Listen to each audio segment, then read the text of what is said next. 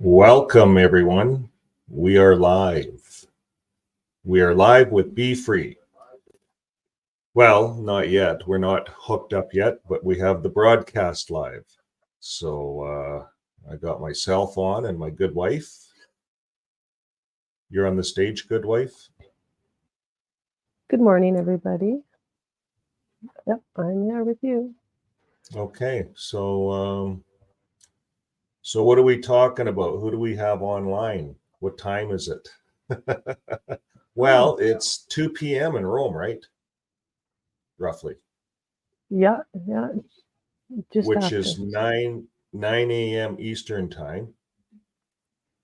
So Yep. we're waiting for Rome. Rome is going to be hooking up first to our live. And they'll be coming on, I guess, when they see the live stream. Good wife? Yep, not sure. Just the link is out there and we'll be hooking up. Just waiting for news to hear how things are going out there. We actually have people on from around the globe watching. So let's just take a look at some of these quick. Australia here. Thanks for checking in. And we have Holland watching too. Hello, Holland. Hello, Happy Heretic. Ghana. There we go. Just have to wait for the computer to wake up. We have Quebec representing. Hello, Quebec. Australia again. We love Australia. And we also have Austria. So let me just see here. Sweden is watching. So it's kind of exciting. It's let's see, we have, of course, the US. My friend flew there all the way from Arkansas to support the protest. That's awesome. Jay is up with us this morning. Whoops. Good morning, Jay. How are you doing? So, no, this is a great. Oh, got more people checking in here. Zambia. Hello, Zambia. Oh, when you mirror the camera, it mirrors your backdrop, eh? Okay. Yeah, I'll let you do the technical stuff. I'm just saying hello. We have Florida watching. Hello, Florida. So we know that we have some of other creators will be going live here. MJ will be going live at 7:45 our time, so in about a half an hour. We also have XJW Diaries Justin. He's going to be down on site, so we'll be carrying some of his feed today too. And then, like I said, whoever checks in from Rome. So Rome is also doing a protest. We've dug up a little bit of information on it. We were just contacted about it yesterday. So it's great. They're doing this in conjunction with everybody in Washington, D.C. this morning. Got a couple more here. We got Australia again. Hello, Australia. What time is it in Australia now? It's tomorrow already? SC, South Carolina, I believe. Correct me if I'm wrong. Hello. And we also have Illinois too. So just lots of people. It's really, really good. Exciting. North Carolina. No, this is really, really good. Just checking our feeds behind the scenes here.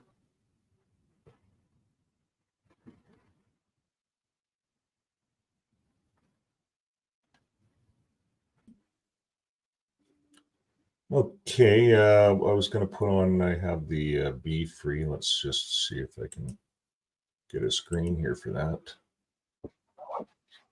So for everyone online, we'll take a look at the Be Free first of all. And Be Free, End Religious Organization Harmful Policies. Join the protest. It is of utmost importance to put an end to any policies and practices within religious institutions that result in harm to their members, particularly children.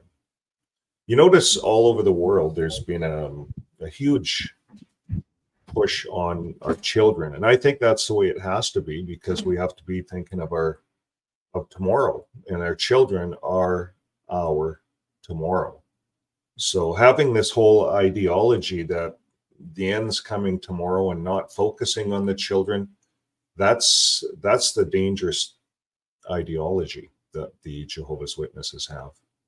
And so therefore the children are not really looked at as seriously as they should be in that organization. In fact, they discourage having children. Stephen Lett made some comments about children that made him very popular in a bad way. So holding these institutions accountable and bringing about positive change requires increasing awareness among the governments and the general public. And so that's what these protests are all about, is bringing an awareness. This is a good way to do bring an awareness about, is by these protests. The governments, this is set up this way. And we have a free society, democratic societies all over the world. And we're allowed to have a voice. This is what it is. This is how, and as Jehovah's Witnesses, we're not really, as a former Jehovah's Witness, we don't have a lot of knowledge about politics. We're kind of brain dead when it comes to politics. At least here where I came from, there was not a lot of political. The Jehovah's Witnesses don't encourage you to get involved in politics. At least when I was in, I don't know if they're loosening up on that. I don't think so. So they still think the governments are part of the wicked system of things, and that they're above it all.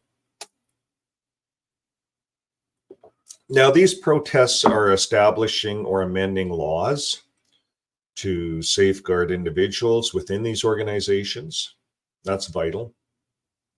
And while religious freedom is protected under the First Amendment, it should never be prioritized over the fundamental human rights enshrined in the Constitution, American jurisprudence, and international law. Now, that's kind of a new name for me, jurisprudence. Any comments from the good wife on that name? I could look that up. But obviously that's an American law of some form, jury. Okay, well, we'll move on then. I have no one explaining that to me.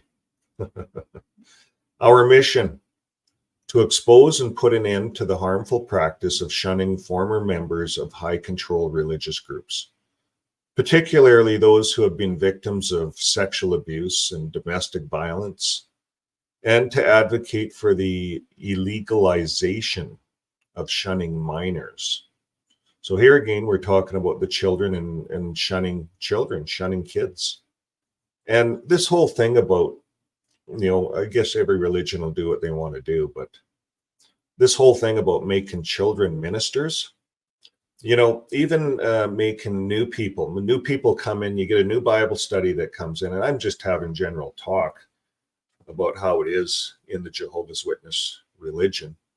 But the first thing they want to do is make someone new a minister. They call it a publisher.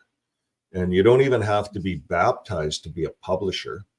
But a publisher is a minister. You're out ministering to people you don't know. You're going door to door, knocking on their doors, ministering to those people, the same as an elder would be doing. And I think that's wrong. I don't think that the organization should be putting people on the street.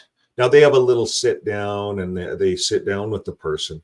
And of course, they have to be studying and going to all the meetings. So they say that they have to meet the same criteria as a publisher, as a baptized publisher. So that means that their life has to be in order, and there has to be a certain amount of time that they're proven. But there's no real it's just 3 elders that sit down, and they all want to make new people publishers really quick. But what if some of the people off the street are not upstanding individuals? They're brand new people, they're out canvassing for all kinds of people. And perhaps some of these people are pedophiles. And so they come in and they qualify quite quickly, and they're out publishing. They're out going door to door, perhaps scoping the territory. You see, with the Jehovah's Witness religion, to be a minister, there's no credentials, there's no schooling. You don't have to, every minister, like a Mormon, they have to go for 2 years or something, go to school to be a minister. And then once they qualify, their elders, they get their little elder card, and they're out ministering. But it's different. And not that I'm pushing Mormons or anything like that. But anyways, putting an end to harmful practices of shunning, and to advocate for the legalization of shunning minors. And that's how minors get to be baptized, and then they do something wrong and they get disfellowship, so then they have to be shunned. They're baptizing minors, 12 years old, 13 years old. So you could imagine a 13-year-old, 12-year-old getting baptized. Lots of 14-year-olds can get baptized, I've seen. And, it's a big push to get baptized. I don't know if that's going to change now with the annual meeting, some of the new light that's come out. But they had a big push for baptizing people really quick, because if you weren't baptized, you might not get saved. That was the thing.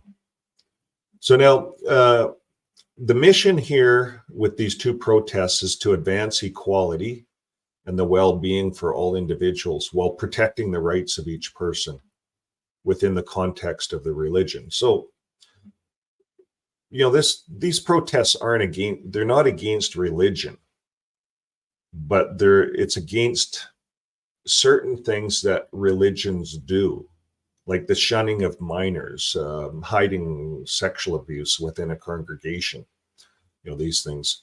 And here's the other one: to end concealment of child sexual abuse in all religious institutions, and to make every clergy person to be they a priest, an elder, imam, rabbi.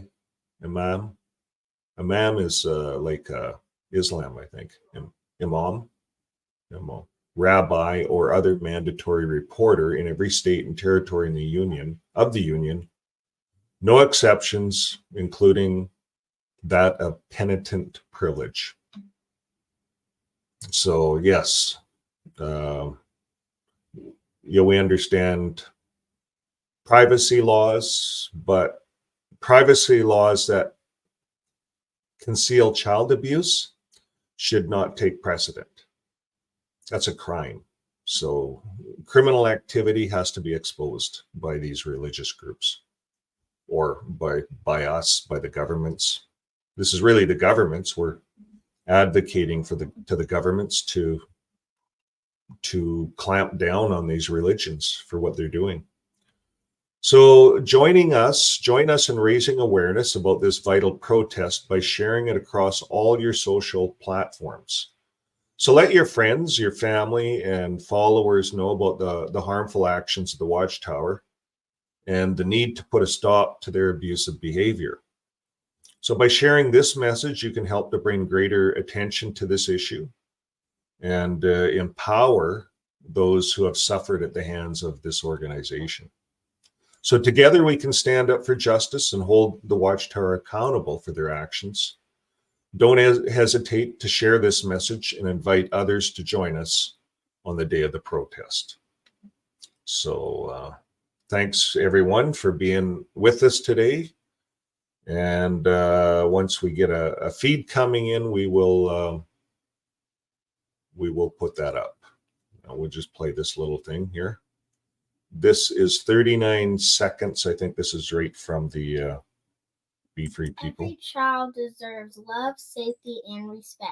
Let's unite against child abuse and stand tall for our rights. Together we can create a world where everyone is treated equally, regardless of their beliefs. Join us in this important protest and let your voice be heard. We matter and we're here to protect one another. Together, we can make a difference. In order for evil to prevail, is for good men to do nothing.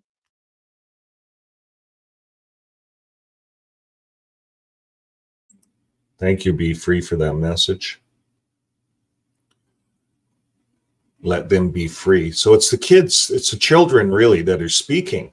And that's why all over the world, the children are crying out.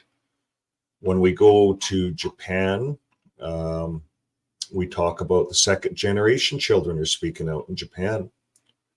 And because of these children that are speaking out, Japan is making some new rules. They're getting together and they're saying, you know what? We don't think the Unification Church should be a church, should be a legitimate charity. They can practice their worship. So Japan is putting forth a motion to the courts to shut down the Unification Church as a charity, just like Norway has done with the Jehovah's Witness. Now, what's interesting in Japan is there was only 2 groups up for review in the Japan second generation, and the next ones up for review are Jehovah's Witnesses are being discussed right now.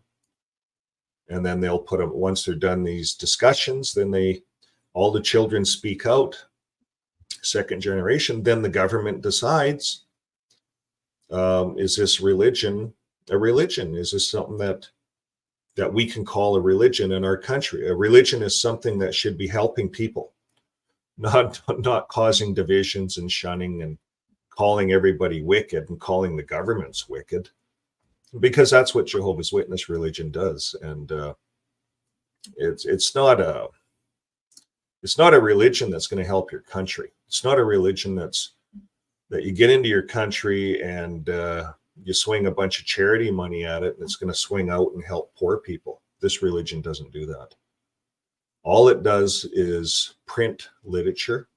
Now it's into movie making business. And the religion is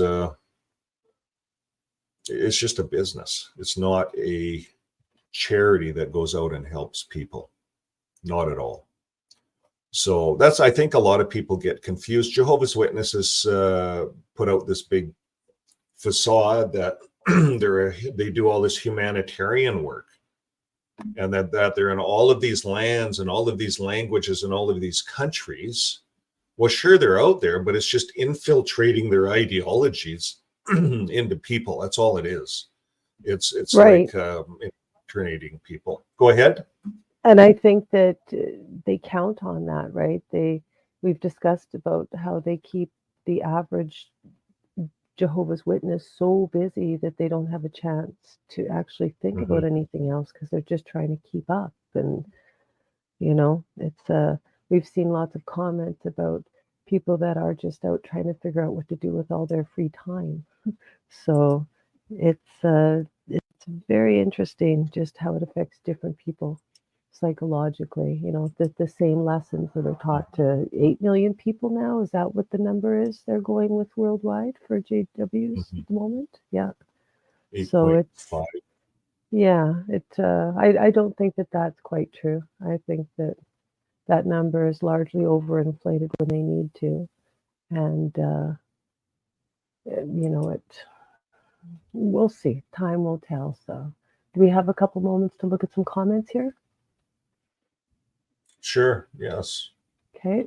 So what do we have here? We have Japan watching. So hello, Japan. We're just talking about you. So it's interesting what's going on in Japan. And I think Japan's very forward moving. I just want to talk about Japan for a bit here, because we were just this week talking about Japan and the second generation movement. And I think that's happening all over. And really, probably a lot of you guys online could be called second generation Jehovah's Witness, ex-Jehovah's Witnesses. It doesn't matter. They're finding that they can't, in Japan, they can't get in and talk to Jehovah's Witnesses. None of the, you know how Jehovah's Witnesses are. They're not going to talk to the media, and it all has to go through their legal department. So they can't even get in and talk to these young people. So the only people that are talking are the ones that quit, like the ex-members. So we do have a voice. We do have a huge voice in the world, and now it's time to start using it. The governments want to hear our voice. They want to know what it was like being raised in this religion, and they want to know if they should keep it running as a religion. Does it do any good? Does it harm? Is it harmful? These are questions the governments want to know. So when we look at religions, before, and I'll get back to talking to people here, but when we look at religions, I'm just looking at the stats for the United States. Let's pick the United States first. So the stats for the United States, and I can pull that up. Might as well. We have lots of time.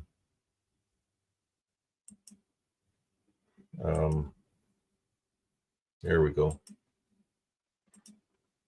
We'll pull that one up right from Jehovah's Witness website. So 1 in 272 ratio of Jehovah's Witness to the population in the US, 1.2 million ministers, 12,000 congregations. So there's a lot of Jehovah's Witnesses in the US, but comparatively, the Mormons, there's 6.8 million Mormons in the US comparatively to 1.2 million Jehovah's Witnesses. So there's a lot more Mormons. A very comparable religion, in my opinion. So it's not that big. It's actually a very small religion. Comparatively, it's not a big religion, Jehovah's Witnesses. So anyways, let's get back to the comments. Who's online?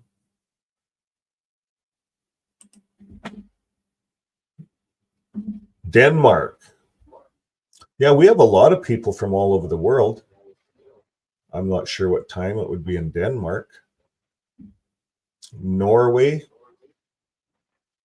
Judge Flems.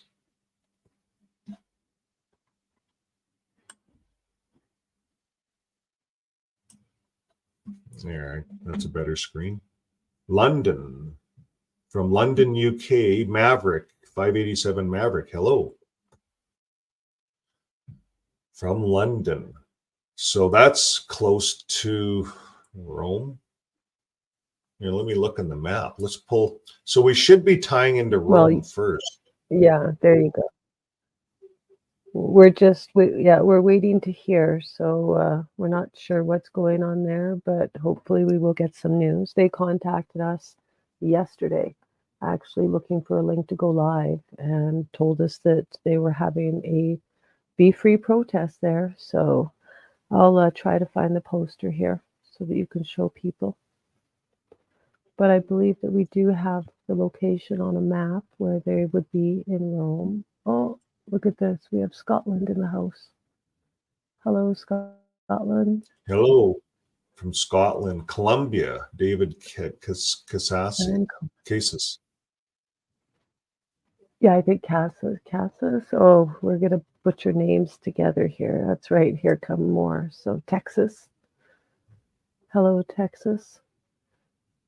So just great awareness about this event. So the Be Free people and, the creators that were advertising this really did a great job getting the word out to the community. So kudos to them. And like I mentioned, we should have MJ, XJWMJ going live here in about 10 minutes or so. He'll be in Washington, D.C. Kind of makes it sound like we have reporters on the ground, hey? But we'll be picking up some of their feed as we go. So we have more people from Quebec. Hello again, Quebec. And we even have South Africa, it looks like. Whoop, Bev's going to be right back. And XJW Furious from South Africa. Hello there. I'm hoping that you guys have power today. Right? So it's quite the story. Okay, I'm gonna how they live with. I'm gonna put this on just a bit here. This is a protest from Rome. This is what the protest looks like in Rome. This is another protest. So I was looking at this address that they gave us where the protest is, and there's a lot of protests there. So this is the last protest, I think, that was there in August.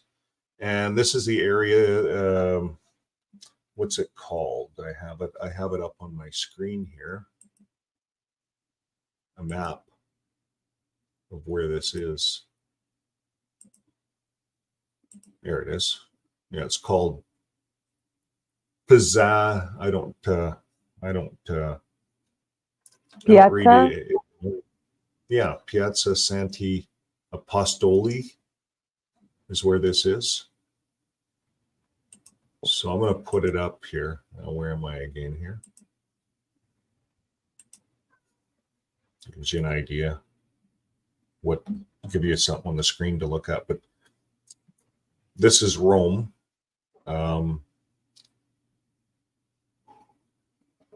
I know they're showing a lot of beaches. When I went on the map, you'd have to drive to the beach from this spot.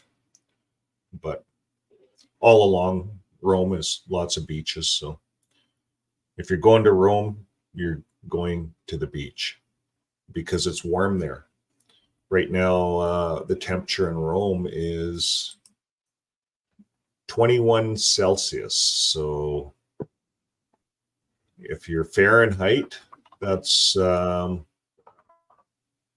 good question. Probably about what, 75 Fahrenheit?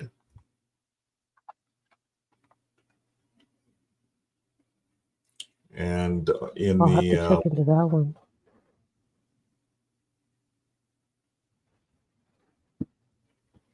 I was looking for the temperature at the White House today. The temperature at the White House, I think, what did you say it was, Shauna? 7 degrees there, 7 Celsius. So it's a lot colder. So that is about 40, yeah, it's about 45 Fahrenheit. Sounds warm to us. Yeah.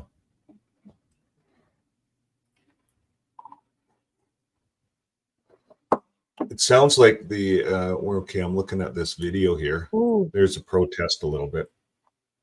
That's all good. But Marmy's letting us know that it's -10 in Quebec right now. -10. What temperature is it here today in Edmonton? Oh, I think we stayed above 0 last night. It's 1. It's 1 degree here right now.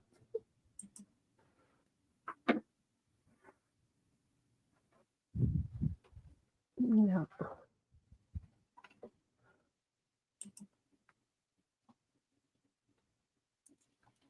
Okay, I'm going to change the screen.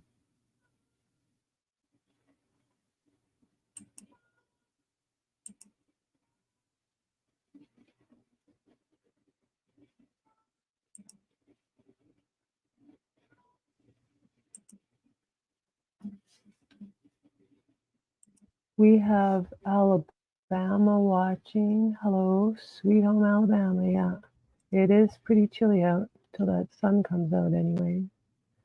And we have Sheffield, UK, checking into.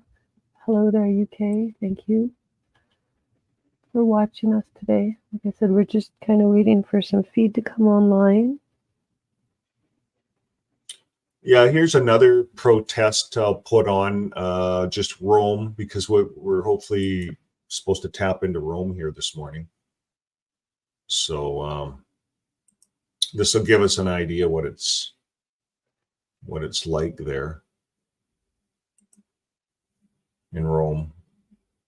where we're supposed to tap in. They do a lot of protests. This particular one was, what was it? Yeah, they had the jacuzzi people down there in August protesting, I guess, for jacuzzis, something or other. So there's all kinds of different protests. And we'll just watch this one for a bit. I'm going to get off the screen, give you guys something to watch.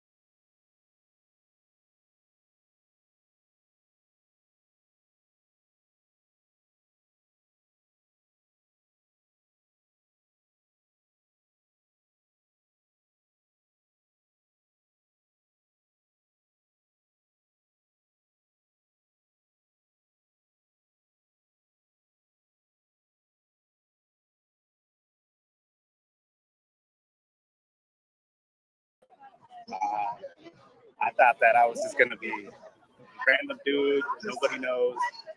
But Hey guys, sorry about that. We're just. this is actually pretty cool.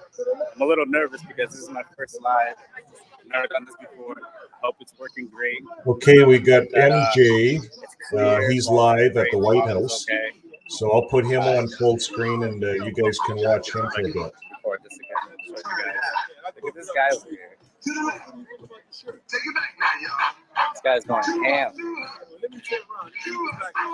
Question. Do you think he's an XJW? You think he is? Let me know what you guys think in the comment section. Let me go say hi to some people. Oh, you did? Oh, nice. Nice. Thank you. Appreciate it. See what I'm saying? I got people like saying hi. It's pretty great. Joe, show us what you got holding up. There you go. Say hi, Joe. How are you? Look, it's Joe, guys. And Fran, look at Fran over there. Keeping busy over there. This is awesome. Nice too. Yeah, it's pretty nice. I thought it was. I didn't actually know. Yeah, I never been down here either.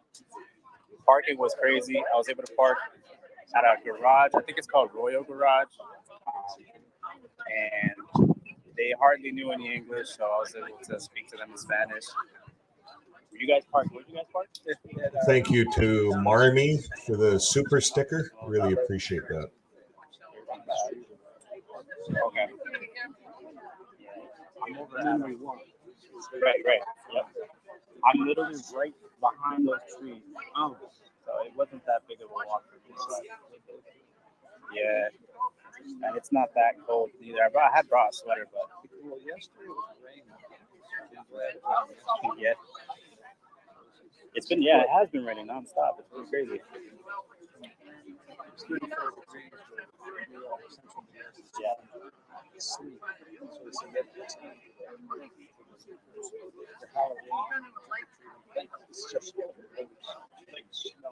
I remember, I think it was 2 years ago it was snowing bad for Halloween. I was like, oh, that sucks.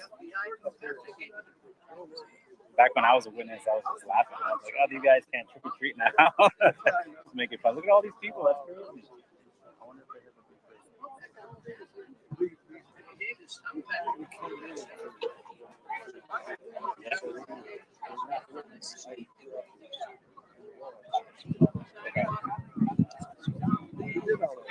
Right. As expected, you know. Man, it was kind of a headache for me to wake up, but I got through it.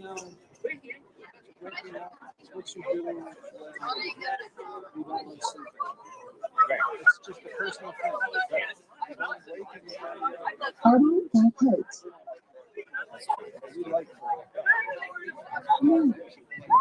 Exactly.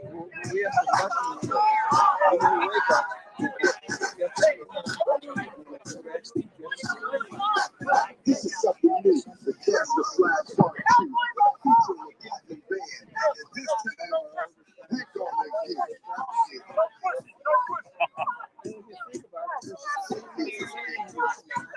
And this time,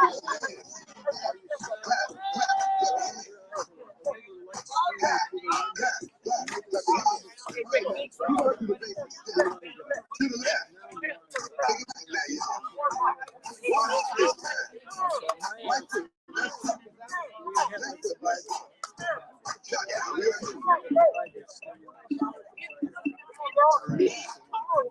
Right. I know this guy. So guys, thank you for coming out, for watching. We're going to continue to walk around and say hi to people. Look at this. This guy's starting something over here. Should I go over there and start something?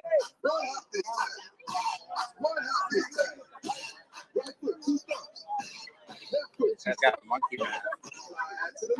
That's a chimp. This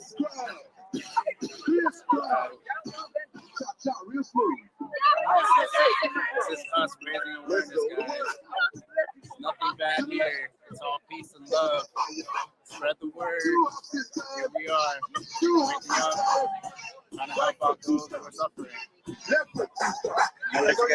see if we find Wally. I haven't seen Wally yet, but I'm gonna keep looking around. All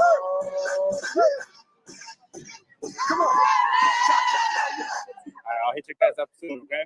See you in a bit.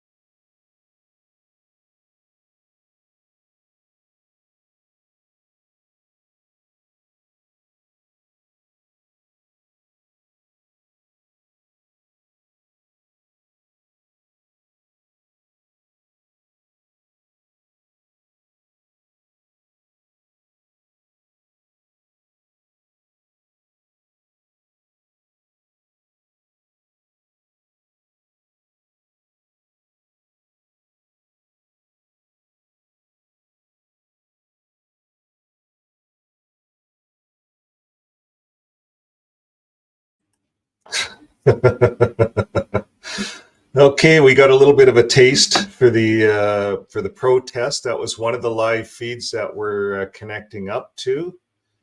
MJ, he'll come back on.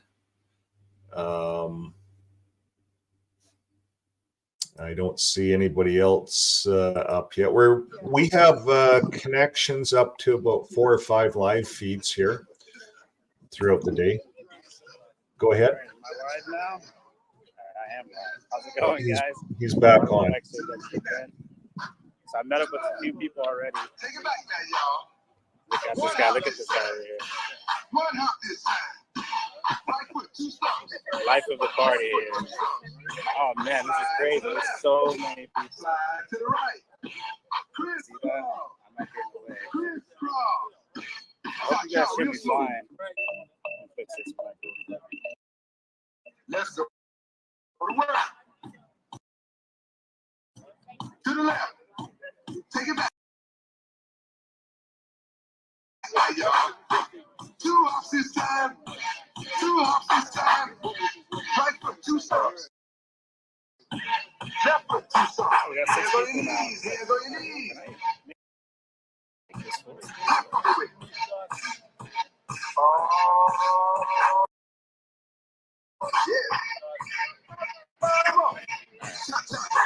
How's it going, everybody? The trip was crazy. Turn it out. I drove straight through here. It was kind of hard. I stopped once for a bathroom break. Because as soon as I left the house, let me walk over here because it might be a little too loud for you guys. As soon as I left the house, GPS just jumped to like a whole extra hour.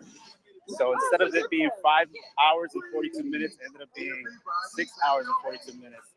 So that was pretty crazy. I was freaking out because the GPS said I was going to arrive at 9:52. So I quickly had my break halfway and just gunned it back on our way over here. But it's good. Weather's nice. It's a little chilly, but not that bad. Look who's right there. That's Justin right there. I said I had him earlier. He's setting up. I got to meet Joe and Fran. Joe and Fran are here. Actually, a couple people came up to me saying, "Hey, MJ," and it was pretty crazy because I did not expect that. I thought that I was just gonna be a random dude that nobody knows, but I was able to be recognized. This is actually pretty cool. I'm a little nervous because this is my first live. I've never done this before. I hope it's working great. I hope that it's clear, quality's great, volume's okay. See if I can record this again and show you guys. Look at this guy over here. This guy's going ham. Question. Do you think he's an XJW? Do you think he is? Let me know what you guys think in the comment section. Let me go say hi to some people. Oh, you did? Oh, nice. Thank you. Appreciate it. See what I'm saying? I got people like saying hi. Pretty great. Joe, show us what you got holding up. There you go. Say hi, Joe. How are you? Look, it's Joe, guys. And Fran, look at Fran over there, keeping busy over there. This is awesome. Nice too. Yeah, pretty nice. I thought it was. Okay, the activist that's on the YouTube right now is MJ in Parking was crazy. contact. I was able to park at a garage. I think it's called. What's Royal MJ's Garage. first name? And they hardly knew any MJ? English, so I was able to speak to them in He Spanish. just goes by MJ. You guys park. And he's a new creator. He's online. We had interviewed MJ. And I'll just silence him there for a second. So his link is actually, I put it in the comments there. So if I can hit show, it would show. Anyways, yeah, there it is, guys. So this is XJWMJ. He's just renamed his channel. So he is going by XJWMJ. I'll pull up his channel and share it with everyone on the link here. Just give me a second. I think he's back on. I unmuted him. Can you hear him now? Or now you can hear him probably. Back when I was a witness, I was just laughing. I was like, "Oh, you guys can't trick or treat now." Make it fun. Look at all these people. That's crazy.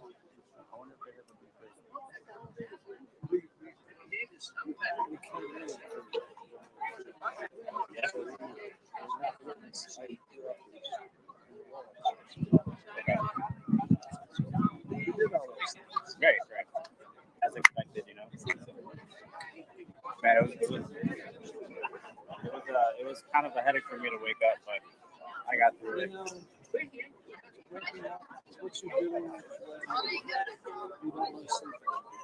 Right. It's just a personal thing.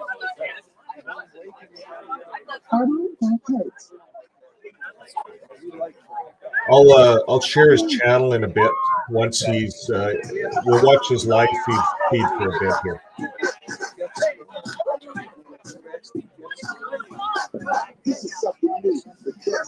So you see who he's talking to is Joe and Fran. That's Joe. Yeah, that's Joe Garino, and Fran is holding the other end of the banner. So yeah,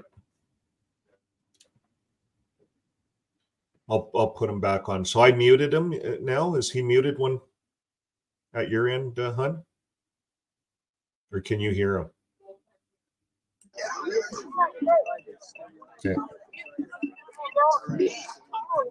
Right. I know this guy. Yeah, so that's Joe and guys, Fran. You'll see them on 6 screens. So there must you see any of the 6 screens people there? Rick Kieran's team. This guy's starting something over here. Should I go over there and start something?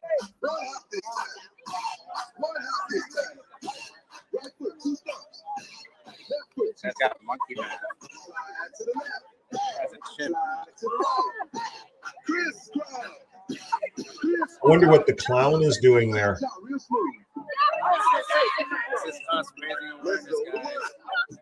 Nothing bad here. well, don't forget, it is Halloween. Oh. Trying to help out those that are suffering. I'll let you guys know. Hopefully we find Wally. I haven't seen Wally yet. But I'm going to keep looking around. Come on. All right, I'll hit you guys up soon, okay? We'll see you in a bit.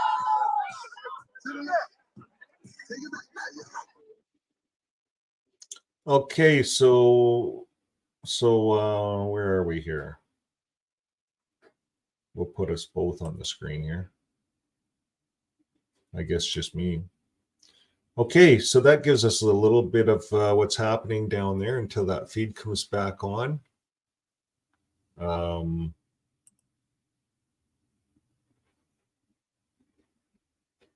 Just looking at the feed here.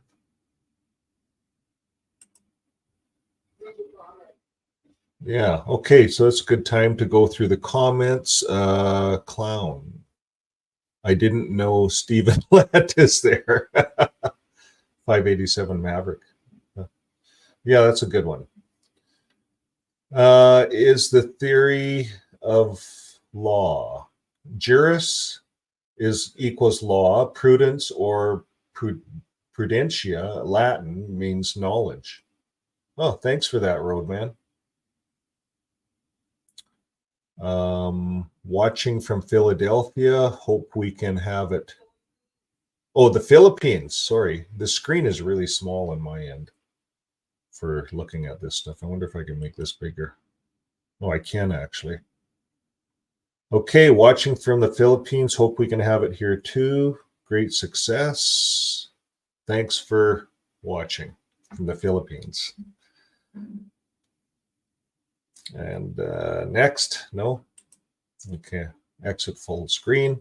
So we're going to put on, I'm going to get another screen set up here. Stop that screen. We're going to present another screen. And I have it right here, right there. Yes.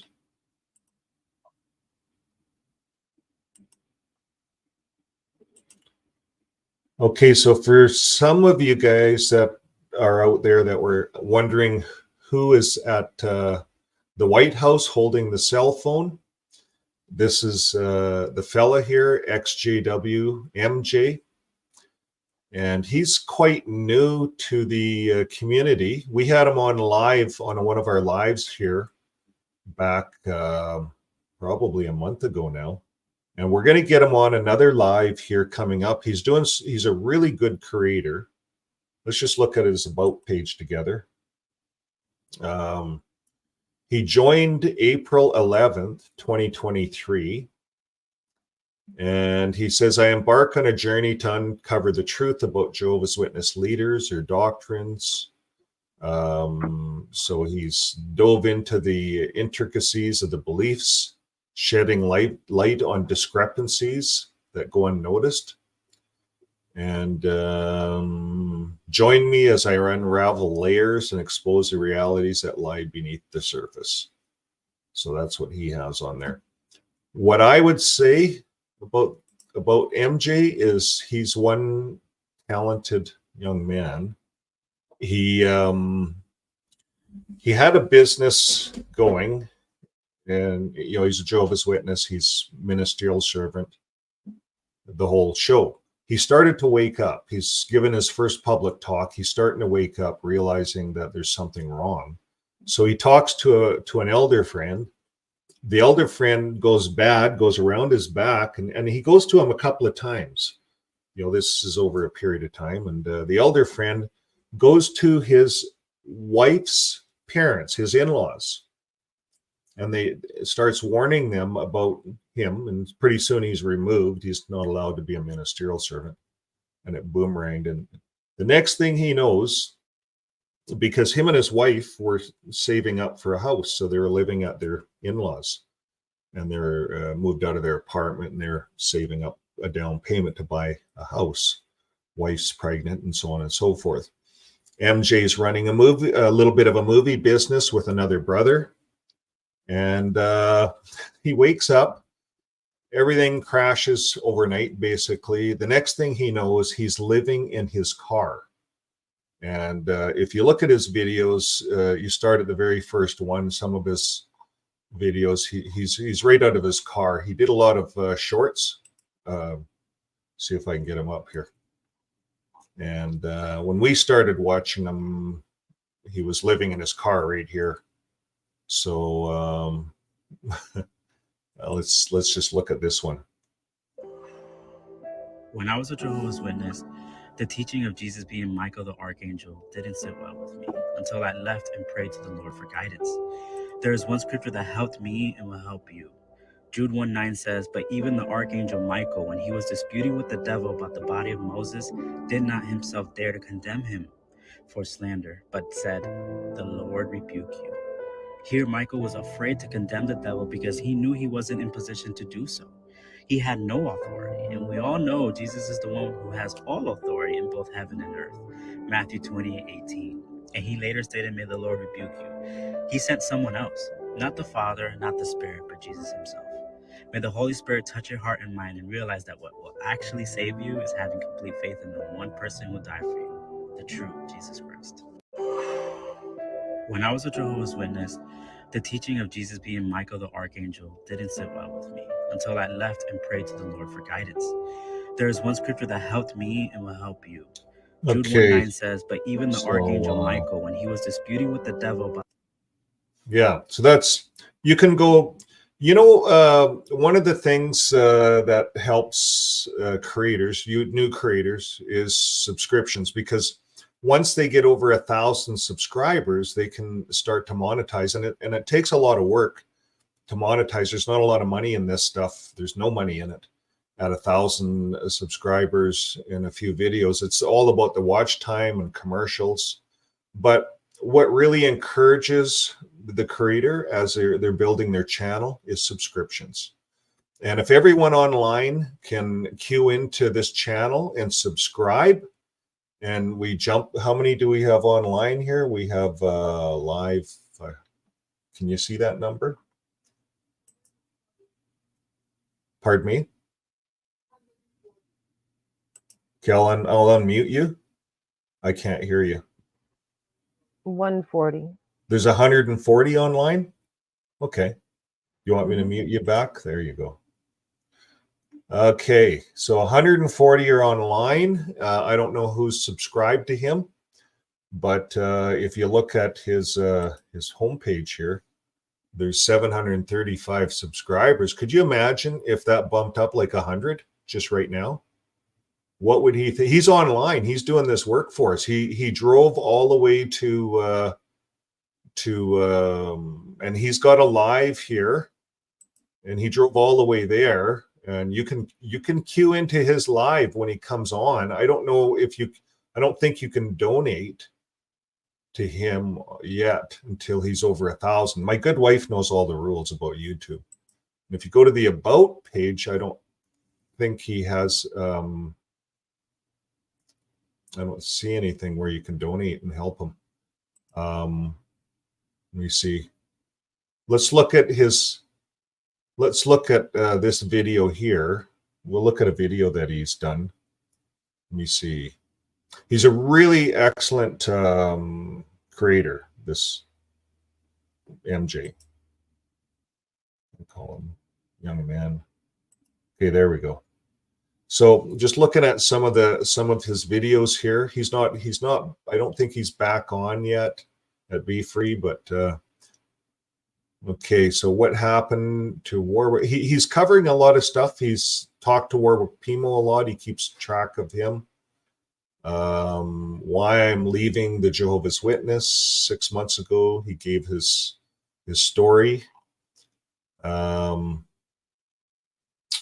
Which was one we watched, explained in 3 minutes. What is cognitive dissonance?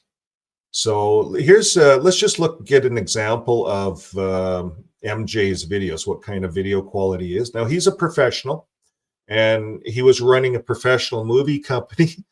And when he started to wake up, his partner, Jehovah's Witnesses, I'm not going to work with you. His in-laws kicked him out. He had to live in the back of his car. He was living in his car for I don't know how long, just completely lost, started up this channel, and, just to get some association. Started up the channel, just a place to talk about things. And he started to put to work his movie skills and build this channel. And he's been doing it for a while here. He's got 35 videos. Now, we're going to put one here, be free, be like Jesus. He is shunning no more. We must imitate Jesus. Jehovah's Witnesses are selling new light. Shocking donation video. Imposter God of Proof Jehovah is Evil. That's an interesting video. He's done a lot of research on that.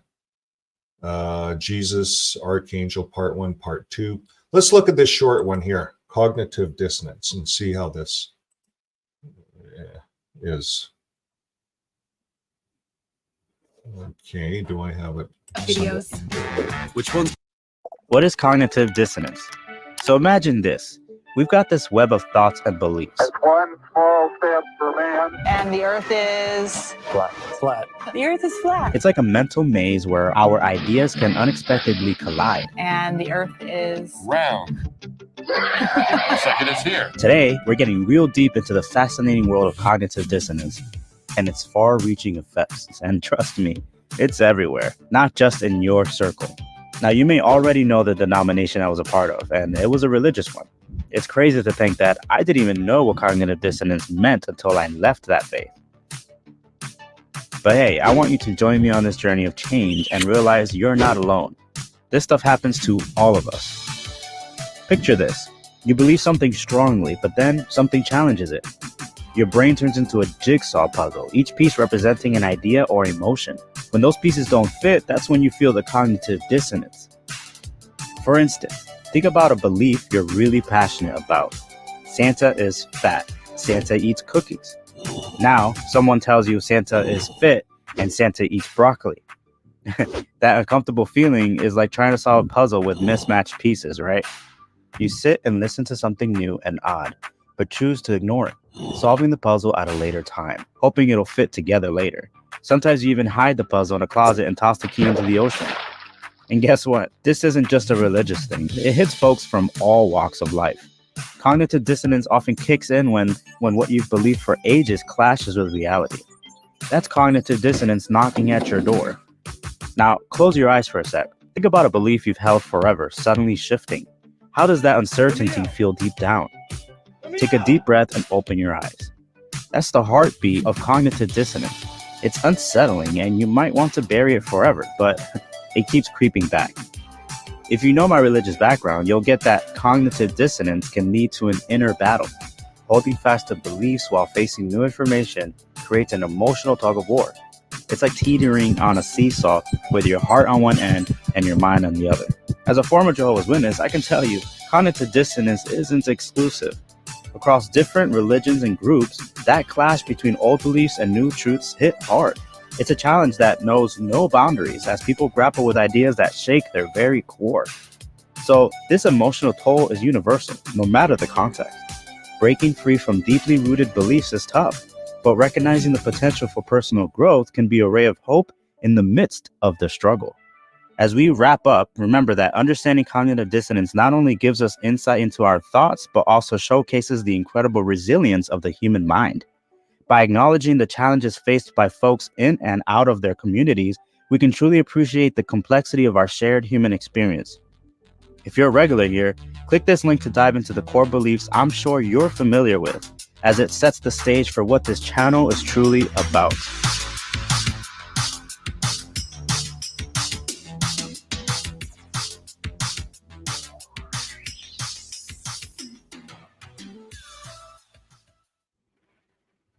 Okay. Nice job, MJ. So yes, that's an example of the kind of work this young man does. Just fabulous work. And this is certainly someone we want to build up in our community, because he certainly has an ability to put this stuff together and make it interesting. Very fast moving video, very educational. He's knocking down new light stuff. You can look at his channel. He's really doing a good job.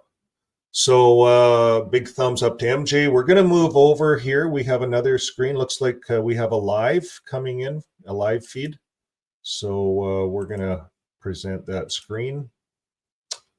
And where are we here? I think it's that one. No.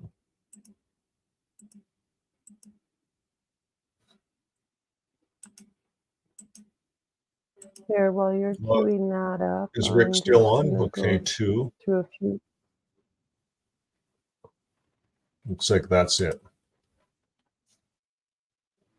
Oh, we'll do that in a sec. Okay. So this is Rick Fearon's channel. I'll put the live on. For years. They allow people to come in and protest. A number of political protests have happened right here in front of the White House.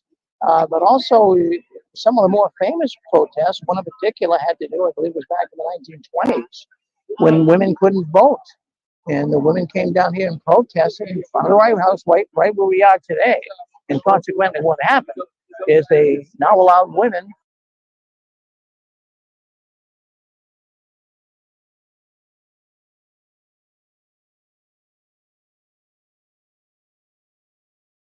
when you do nothing.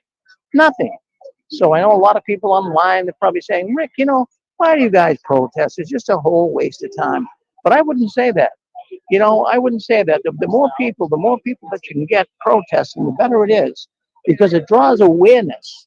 And even in front of conventions, people say, Rick, don't waste your time. It's just feeding into the persecution complex of the witnesses.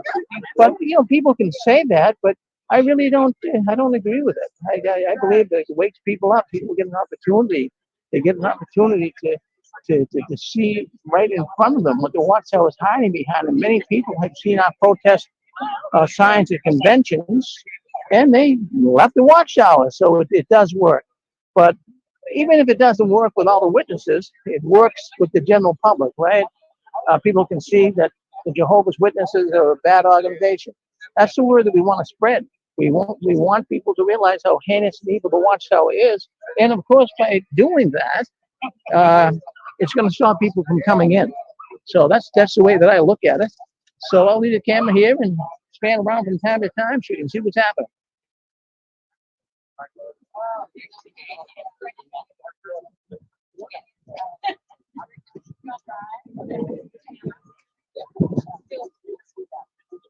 And later on, we'll get some of the protesters, some of the YouTube people who do YouTube videos about the Jehovah's Witnesses.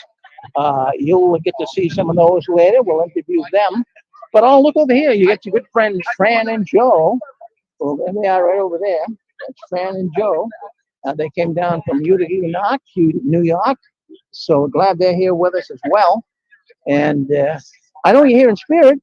And one day, maybe we're going to have a really huge, giant protest. But I'd rather do it in front of the watchtower. The White House is good, but I'd rather do it in front of the watchtower facility. I mean, that is good. Or a big convention. Maybe we could all get together and have a big protest at one of the big conventions they have come out. So there you are. Beautiful day here in Washington, D.C., 50 degrees. And I'm glad I'm here. I'm tired. It's up at 4 o'clock this morning. Parking garage about 2 miles from there. So I had to lug all of my signs and equipment. I have a little cart that I did that with. And so I had to, walk quite a distance, but I was able to do it. And I'm glad, in fact, here's our little cart right here. Let me show it to you. So I'll put this one right here.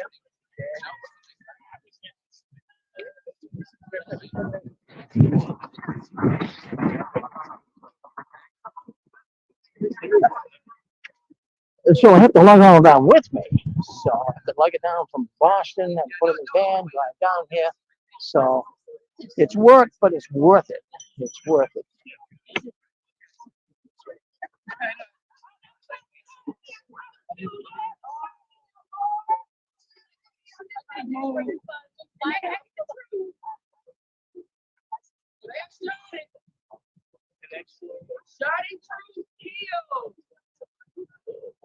Sister. John 14, 6 and 7. Jesus is the way, the truth, and the life. Jesus is the truth, the way, and the light. Love your sister, that's true. But some people get offended and say the J didn't exist. So you say, of course, his name was Yeshua, but I live in America and I speak English, so his name is Jesus for me. Only love, sister. Yes, that's only love. But I understand because that's what they'll say all the time. They say Jesus is Zeus, the white man. That's right. Mm-hmm. I came from Vancouver, so people like everybody, man. I don't know. But I have a friend who was with us. Well, I love Jehovah and I witness every day, but are you a witness? I'm not My lifestyle don't fit. Yeah, Jehovah's Witness lifestyle. So yeah. Well, it's a terrible lifestyle. off the chain, and I like that about myself. Well, good for you. Well, you're very vocal. You're an outgoing woman. Yeah. Abuse is a crime, period. Yeah, so we got a lot of people here today that are coming by and they're wondering what we're doing here out in front of the White House. I keep saying wash out because I mean that's usually where we are protesting.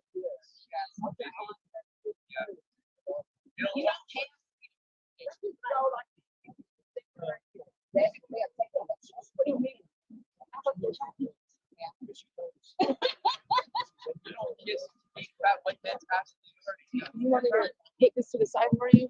I know it's good. I got to hear. I'm kind of spanning around and talking. You want to say hello to the folks? Oh, sure. Oh, hold on. Yeah, come over here. Come close to the microphone. Okay. And well, let me get you on camera here 1 second. So tell the people who you are. Hi, I'm Kirby Scruples. I'm here for the BeFree2023 protest. We have I'm thinking about like 40, 45 people out here right now supporting the protest so far. Yeah. And Wally's here. Justin's here. We have another YouTuber, I forget what his YouTube name is. Oh, you've got some YouTube videos too, Kirby. Oh, yes. Oh, yourself a little plug, you know? I just recently did a video about why I decided to be a part of this protest.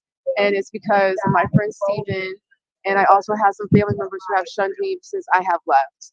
So Well, that's why a lot of people are out here today, Kirby. Well, you're a fine young lady. Thank And I you. like your personality. Thank you very And much.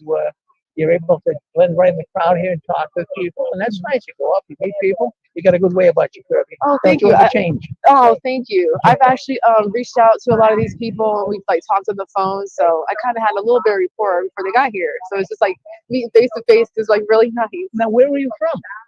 I actually live in Georgia now. Oh, you live in Georgia. So you came all the way up from Georgia. Yeah, I Well, did. good for Yeah. you. Yeah, people came from one man from Vancouver, Yeah. British Columbia. So it's good. It's good to be among people that kind of understand what we all are going. There was actually a person that just lives here that picked up a sign, and he said that he didn't grow up a Jehovah's Witness, but he was in a different high controlled religious group. Is that right? Yeah, he picked up a sign and was like staying out here. He was out here for a good 30 minutes. Excellent. Well, let me get a picture of your sign there too. There we go, right there. I know the contrast. Tell us what your sign says. Shunning kills, it does not heal. It does not heal. Shunning does kill. There are many people, Kirby, as you well know, that committed suicide because of shunning. Yeah, So my friend. Yeah, your friend as well. In fact, almost everybody here can tell you about some people they know that happened. Absolutely. Yeah, so there's going to be some speakers. Yeah. Are you speaking? Yes, I am. Yeah. Oh, okay. Okay. Yeah. I think the first speaker is going on at 11. Well, I think around 11. Down right around now. Yeah. So we'll see what happens. Okay. Well, thank you, Kirby, for coming by. Thank you. Yeah. Well, that's Kirby.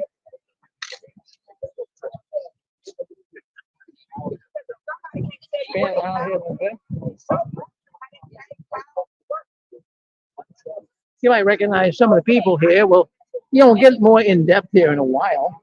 And so you'll be able to, I'm going to introduce some of the people so that you'll get to know who they are,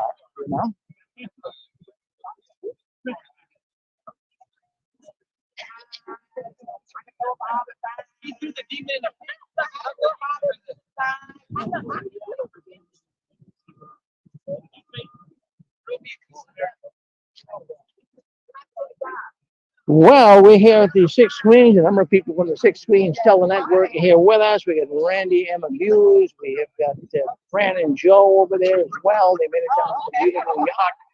And a lot of the people have come up to me and they listen to our program on Saturday night.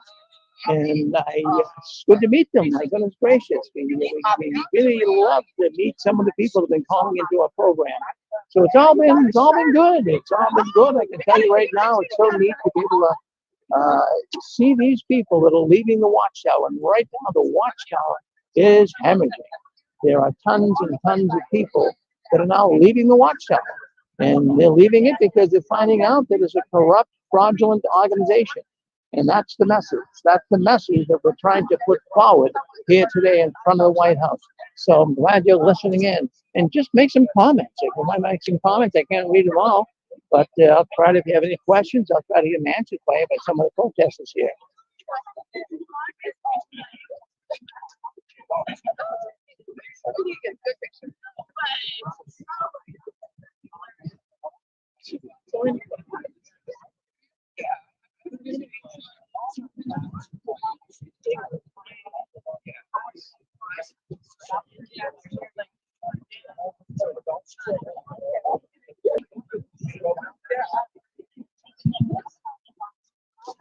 gonna take this off. Let's walk around. Let's just go ahead and start this thing off, because we're already 30 minutes late. Sorry about that.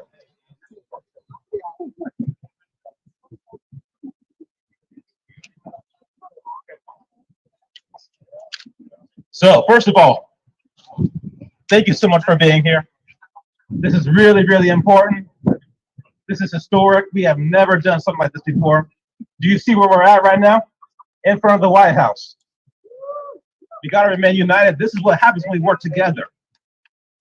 Let me stick to my notes here.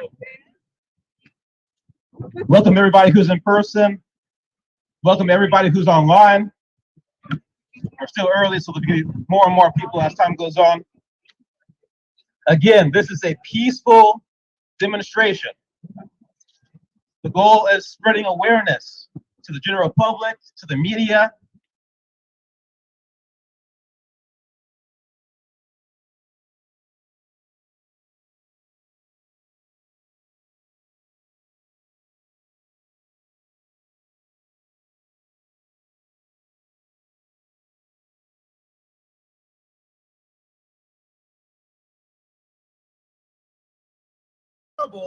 You're in the wrong place.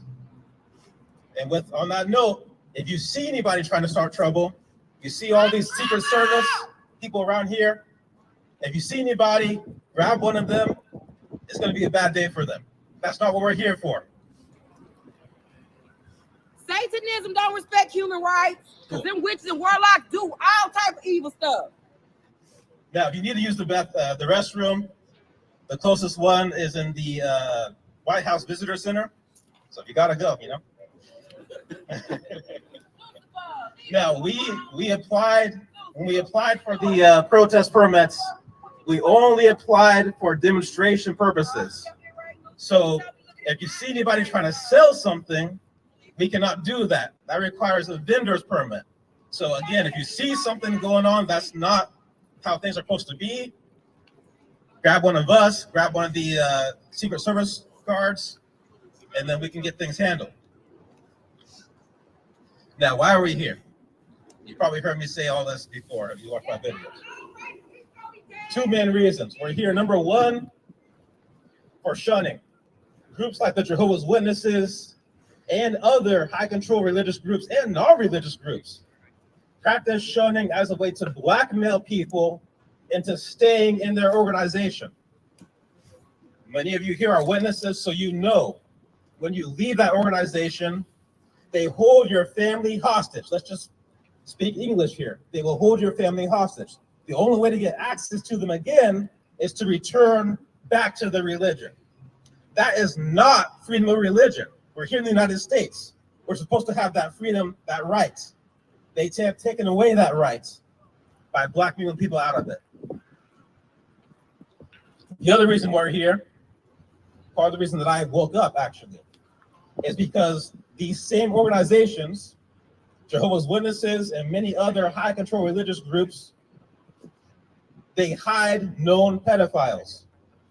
When a child is abused in that way, they do an investigation within the organization. They do not report them to the police. In some cases, the case is not even taken seriously. You know about the two-witness rule, which means if you're a child in these organizations and you're hurt in that way, you have no voice. In 2023, seriously? So we're here for that, and we're here because those people are not reported to the authorities. So in a normal case, for a normal person who's not in a religious group like that, when they commit that type of crime, they have to go to jail. When they get out of jail, they have to report themselves as a sex offender. When they do that, that all these blocks put up to make sure that it's harder for that person to hurt another child in that way. But in groups like the Witnesses and other high control religious groups, they do not report them to the police, which means that person does not have to register as a sex offender, which means they can continue working as a teacher, working in a daycare. They can continue having access to your children. Not okay. We have to stop this. We have to get mandatory reporting required in all 50 states, period.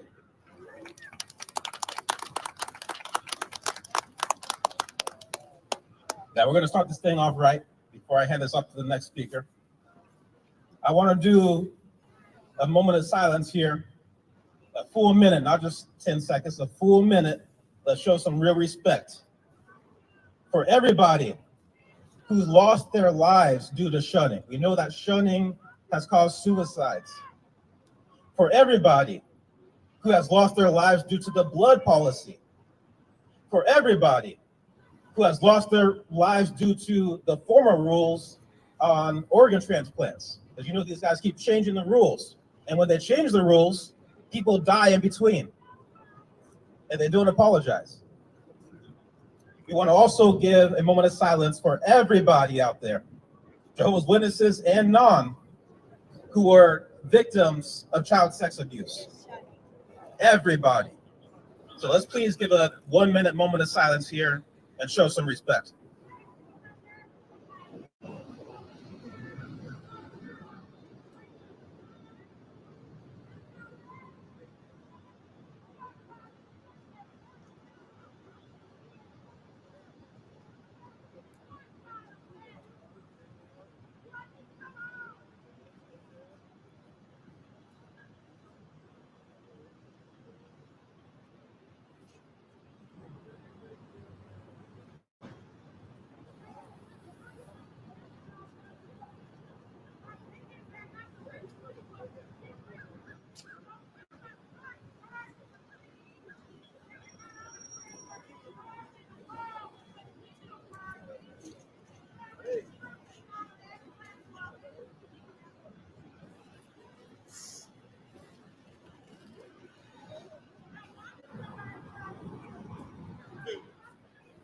Thank you so much.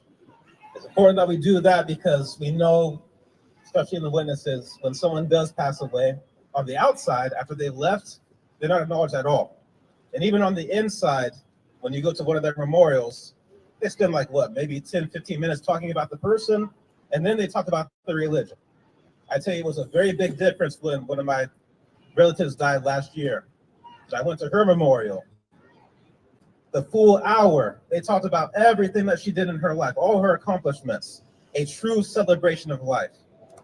So in that moment of silence, I think we celebrated their lives just a little bit. So now I want to invite up my first speaker, Will.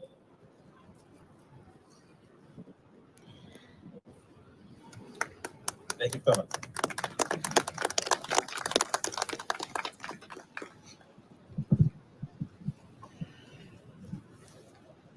It's been a few years since I adjusted a mic.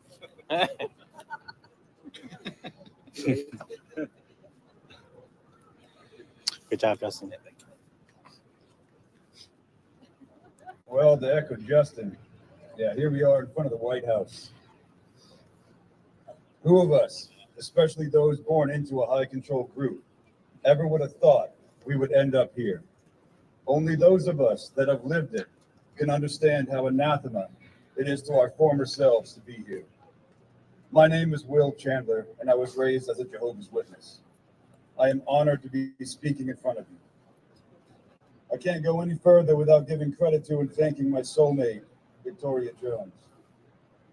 It is her love that has healed me and given me the strength to be standing here in front of you. Our story is about the power of love. The way I see it, our job is to be educators. We are the experts in our field. We have participatory knowledge. We have lived it. We can educate the public and those in positions to make real change. The education we can provide will help protect some of the most vulnerable in our society. We are here to expose human rights issues, of which most are unaware. The two topics I have chosen to speak on today are the shunning of children and the cover-up of child sexual abuse within high control groups. These evil and twisted practices must be forced to end. It is a bit of an ironic twist of fate that I was raised in the cult of Jehovah's Witnesses. I have witnessed more than most in this life. As a warning, some of my traumas may be uncomfortable to hear. Being raised a witness, I'm a survivor of just about every type of abuse you can think of, to include shunning and being trafficked by my Jehovah's Witness stepfather. I have been dealing with shunning since I was 16 years old when I left the cult of Jehovah's Witnesses. I am one among millions that knows this pain, due to the fact that Vicky chooses to be here out of love, means that what little communication and contact she used to have with her family has ceased. No one, in particular a child, should have to live with this burden. Look at us, look around. Some of us here dare not show their faces. Why is that? They do not want to have intimate knowledge of the pain that some of us have known since childhood. The shunning of children is a human rights violation that must be forced to end.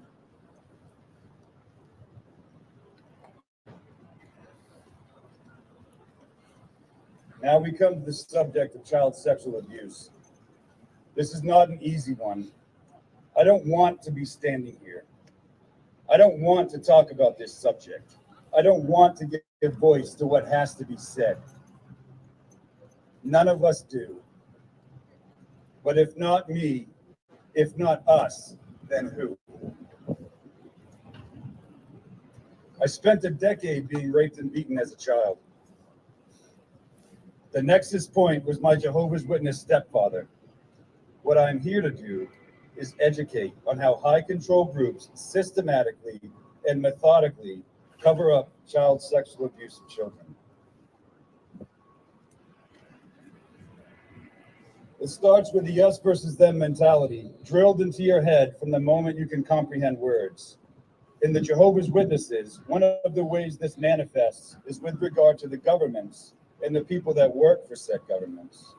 We were taught that the devil controls the government and that anyone working for the government was working for the devil. This was said to my face by a woman I considered a grandmother while I was in my dress blue uniform on my way to bury my Korean War veteran grandfather. Keeping that in mind, let's go to when I turned my stepfather in for pedophilia when I was 13. Of course, as trained, we went to the local elders first. The elders were quick to shape the Inquisition in a manner that would convict me of partaking in a homosexual act. When my mother took me to the police, well, I trusted them far less than the elders, and the elders didn't exactly protect me. My cult programming prevented me from sharing enough of the abuse to convict my stepfather in the state I was in. At that point, in my child's mind, I thought that if I said too much, I might end up in jail as well. So I kept my mouth shut. Let's also take a look at how some high control groups, like the Jehovah's Witnesses, officially view child pornography. In the Jehovah's Witnesses Elders Manual, the viewing of child pornography is on the same offense level as same-sex pornography. The Jehovah's Witnesses treat child porn as a victimless sin. They don't even put it on the level of a victimless crime. As a survivor of this type of child trafficking, I am not willing to be accepting of this viewpoint. We all call on those in power to stand with us and protect children in high control groups from a fate like mine. I want to wrap up by talking for a minute about the insular nature of high control groups, in particular the struggles of those with the strength to leave. The struggles of perception in what to us is an alien environment. Now, I've been out of the cult for a few years by this point. Man, I just didn't quite fit in and didn't quite understand the world around me. I was also still so insanely naive from being raised in a high control group. but I was navigating the world passively enough. On 9/11/2001, I was serving in the Presidential Salute Battery as a member of the Honor Guard here in the MDW area. My platoon and I were first responders to the Pentagon crash site and were there for the entirety of Operation Noble Eagle. One of my biggest takeaways from 9/11 was to see the genuine love that was so freely and sincerely given to those of us trying to find survivors and then sadly recover what remains we could while also burying some of them in Arlington National Cemetery. It was the love shown by the volunteer groups and religious organizations that really caught my attention. Being raised as a Jehovah's Witness, I was taught that all groups like this were false and evil and worked directly for the devil. Well, there's the old saying of, you know a tree by its fruit. I saw good fruit given to those in chaos. This showed me then, and it shows me now, that we are not alone. That is why we are here today, out of love. We are here to do the right thing, to fight for those that cannot fight for themselves. The human rights violations of shunning children and covering up child sexual abuse will come to an end as we stand together in love. I will leave you with a quote that echoes both Edmund Burke and Marcus Aurelius. The only thing necessary for the triumph of evil is for good people to do nothing. Thank you.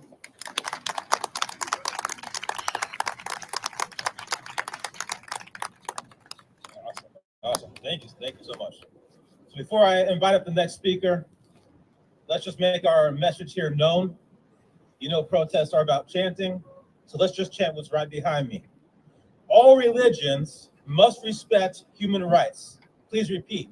All religions must respect human rights.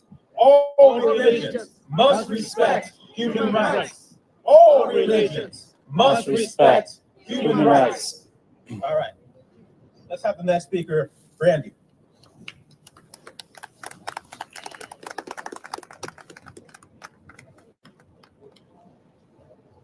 I've never been up here and done this by myself before. I always usually have someone else with me. And hopefully I don't get a W for today.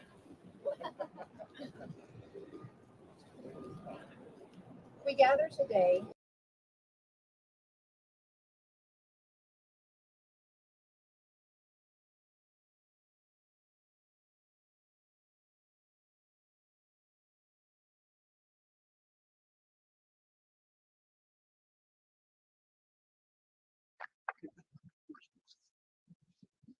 I've never been up here and done this by myself before. I always normally have someone else with me. And hopefully I don't get a W for today. We gather today. Yeah, I can just do this.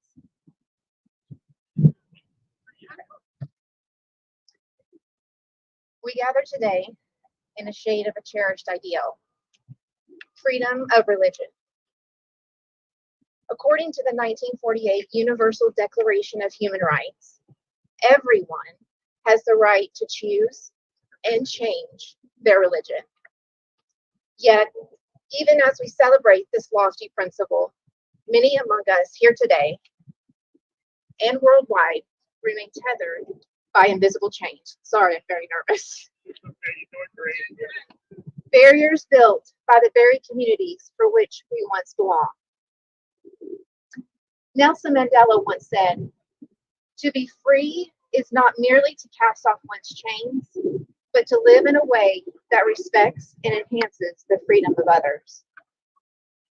This profound insight guides us as we navigate the complexities of faith, belief, and individual freedoms. Religions, in their essence, are pathways to understanding our place in the cosmos, to deriving purpose, to seeking solace. However, while many core religious teachings promote love, peace, and unity, there are mechanisms within some religious communities that use fear and isolation as an iron grip. One such mechanism is shunning. At its core, shunning is a systematic act of social rejection, a deliberate prison for those who diverge from accepted norms or beliefs. Sure, on paper, they say that you can change religious beliefs, but the reality, as most of us know here today, is often starkly different. Even when a religion has not officially announced our disobedience, somehow the congregation knows when to shadow ban you.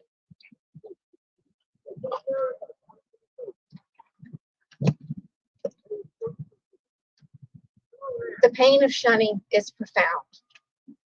Imagine for a moment being treated as invisible by those you love, simply because you chose to listen to your conscience. Imagine the solitude of knowing that asking questions can cost you your community. For many of us here, leaving our faith or even expressing doubts results in being isolated from our families, friends, and communities, being treated as though we have become non-persons. This psychological and emotional severance can lead to mental health challenges, including severe depression, anxiety, and tragically, in some cases, even suicide. This is not freedom. It is a prison of conformity, where walls are constructed not of bricks, but of silence. John F. Kennedy once remarked, "The rights of every man are diminished when the rights of one man are threatened." The question then arises, how do we move forward? Enforcing freedom of religion means actively promoting a culture of acceptance, understanding, and dialogue. It means challenging harmful practices, even if they are cloaked in religious traditions. It is imperative for nations and communities to recognize the harm caused by such practices. As we advocate for change, let's remember this. True strength of faith is measured by how many it can retain through love, not fear. True religious freedom will come from hearts that understand, accept, and love without condition. Let's aspire to build a world where no one feels chained by their beliefs, where the freedom to question is as sacred as the freedom to believe. You just proved that a sister doesn't need a household. Good job. Or maybe something on my head. Yes. Good job. All right. So just so you guys know who that is, this is the niece of everybody's favorite governing body member, Stephen Letts. So just so you know who we got here to support us. That's what Before I I thought. invite the next speaker, let's once again let people know why we're here. This time, let's do let them free, because when you leave the Jehovah's Witnesses, of course, you're shunned, which means for a lot of people, they can't leave. So they're stuck. This is the whole reason that a PMO exists. Physically in, mentally out. You still got to give the watchtower your time. You got to go through all the motions, but you don't believe. So repeat after me, please. Let them free. Let them free. Let them free. Let them free. Let them free. Free. Free. Awesome. All right, let me invite up the next speaker, who is Malia.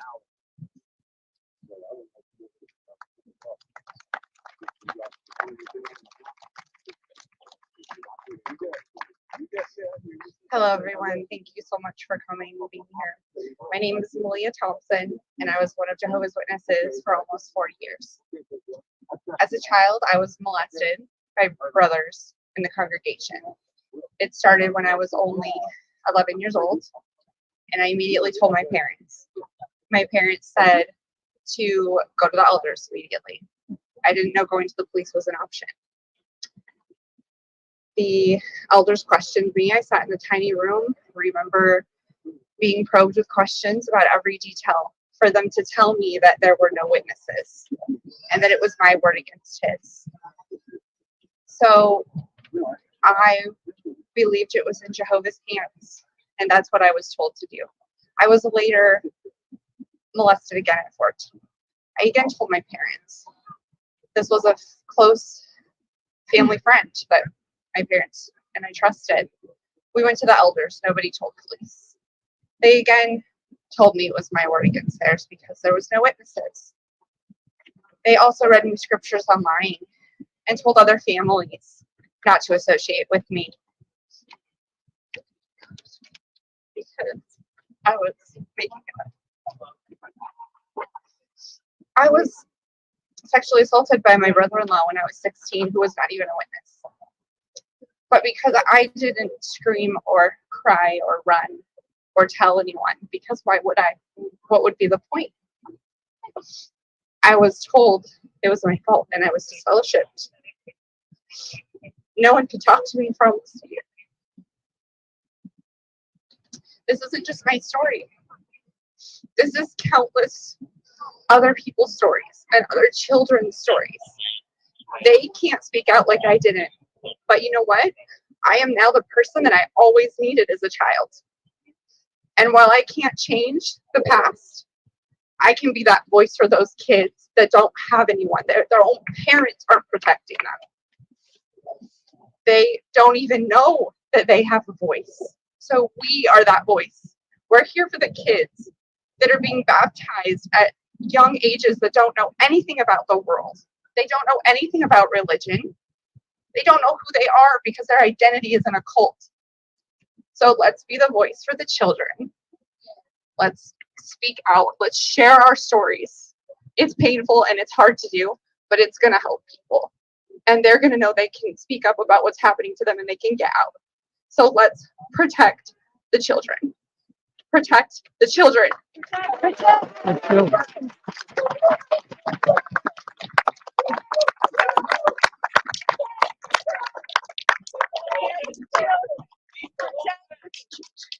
Thank you. Thank you for that. That really shows some of the issues going on in these religions. And again, we're not just here talking about the Jehovah's Witnesses, even though we all just happen to be former members. This kind of thing, these kind of issues go beyond just the Watchtower. There are many, many high control religious groups out there that have these same issues. This is just one of them. So we got to come out here together. We got to unite our forces to make stuff like this happen so we can get the word out and spread awareness. Now, to go along with her speech, second here. Let's do another chant here. A little bit harder, because we got a hard word in there. See if we can do it. Mandatory reporting for all 50 states. Mandatory reporting for all 50 states. Mandatory reporting for all 50 states. Mandatory reporting for all 50 states. Mandatory reporting for all 50 states. This is important. We need this because with the client-clergy confidentiality, they can continue to not report known pedophiles to the police. This has to stop. This makes no sense at all. None. There's no reason at all not to pass this in all 50 states. So let's make it happen. All over the world. Let's make it happen. We have to make this happen all over the world. Absolutely ridiculous. One more for you guys. This has to do with the reason why groups like the Jehovah's Witnesses don't report to the police. That's because instead of protecting children, they want to protect their reputation. They don't want their organization to look bad. As they say, they're bringing reproach on Jehovah's name. This makes no sense. No sense at all. So please repeat after me. Sorry, I think it's turning off here. Protect the children, not your reputation. Protect the Protect children, children, not your not your reputation. reputation. Protect the Protect the children, children, not your not your reputation. reputation. Protect the Protect the children, children, not your not your reputation. reputation. Protect the Protect the children, children, not your not your reputation. reputation. All right, so let's invite up the next speaker, Pablo.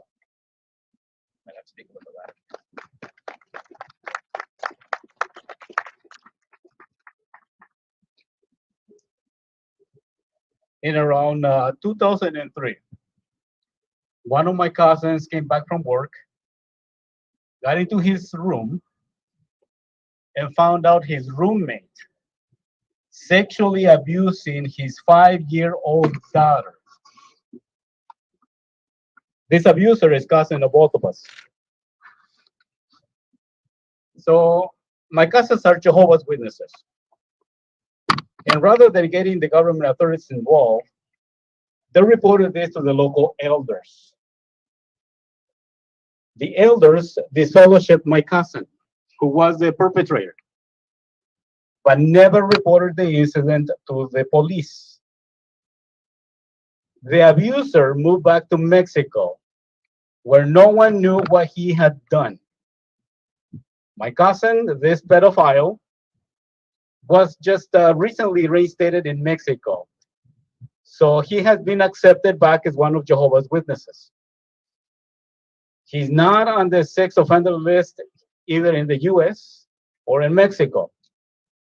And the girl he abused never received any professional support or therapy.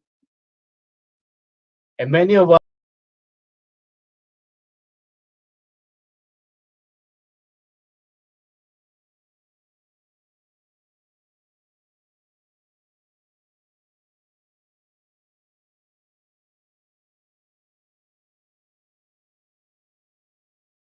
to the police. And another subject I want to talk about is the high control that exists in religions. And that is mandated shunning.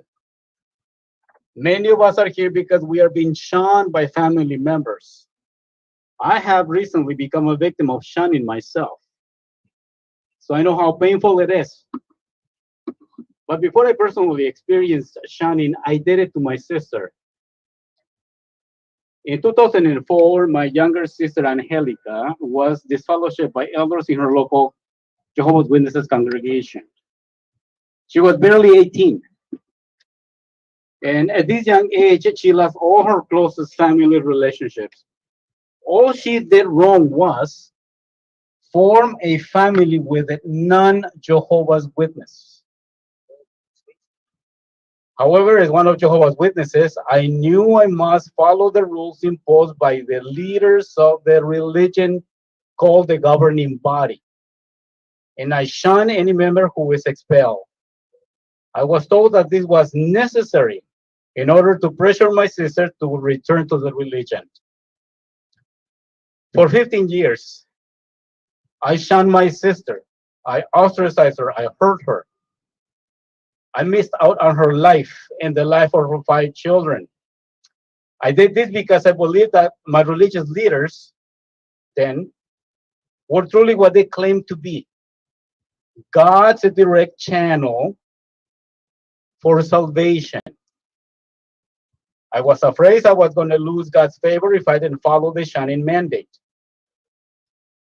But I did something that I regret even more. I pressured my mother to show more loyalty to God by cutting off all contact with her 2 disdeveloped children. I know this was very painful for my mother. And she died while still shunning 2 of her children. Shortly after she died, I came to the conclusion that church leaders are just regular people like you and me. They're nothing special. Therefore, they cannot and should not make personal decisions for me, my family, or anyone else. When I finally apologized to my sister and started a long process of mending our relationship, I find out that right before she was excommunicated, she was being sexually harassed, propositioned by a man in her congregation who was much older than her. I found out that this man was also sexually harassing my youngest sister. Both of my sisters were minors at the time. The perpetrator was a relative by marriage and was a man in so-called in good standing in the congregation, and in fact was appointed later on as a ministerial servant and later on as an elder or clergy while hiding what he was doing. So I want lawmakers to know 4 things. Number 1, clergy must be mandated reporters, no loopholes or exceptions. Number 2, mandated shunning is not a personal choice. It is an abusive policy to retain members. It is obligatory and enforced through fear and shame by group leaders who want a high level of control. Number 3, mandated shunning is abuse that causes the victim actual pain. Research of the brain has demonstrated that the pain of being excluded is equivalent to the pain of physical harm. 4, mandated shunning is a crime that must be recognized by the law. It destroys families. It hurts not only those who are shunned, but also those who are forced to shun the people they love. Groups that mandate shunning harm society. It must not have charitable tax-free status. So please, let us make religious mandated shunning and religious cover-up of child abuse a crime.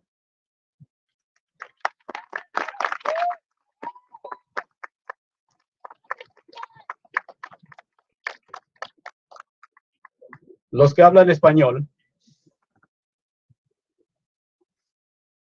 En el 2003, mi primo regresó a su casa del trabajo y encontró a su compañero de cuarto abusando sexualmente de su hija de 5 años. El abusador es mi primo. Siendo que somos primos, son testigos de Jehová ellos, este abuso nunca fue reportado a la policía. Solo fue informado a los ancianos de la congregación local. Mi primo, el pedófilo, regresó a México, donde nadie sabe lo que él hizo, y fue reaceptado a la religión en México.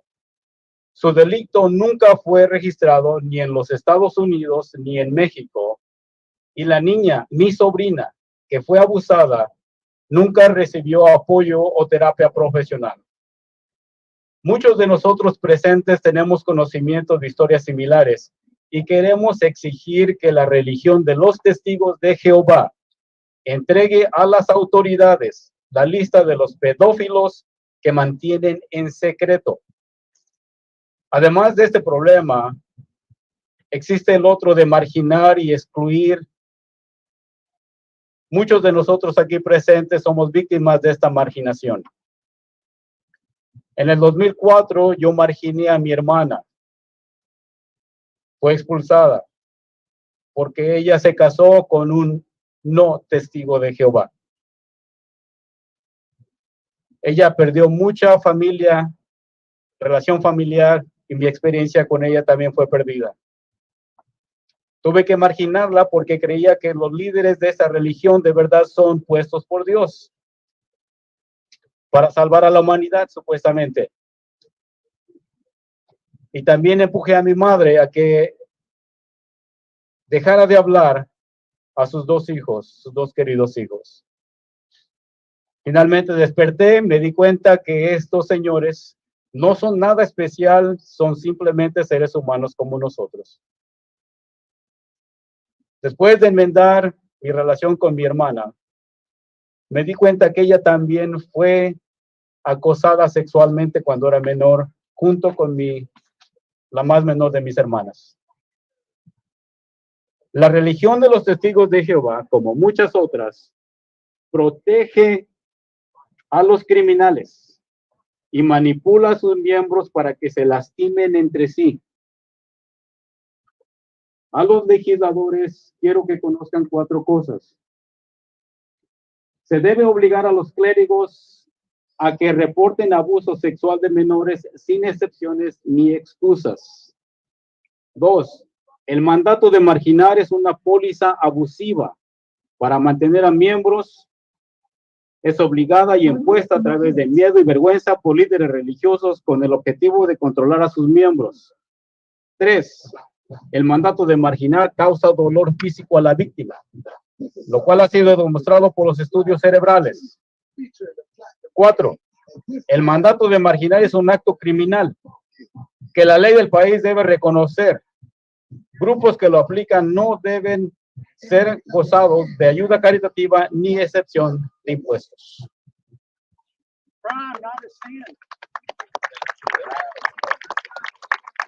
Thank you so much for doing that in multiple languages. That is very, very, very important because, as we know, these organizations are worldwide. So we have to deliver these messages where everybody can hear it. Oh yeah. Sorry. Thank you, Wally. Hey, for 1 second here, let me just say, shout out to Wally, JW Thoughts. When I was first coming into the witnesses, I actually studied with him. I was his first study, and he was my first study.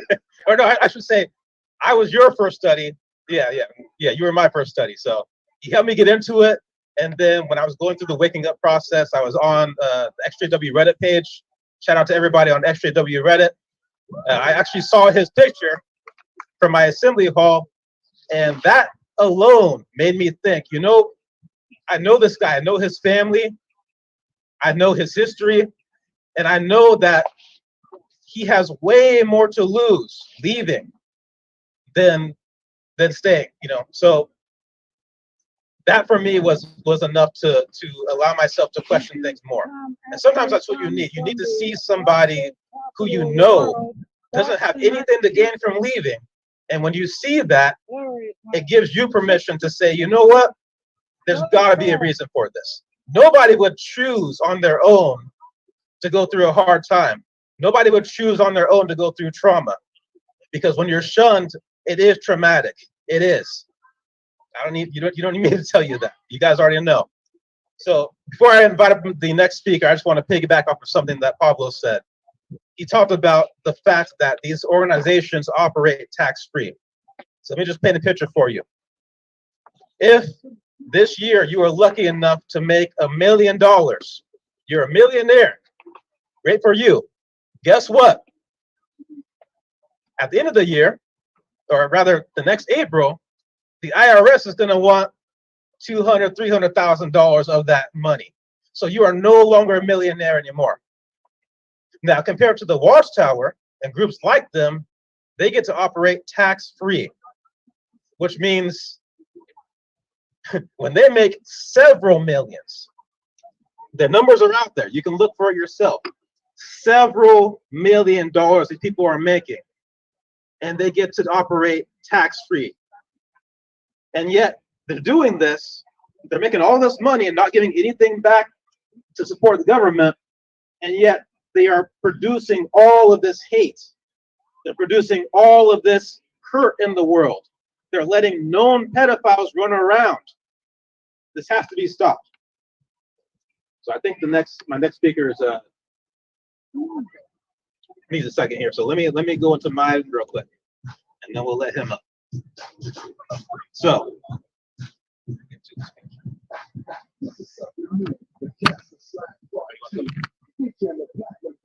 one second.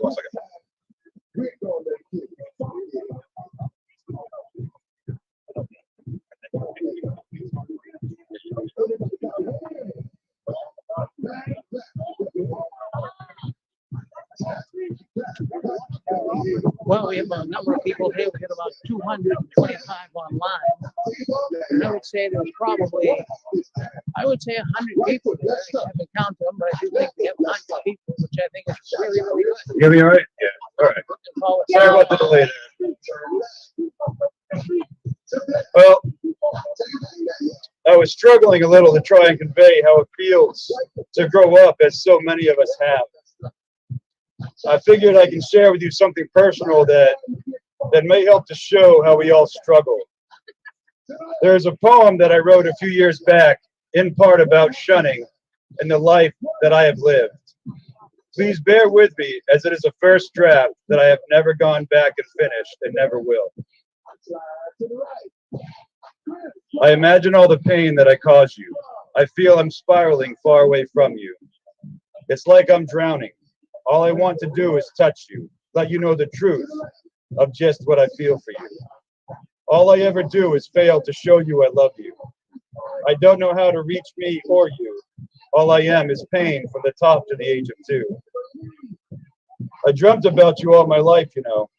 Everything I was seems lost to me and you.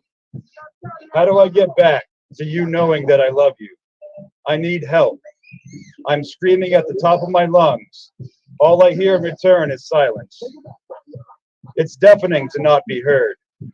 What am I doing wrong in this life? It feels like everything is the answer to the last verse. How do I climb my way out of the abyss? Where is anyone when I am screaming like this? Forget the light. Show me the entrance to the tunnel. I just need a lifeline to cling to. In my head, I hear that misery is a friend to me. If that is true, then where is my company? I'm searching for a rope, a ladder, or a rung. I pray to God this abyss is not finally won. What is this that I am feeling? It is so foreign to me. I turn my eyes to heaven. What is this that I see? The sun is rising. Is this the sign that I seek? Could it be that this is the beginning for me? I hit my knees with my face turned to the clouds. What is this that I feel? Is it raining down on me? No, I see the sun. The rain was from me. Wipe my eyes, my love. This life I live is for you, not only me. Confusion and doubt come back again. I get these glimpses through the shattered pieces of the man I was, using adhesive to mend all the pieces. My fingers are bloody from the shards of what was once me. Why can't I find another to walk beside what was, what is, and what will be? That's about as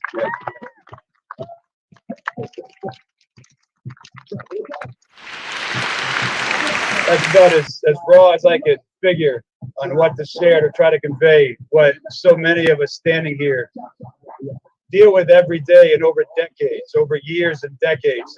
It goes on, and that's why we're here, out of love. So thank you. There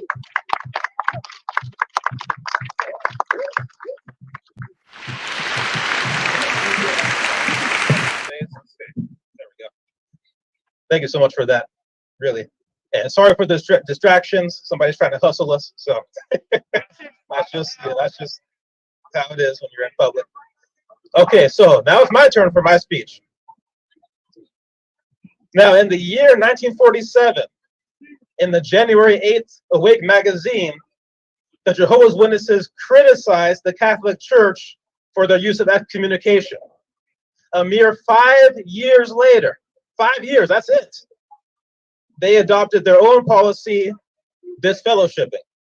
And this policy, as you guys know, has wreaked havoc on the lives of countless worldwide. Perhaps even this day, this is a weekday, Tuesday, so perhaps even this day, somewhere on earth, at someone's midweek meeting, during the announcements, an elder will get on stage and announce somebody's name, and after saying their name, they will say those 7 words. Those 7 words is no longer one of Jehovah's Witnesses. And when those 7 words are spoken, they will have turned a living, full-grown human being into a mere shadow. Following those words, friends, families, the entire support network are held hostage. The Jehovah's Witnesses mandate their followers to shun all who are disfellowshipped. A strict no order, no contact policy is put on everybody. A policy that also extends to anybody who dares decide to leave the faith. So it's not just people that break the rules, it's people who just decide to use their freedom of religion and decided they want to change religions. So imagine a mother being told not to speak to her son, a daughter forbidden from having her father walk her down the aisle at her wedding, and grandparents that don't even know their own grandchildren. This is a reality. This is not something you have to imagine. You guys know this. Some of you are experiencing this right now. This is plain and simple. This is the reality when the Jehovah's Witnesses and many other religious groups that mandate shunning. This is blackmailing people into staying in their organization by threatening to take away everybody that they care about. Nobody should have to choose between their family and their faith. Nobody, especially in modern times. Now, this mandatory shunning policy doesn't just affect personal relationships. It seeps into every aspect of life.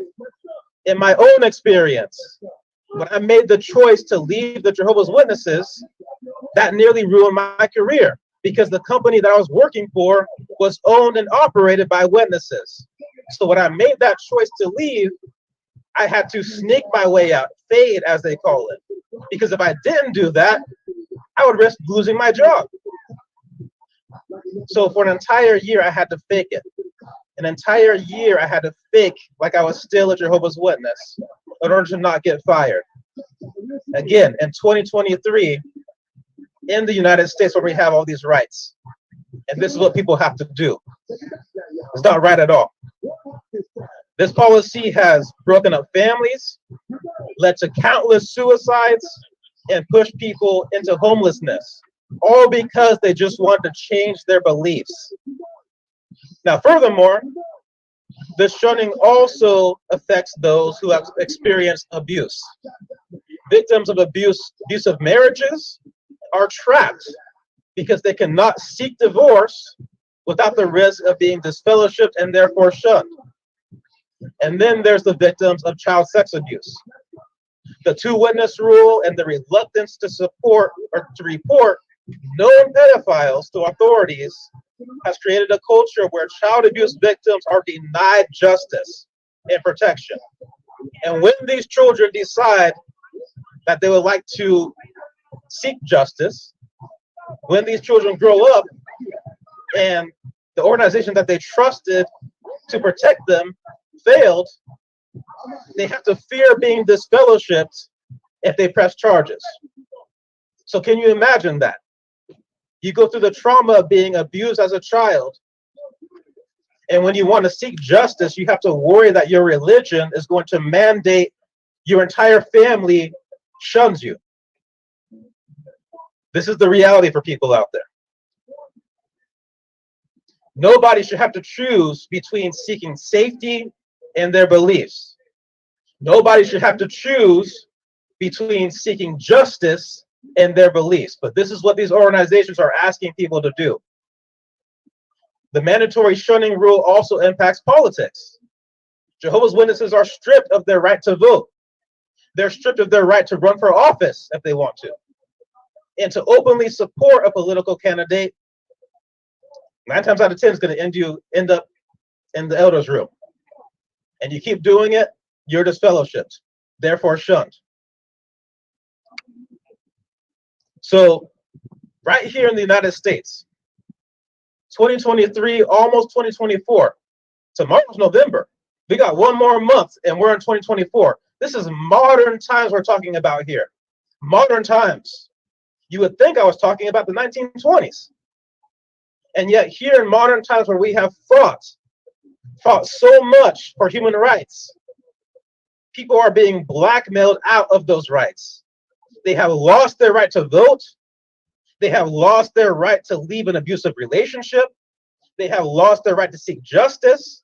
They have lost their right to change their religion, because exercising those rights means they risk losing everybody that they care about. Their entire community, their families, their friends, their jobs, in some cases, even their home. If you're renting from a Jehovah's Witness and you get disfellowshipped, Do you really think that person's going to let you keep renting from them? I've heard many stories where someone gets disfellowshipped and they are asked to move out immediately. So this is not an exaggeration.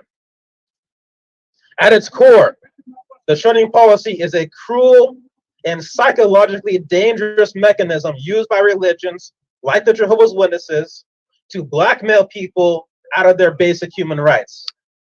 So we must fight for those who cannot fight for themselves. And we must ensure that human rights are preserved in every corner of our society. So please, once again, repeat, all religions must respect human rights. All religions must respect human rights.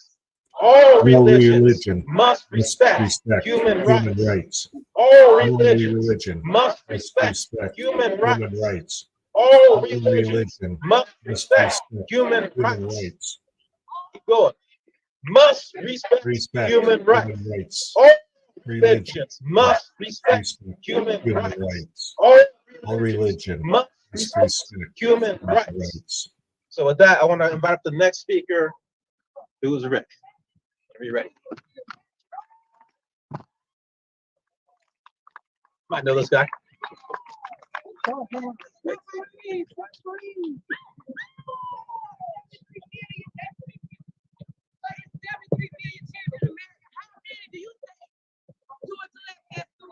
From the apostate capital of the United States, Boston, Massachusetts.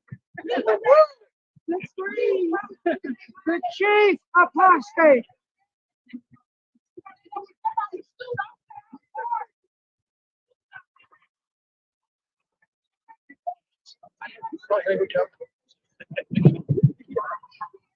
Well, hello everyone, and I thank you all for coming down. Justly thanks you.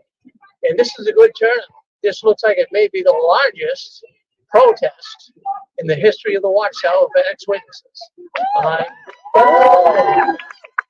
So I think that's a wonderful thing. I've been to a number of protests. In fact, I've been protesting for 20 years, close to it. And back then, protesting was not a good thing. Many ex-witnesses said, Rick, why feed in to the persecution complex of the Jehovah's Witnesses? But it works, friends. I'm telling you, I can tell you there's countless people that have come out of the Watchtower organization because of protesting. In conventions. Would you like to come up here and speak? Just kidding.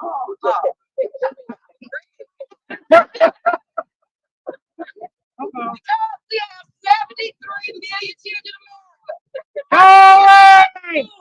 Go away! Shut up! Go away! Go away! You're a disruptor.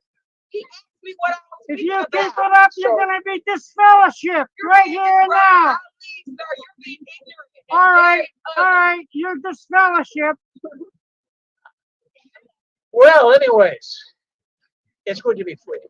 And it's a wonderful thing to be free. And I'm going to be kind to you, boy. You hear me, boy? Because I can be in here too, boy. You hear me, boy? Don't you say nothing to me, boy. You know, maybe if she keeps it up, we'll have to have her removed. Yeah. You know? So anyways, aren't you glad that you were free from the Watchtower? Aren't you glad that the tentacles of the Watchtower are no longer wrapped around you? And I think it's a wonderful thing to be able to be free.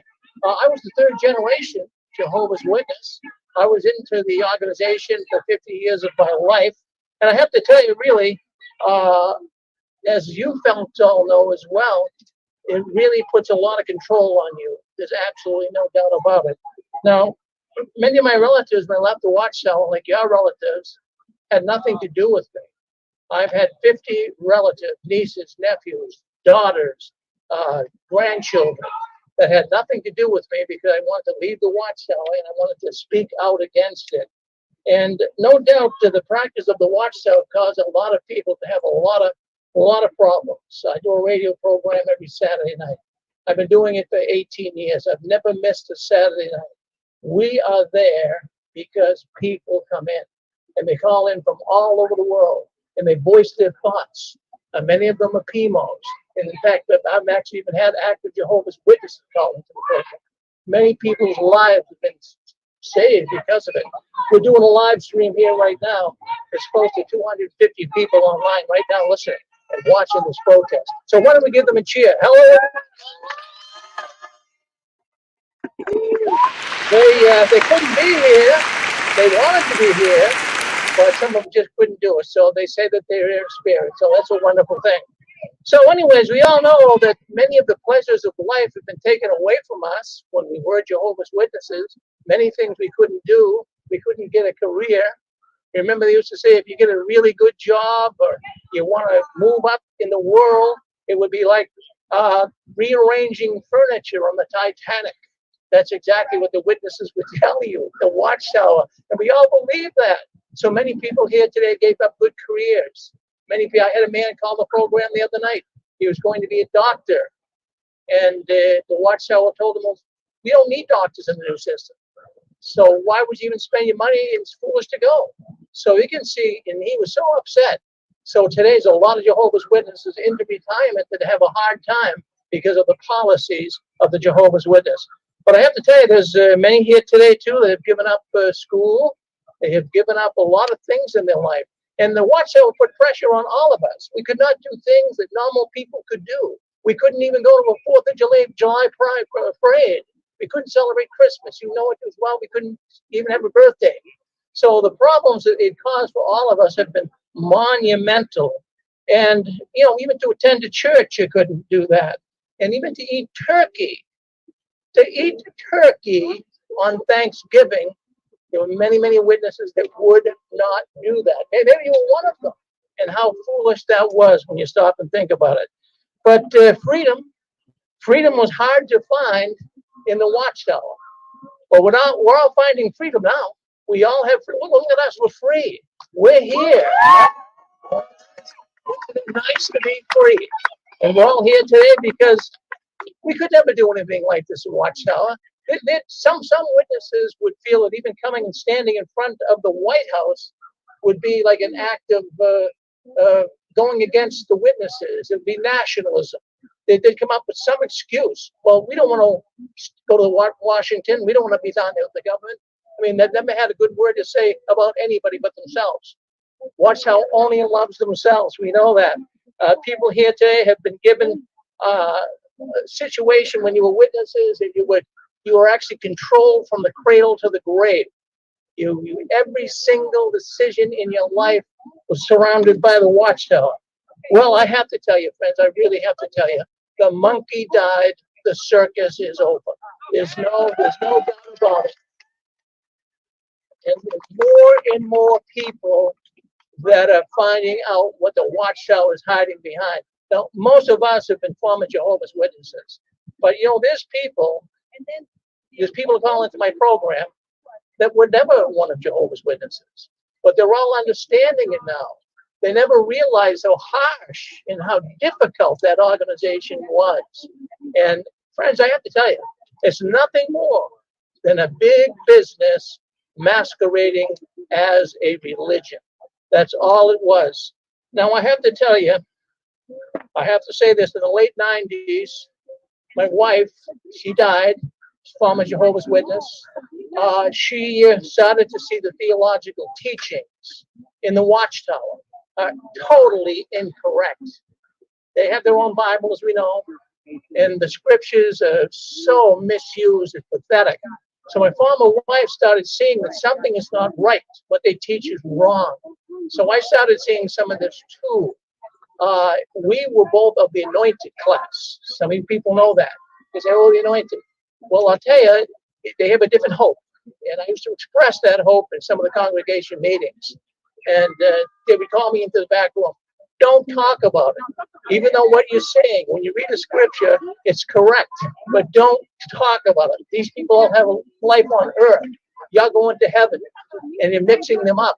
Even though it's correct what you're saying, don't say it. So, I mean, that was something that really started annoying me. But before that happened, the governing body in New York, I got to know Garrett Loaf pretty well. And he was very interested because of his anointed brother, 58 years old. He invited me to go down to Brooklyn, the world headquarters.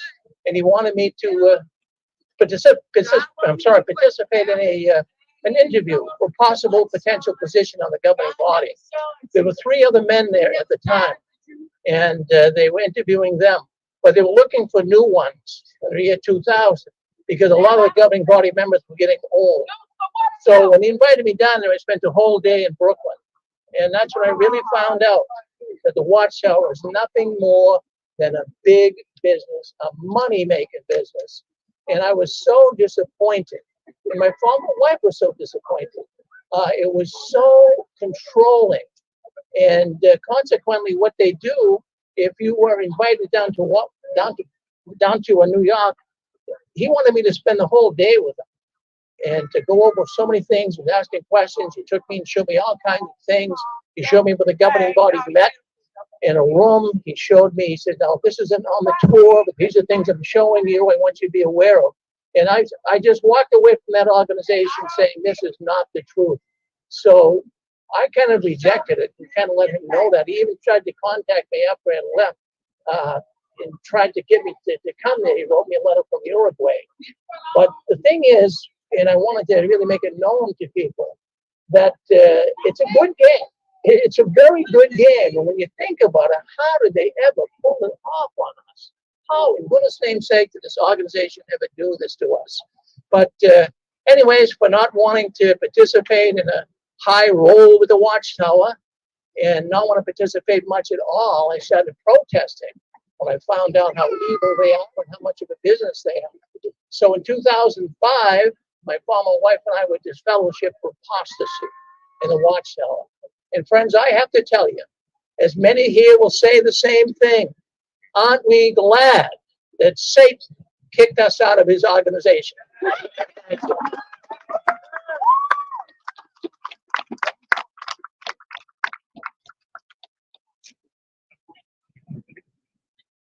Thank you for that. I'm definitely glad to be out. No matter what force it was that got me out, I'm glad to be out. Let's see, is Ivy here? Okay, you'll be next. So before she comes up, I just want to reiterate why we're here. We are here, number one, because of shunning. When you look around at these signs, be free, silent no more.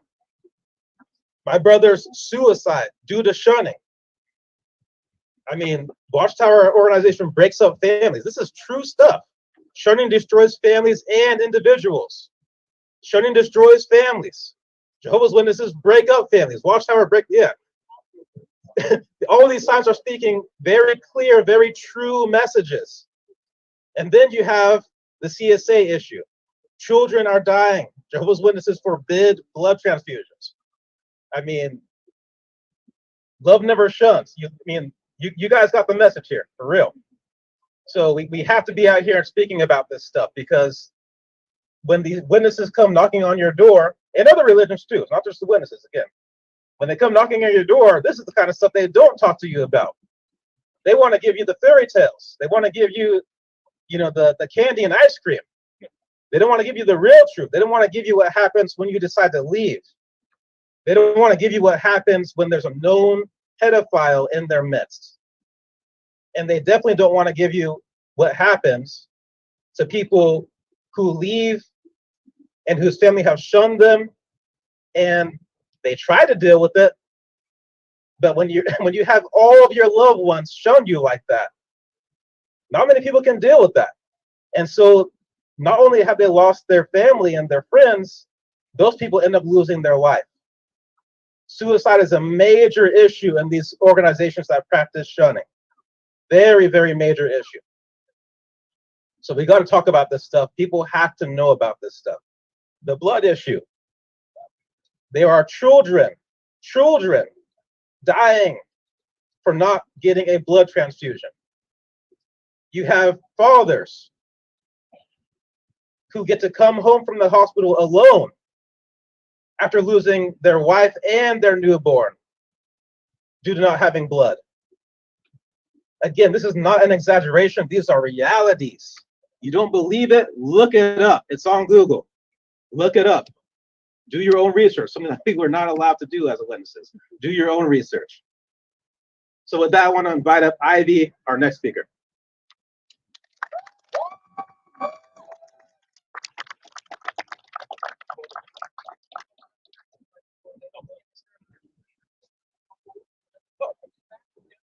How y'all doing today? Everybody can hear me? All right. Greetings and salutations. Guess what? Happy holiday. Right? So it's good to be able to say that and not condemn yourself. Go in a corner somewhere and cry. Feel like you're not good enough. But thank you to Justin and the organizers of the protest today. I'm actually here from Florida. I was previously in the organization probably from 2001 up until 2020. I don't know if anybody else came in after the trade towers. You're like, oh shit, Armageddon.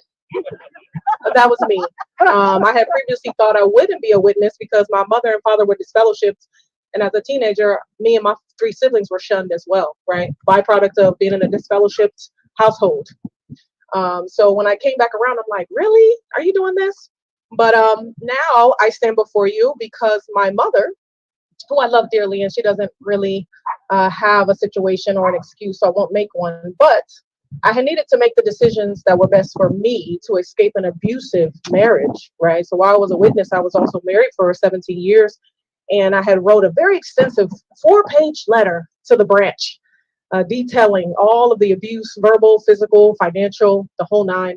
And I got a letter back that pretty much said, keep your chin up. Keep persevering in prayer. You'll be okay. And then I got an acknowledgement from my local body of elders saying, yeah, we neglected your situation because, let's face it, your husband's a bully, a narcissist, and we don't even want to deal with them. So that left me torn to make a decision to look after my mental and emotional and physical well-being of not just me, but also my minor child. So I left. I separated for 2 years. And actually had 2 active Bible students at the time that I was this fellowship. Check that out, right? All those efforts for nothing. And then now I stand before you shunned not only by my mother, who has gone through this before, but by my daughter, who I love dearly, but I did it to myself, right? I was very devout. I was a pioneer, pray every night, supplicate, patience of Job, endurance of Joseph.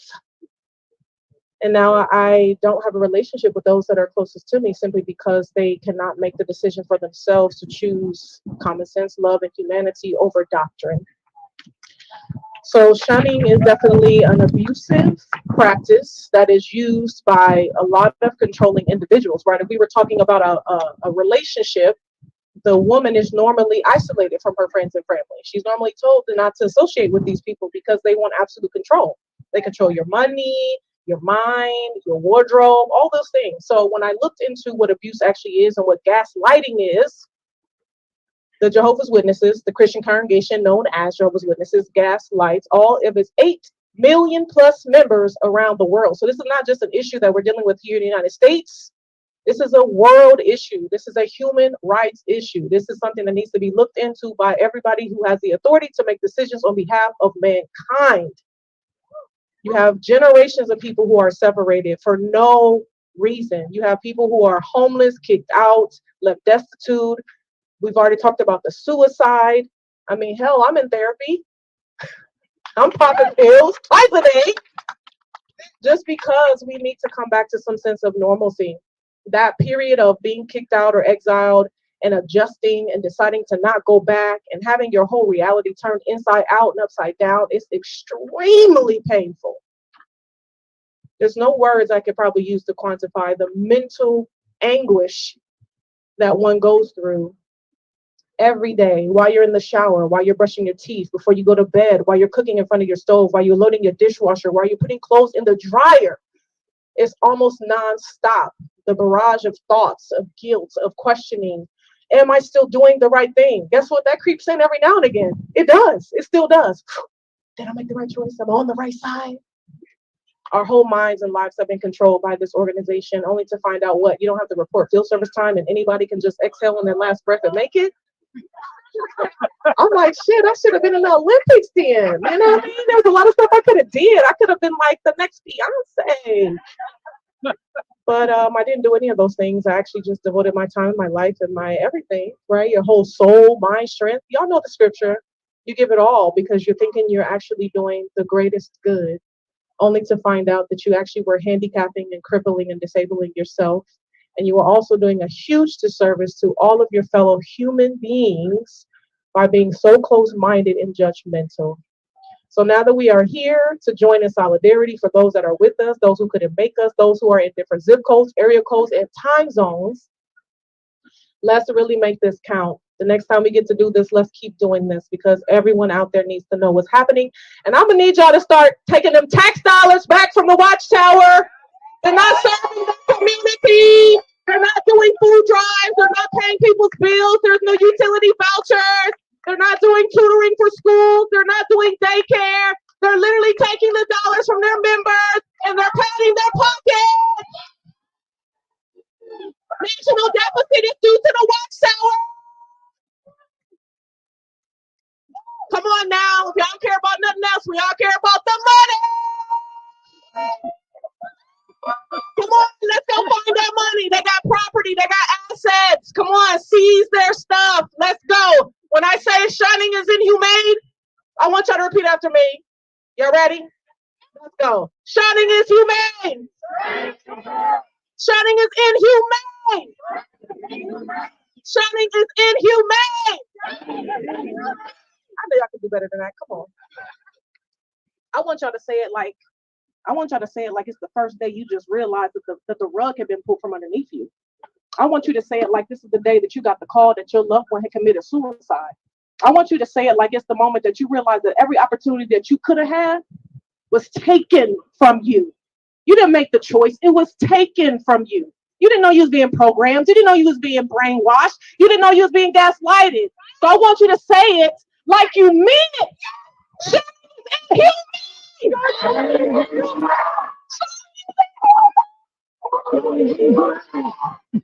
Y'all get in your feelings, okay? That's how we ignite change. No standing around on the sideline. Get involved. Get into it. From the bottom of your feet to the crown of your head. Come on, shunning is in here. Thank you.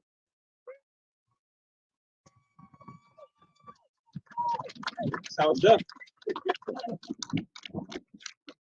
Is Felice here? Awesome. Okay. You'll be next. So before, you can make your way up here though. Might as well. So before she comes up, I just want to say, truly, thank you all for being here. Really, I know I said at the beginning, but it's got to be said again. Thank you so much for being here. I know some of you had to make a long drive. Some of you, like me, had to make a long flight. I mean, seriously, some of you are local, but you could have been anywhere, but you're here. Those of you watching online, same thing. You guys could be doing anything. There's so much on YouTube right now, so much stuff that you could also be watching, but you're here with us. So thank you so much. Truly, thank you so much. So, where'd you go? Where did Felice go? Yeah. Nobody goes into a show.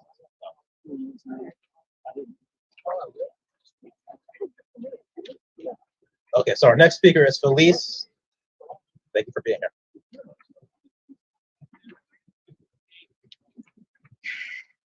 Hi, everyone.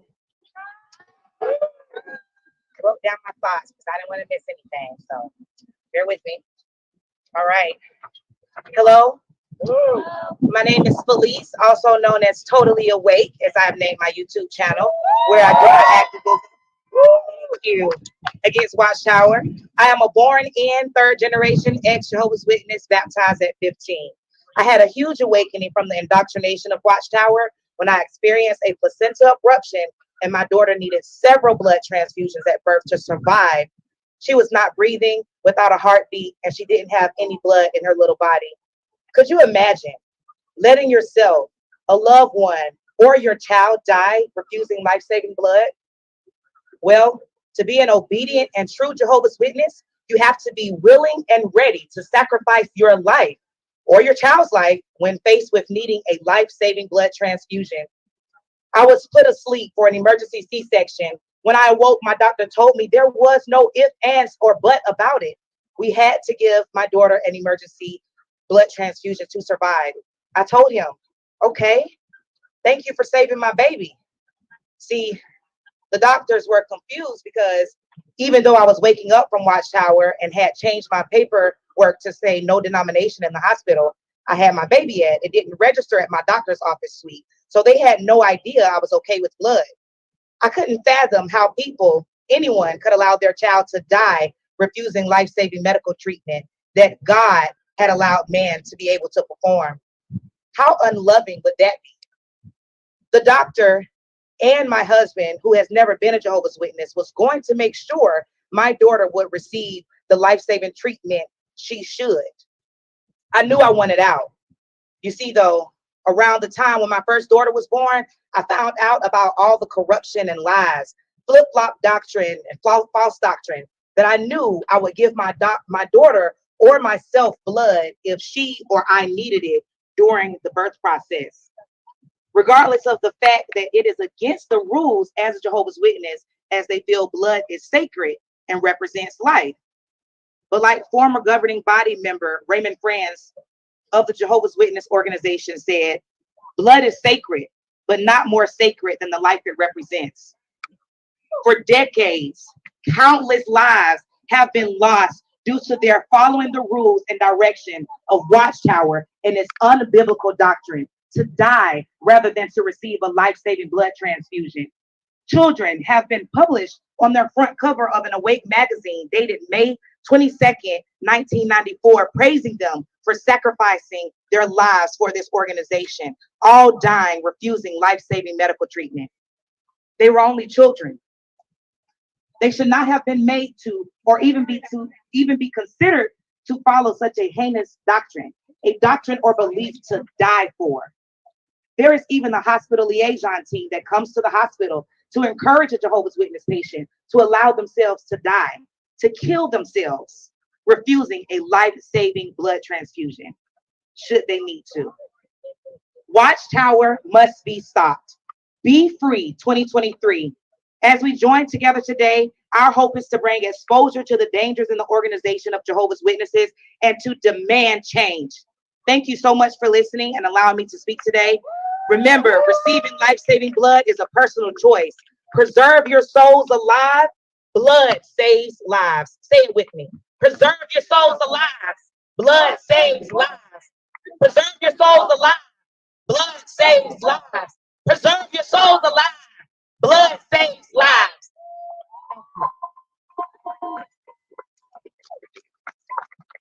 Thank you so much for that. That is a major, major issue. A lot of lives have been lost due to that. Now, I didn't have my Wi-Fi ready, so I was going to give you guys a whole timeline of all the changes. But it's out there if you need to see it. But I'll just talk about it anyways a little bit. Once upon a time, did you know the Watchtower actually accepted blood transfusions? Then they changed it. Then it was nothing at all. No blood at all. And then they changed it to allow, oh, can you, you mind bringing that up here? Yeah. That's good to show. Thank you so much. So for people that can see this, this is the cover that Felice was talking about. This was a real cover that the Watchtower put out in Awake. May 22nd, 1994. Real pictures of kids that lost their lives due to refusing blood. Can you imagine putting kids who lost their lives on the cover of a magazine in order to help encourage other kids to also give up their lives due to this policy that is constantly changing, constantly changing. Again, I wasn't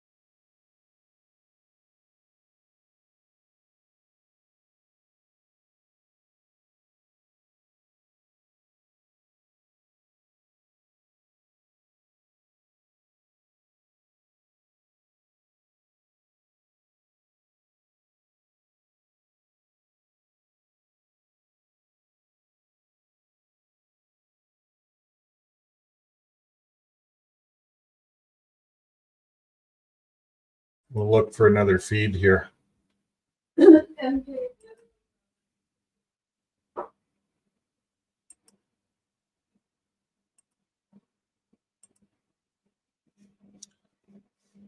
Okay.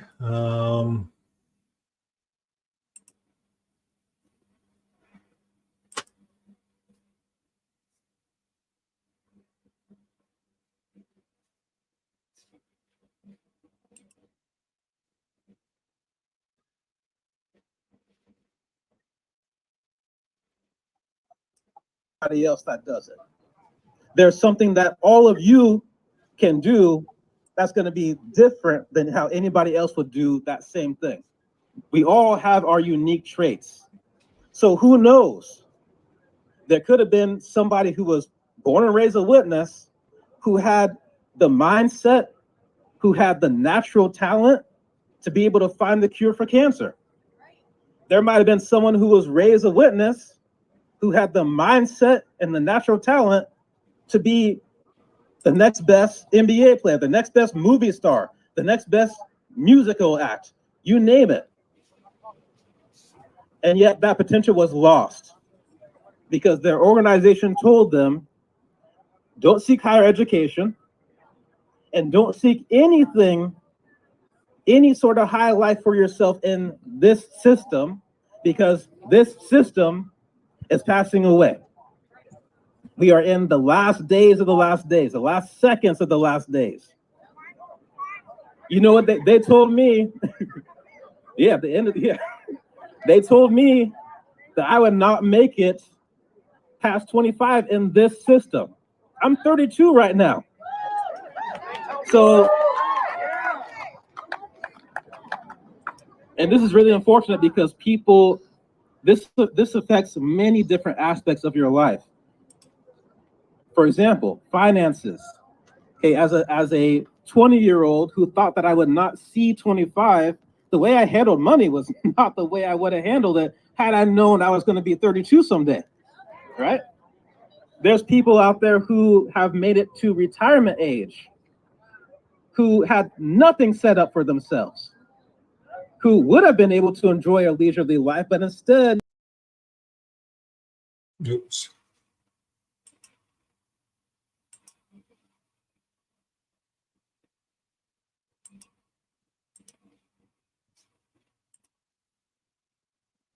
rather than thinking that they're just going to disappear.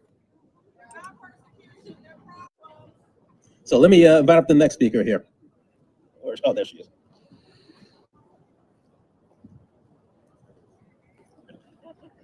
All right.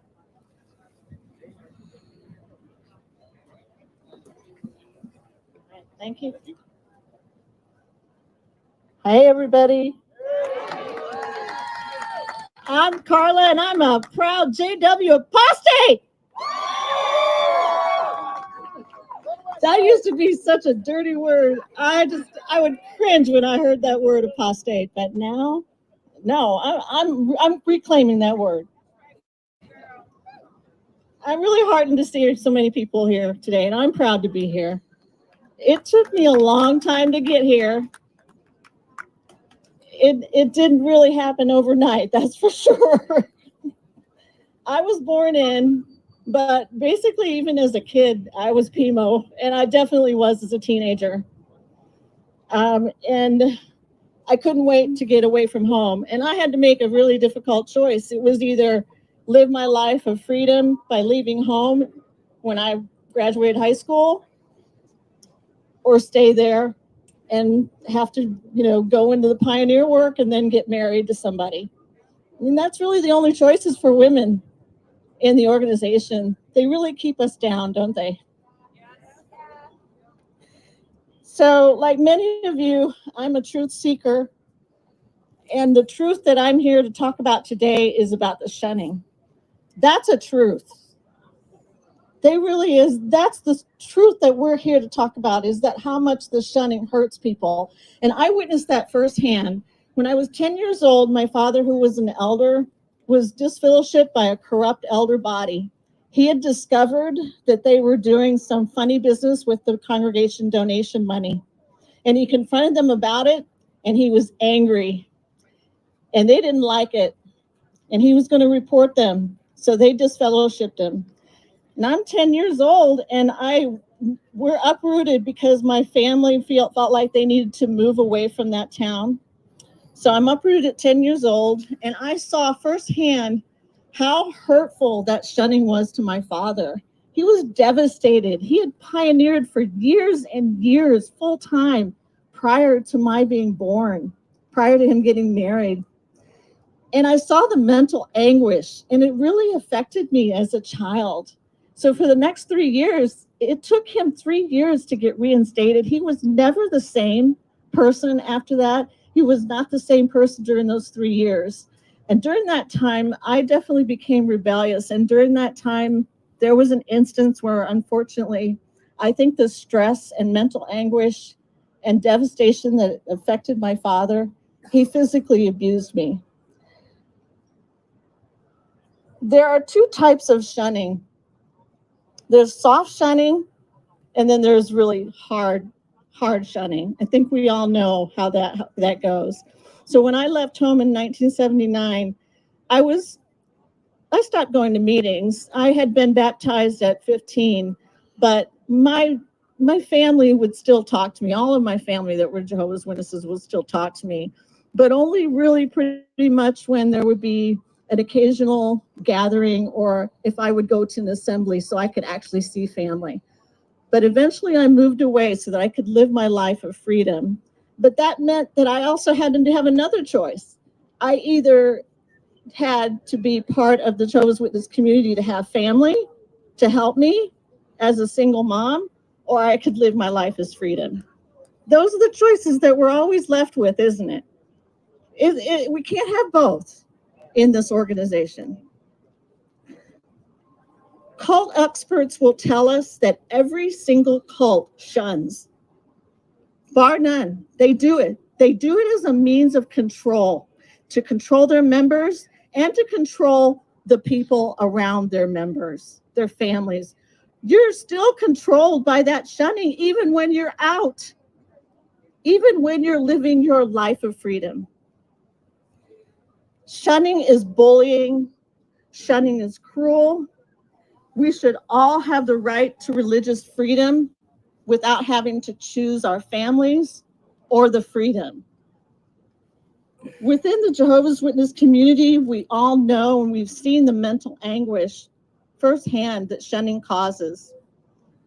It's known to create mental breakdowns as well as the mental anguish, and yes, even kills. Shunning kills. So today, we call on the Watchtower Society to immediately stop their shunning practices.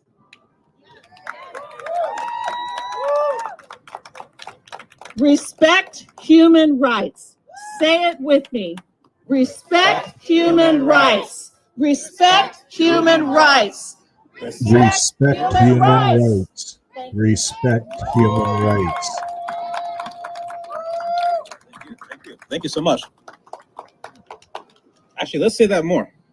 Respect human rights. Respect human rights. Respect human rights. Respect human rights. So that's what this is. It is human rights. You should have the right to change your religion. For anybody out of these high control groups, when you want to change your religion, it's as simple as researching it and joining in. That's it. But for groups like the Witnesses and other groups like them, it's not that simple. To leave means leaving everybody you care about. Now, I don't take it for granted the fact that I actually had it a lot easier than many of you out there. Because when I left, my family was already out. I was the last one in. So I didn't have to go through the experience of having my family shun me like many of you guys do. However, I did have all of my friends shun me.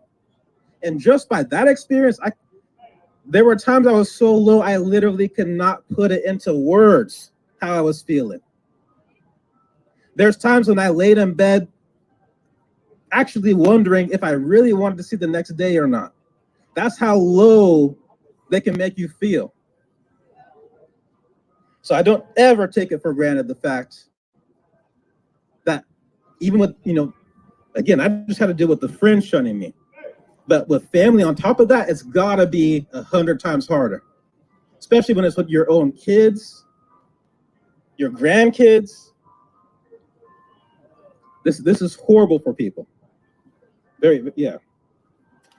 So let me invite up the next speaker, who is Wendell.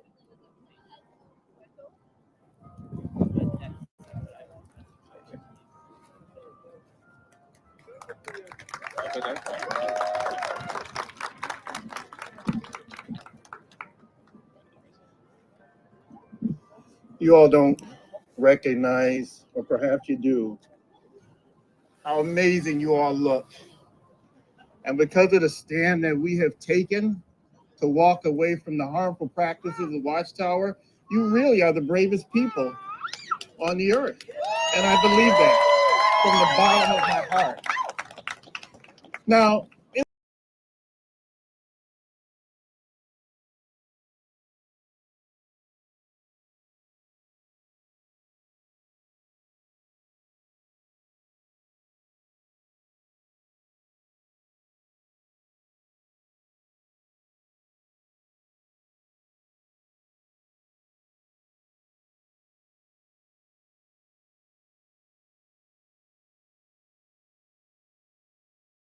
Watchtower, you really are the bravest people.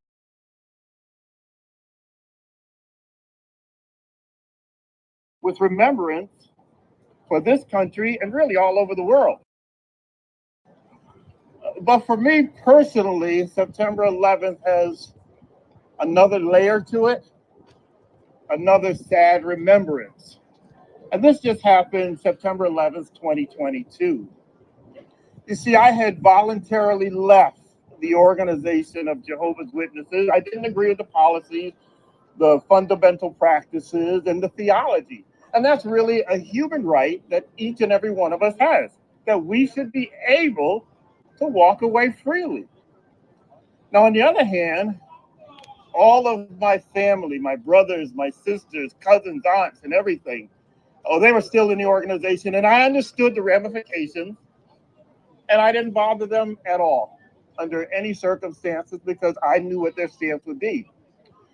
But this really hit home for me. It was September 11th of last year, and I was going through a very, very difficult time, probably one of the most difficult times I've ever gone through throughout my life. And I just reached out to one of my siblings just to let them know what I was going through. I didn't ask for help. I wasn't asking for them to listen. I just wanted them to be aware of the difficulties I was going through. Well, the message I got back from this sibling was this: as much as I or we love you, we want nothing to do with you until you come back to Jehovah, they said. And you know what? It was at that time I recognized that, boy, I could actually be dying in a ditch and they wouldn't help. And that was a strong realization of the damage that this policy does. But it's not hyperbole. Many of us have gone through this and even worse. Well, you know, when I first got here a couple hours ago, the nice gentleman that I met, his name was Tim. And he came up to me and he goes, well, exactly, what is shunning? What is shunning? I don't know what that is. It's interesting that when you actually talk to people about it, it's totally preposterous. They don't believe it. But I'm going to give the definition directly from the Watchtower, because isn't it true that you evil apostates, you twist their words, you flip them around, you do your own definition so that they look good. I'm not going to do that. I'm going to pull out my notes. I'm going to read to you exactly what the shunning policy is. So now I got to take my glasses off in order to see. Guided by Holy Spirit. Okay, here it is right here. From Jehovah's Witnesses publication, How to Remain in God's Love, published in 2017, page 241. It says this, and I quote, disfellowshipping, and again, keep in mind that this also applies to those who have voluntarily disassociated themselves. Disfellowshipping is applicable to a member who voluntarily leaves or disassociates. When someone who has seriously sinned and does not repent and refuses to follow Jehovah's standards, he can no longer be a member of the congregation. He needs to be disfellowshipped. When someone is disfellowshipped, we have no more dealings with that person, and we stop talking to him. And then they give a biblical record from 3 John where it says, if anyone comes to you and does not bring this teaching, do not receive him into your home or say a greeting to him. And this is unquote.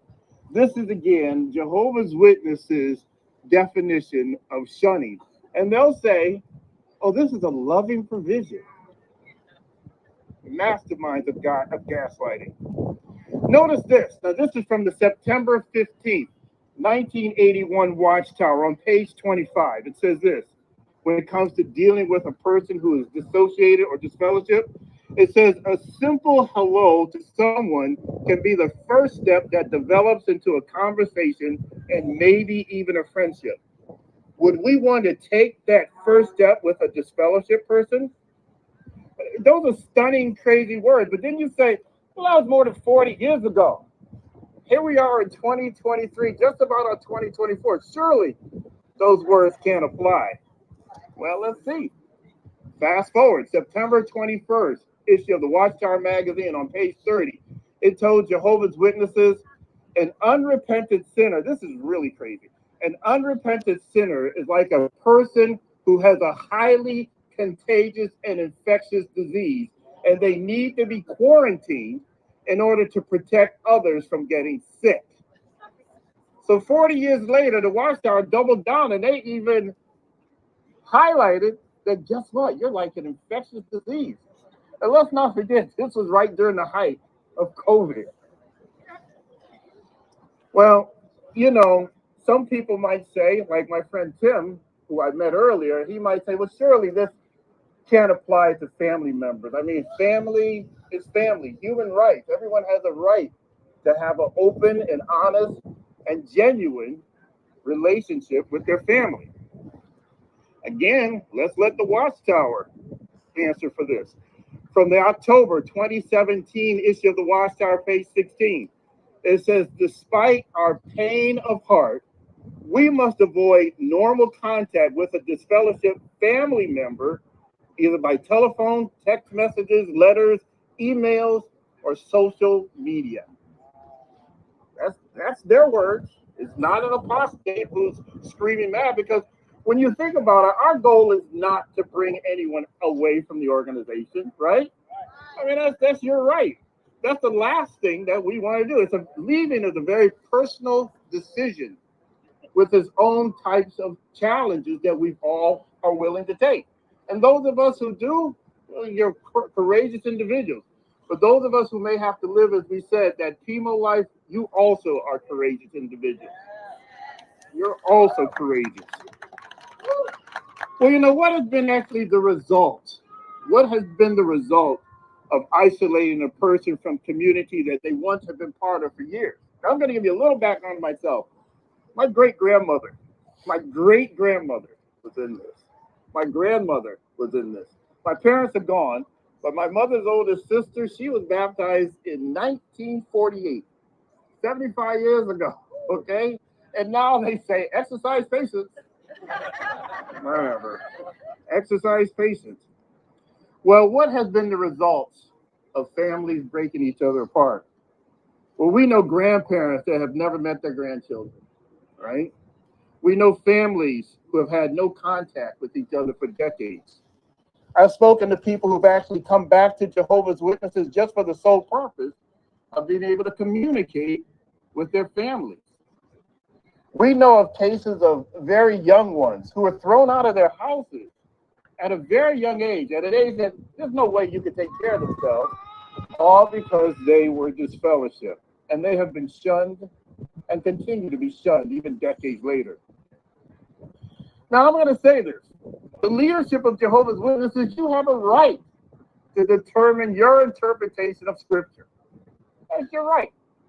That's your right. But they also have to realize that their policies are death dealing. Their policies have actually literally killed individuals. And I think we'd be fooling ourselves if we really think that the leadership might change the shunning policy. Well, we're gathered here to let as many people know as possible to become aware of the mental, emotional, physical damage that shunning and disfellowship has caused. Please be aware of this, you out in the public, as well as those who also are here advocates of it. And just say this with me. Shunning violates human rights. Come on. Shunning violates human rights. Shunning violates human rights.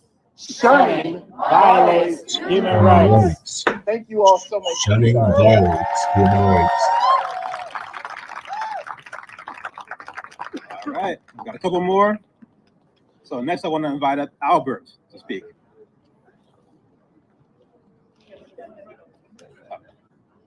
Take your time, take your time. You're good. While he's coming up, I'll just say it's not really an open mic.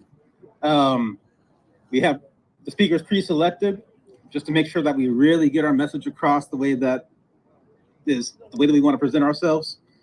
So that being said, if you came here wanting to speak and you weren't able to, or perhaps you weren't planning on speaking, but after being here, you get inspired to, after the event, come find me, and I'm going to have some openings on the camera there. I'm shooting another video that's going to capture the highlights. So we'll put you at the end of that video.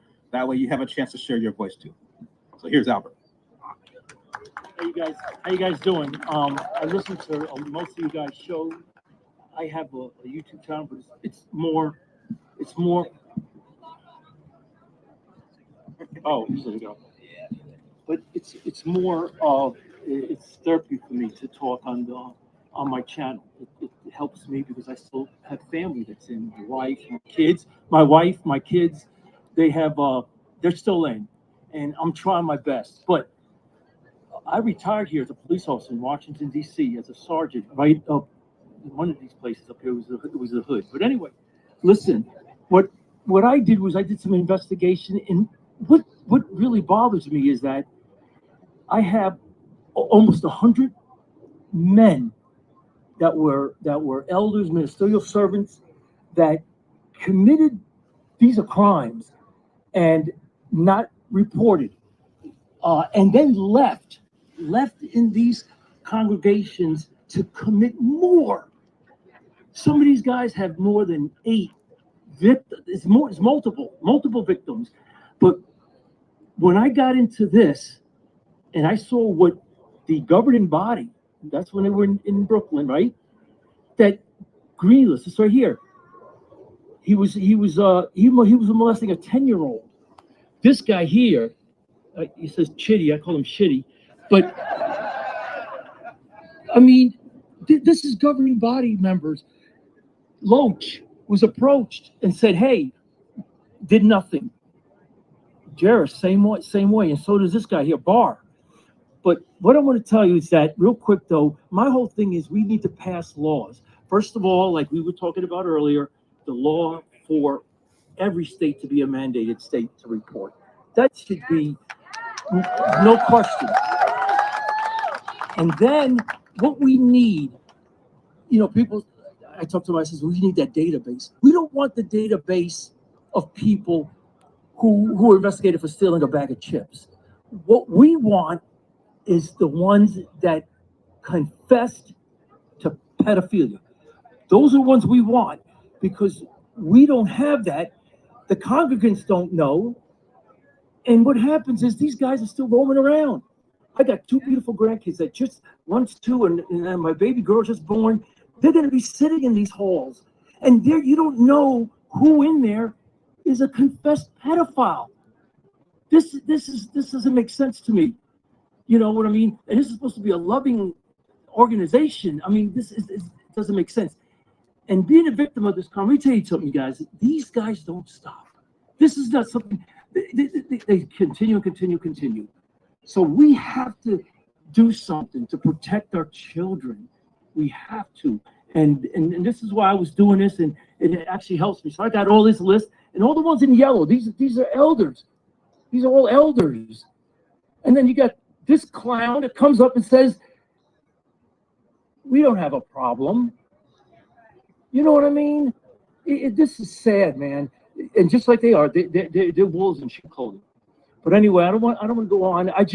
But I appreciate you guys' channels. I get into them. Love you, bro. My channel is more of I get to vent and rant and talk about my situation with my family. And hopefully one day maybe they'll see. But Jesus, that indoctrination is real, man. It's real. This is PTSD number. I mean, so anyway, thank you guys. And I appreciate all y'all. And thank you.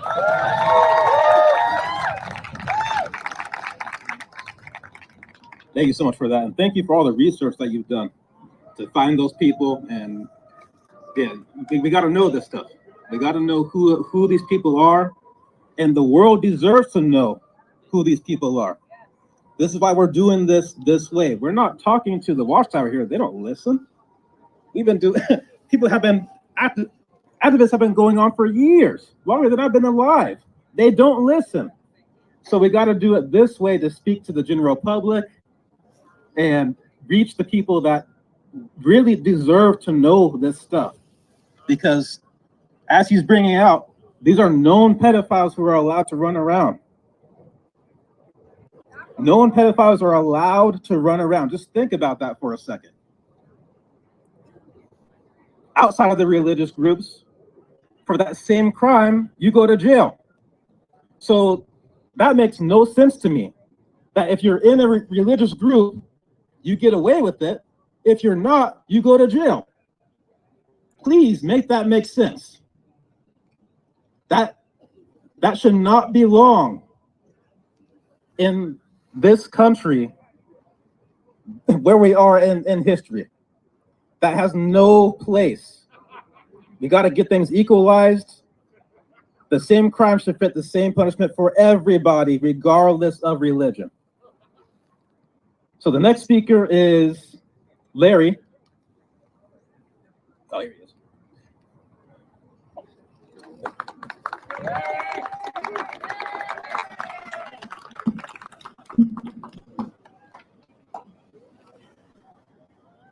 Stay alive till 75. A very important Secretary of State said, this world will be ungovernable and ungoverned by 1985. 1914 is when Christ will return and the saints will be raptured up to heaven. My name is Larry. I came all the way from New Jersey to be here. Just a little brief history of my own history. I was born into the truth. When I graduated high school, I immediately full-time pioneered for 3 years. Then I went to Brooklyn Bethel for another 5 years. And of course, I was an elder in a local congregation in the Bronx, New York. Charlie Russell was a 19th century religious crank and a religious quack. Joe Rutherford was a tyrant, an alcoholic, and a drunk in that order. And by the way, speaking of Joe Rutherford, do you think he really got over with that Beth Sarim mansion that he lived in? And this was during the Great Depression, and he lived in luxury in that mansion in San Diego. He had not one, but two Cadillacs, two luxury Cadillacs, 16-cylinder Cadillacs. I think he did get over pretty well. Fred Franz was cuckoo for Cocoa Puffs. When I was at Bethel, because of the particular job that I had, I got to know all the members of the governing body, even personally, some of them. I knew Fred Franz very well, and I also knew Raymond Franz very well. Just a couple little interesting tidbits about Raymond Franz. At Bethel, we had dish duty, and none of the higher-ups at Bethel would ever do dish duty. They were exempt, except Raymond Franz would make it a point to be humble and always take his dish duty, just like all the new boys. Also, I'll tell you something about Raymond Franz that's interesting. When I was at Bethel, I needed to buy a refrigerator, and I ended up buying one from Raymond Franz for $80 to put in my room. And I went over to their room, to Cynthia and Ray's room, to talk to them about the refrigerator. And I asked them, well, why are you selling it? And Cynthia Franz told me, well, sometimes the refrigerator comes on and makes like a little humming noise or a little vibration noise. And Ray concentrates so much that disturbs him, so he wants to sell the refrigerator. Just a little couple tidbits about what a great man Raymond Franz was. Don't let Jehovah's Witnesses bamboozle you. Don't let them hoodwink you. Don't let them fool you. There is no such thing as the new world. There's no such thing as everlasting life on this earth. That's pie in the sky. Instead of believing in that, we should use our lives now to achieve happiness, achievement, and accomplishment. Be all you can be now. So, what should our message be to the many people that are fine Jehovah's Witnesses? Well, it's very simple. Our message to them should be, think for yourself. Don't let anybody else take over your thinking and do your thinking for you. Live your life for yourself. Finally, we could say to them, be free, breathe free, spread your wings wide, soar like the eagle.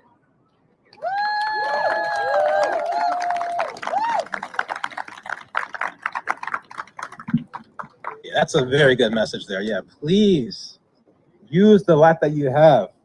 No more waiting to be happy. That is such a bad way to live. You can be happy now. Happiness is a choice. You just have to make it. That's it. So the next speaker, is it Fran and Joe or just Joe? Oh, just Joe? Okay.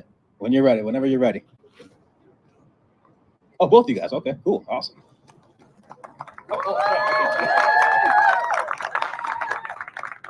I think we're the first couple to come up here. And the reason why I'm out is because of this guy. Well, the reason why we're out is because of you guys and others. I truly appreciate that. What we're seeking to do is uniting. Maybe What we're seeking to do is to unite all of the XJWs around the world. We have a program called The Outside Story. We're on Rick Fearon's every other Saturday night. People call in. We've connected people and they will talk for 4 hours. Somebody from California will talk to somebody in Long Island. They will just talk because we have trauma bonding. Now I'm getting nervous.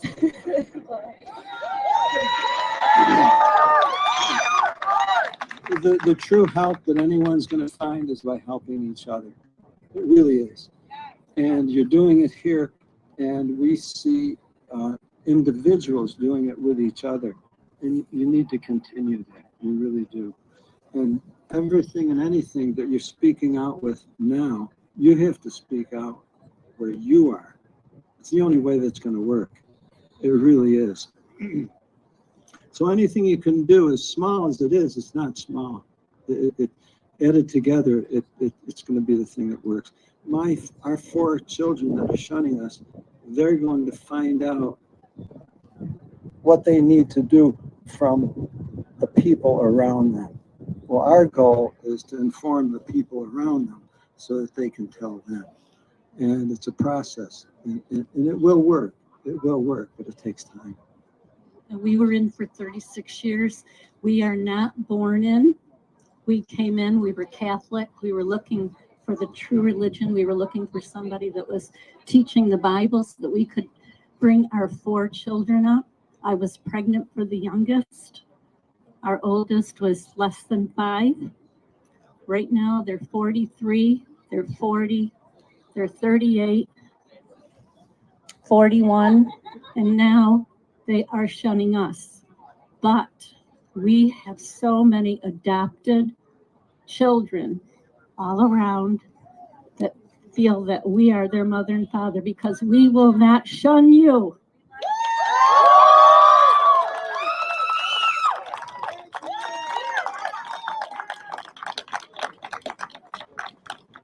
That's the kind of people we need more of. You're actually highlighting on something I was going to say at the closing, but I'll get to that later. So we got a couple more speakers. The next is Selena.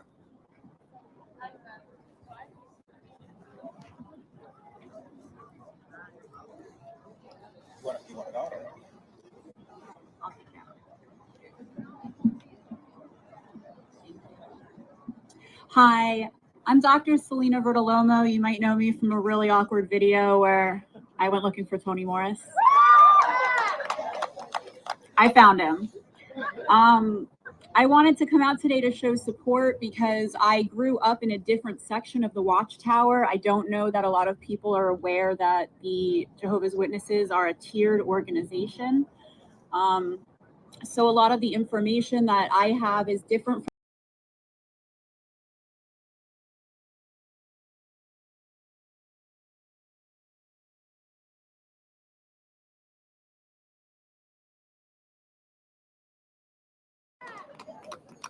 I found him. I wanted to come out today to show support because I grew up in a different section of the Watchtower. I don't know that a lot of people are aware that the Jehovah's Witnesses are a tiered organization. So a lot of the information that I have is different from the information that a lot of other people have. And that's why the unity is so important, because everybody has a piece of the puzzle that allows this to come together the right way, if that makes sense. I wanted to bring attention to the CSA survivors. My CSA began at 6 months old, continued until I was 11 years old. And it was known by 37 elders and all of the governing body. It was personally covered by Toni Morris. My family was, they were threatened and intimidated and to silence for many years by Toni Morris. And I just got really sick of it. So that's why I drove to Lumberton to let them know where he was. I do not in any way condone violence. I don't condone any crazy behavior. We got to keep it peaceful.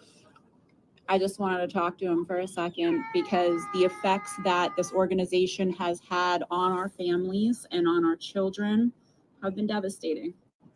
So I'm hoping that more CSA survivors feel more comfortable coming out to talk about it. It is like the most humiliating and embarrassing thing you could possibly have to talk about. And I just want everybody to know that it's not your shame to carry, it's theirs. And the more that you open that up and you let go of that shame, the more the crimes are able to be seen by the general public and the more progress we can make.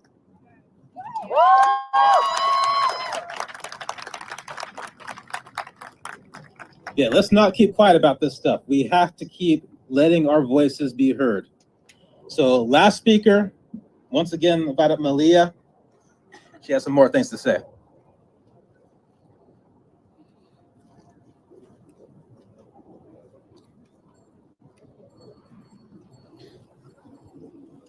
My emotions got the best of me, so I didn't get to say everything I wanted to earlier, but I wanted to bring out the fact that Jehovah's Witnesses are going to say that this is persecution, right? We all know that. It's on Halloween, so look at what Satan's doing, right? But this isn't persecution. This is holding them accountable for what they're doing, the abuse that's going on, not just with children, but with men and women worldwide, every day. And I wanted to mention that after I became an adult and I had kids, and they were the ages that I was when I was molested, I was like, what? Like, I carried so much shame and guilt that I went and got help. And in my late 30s, I confronted the elders about my abuse. My father even appealed the decision for me to be disfellowshipped for my own abuse, and I got a letter straight from the governing body saying that I should be disfellowshipped. When I confronted these elders about my abuse and my brother-in-law and my sister, I was asked if I could forgive them so that they could be in positions of authority over children. One of my abusers is a ministerial servant, still today. So by doing this, we're having a voice for those kids. And I have a program called Overcoming Religious Trauma, where I help people have a voice and share. And it's the best thing that I can do is use my experience that was terrible and it was horrific to go through. I had days I didn't want to go on, but that relates me to so many that don't know how to talk about it.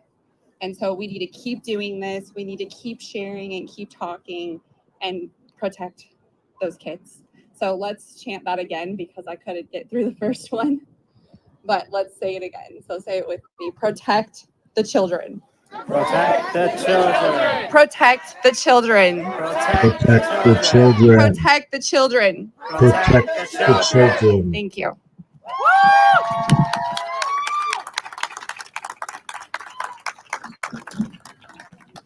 Wow. Big crowd today, actually. Jeez. And I'm not sure how many are online, but once again, thank you all so much for being here. Thank you for everybody watching online. This was amazing. This was historic.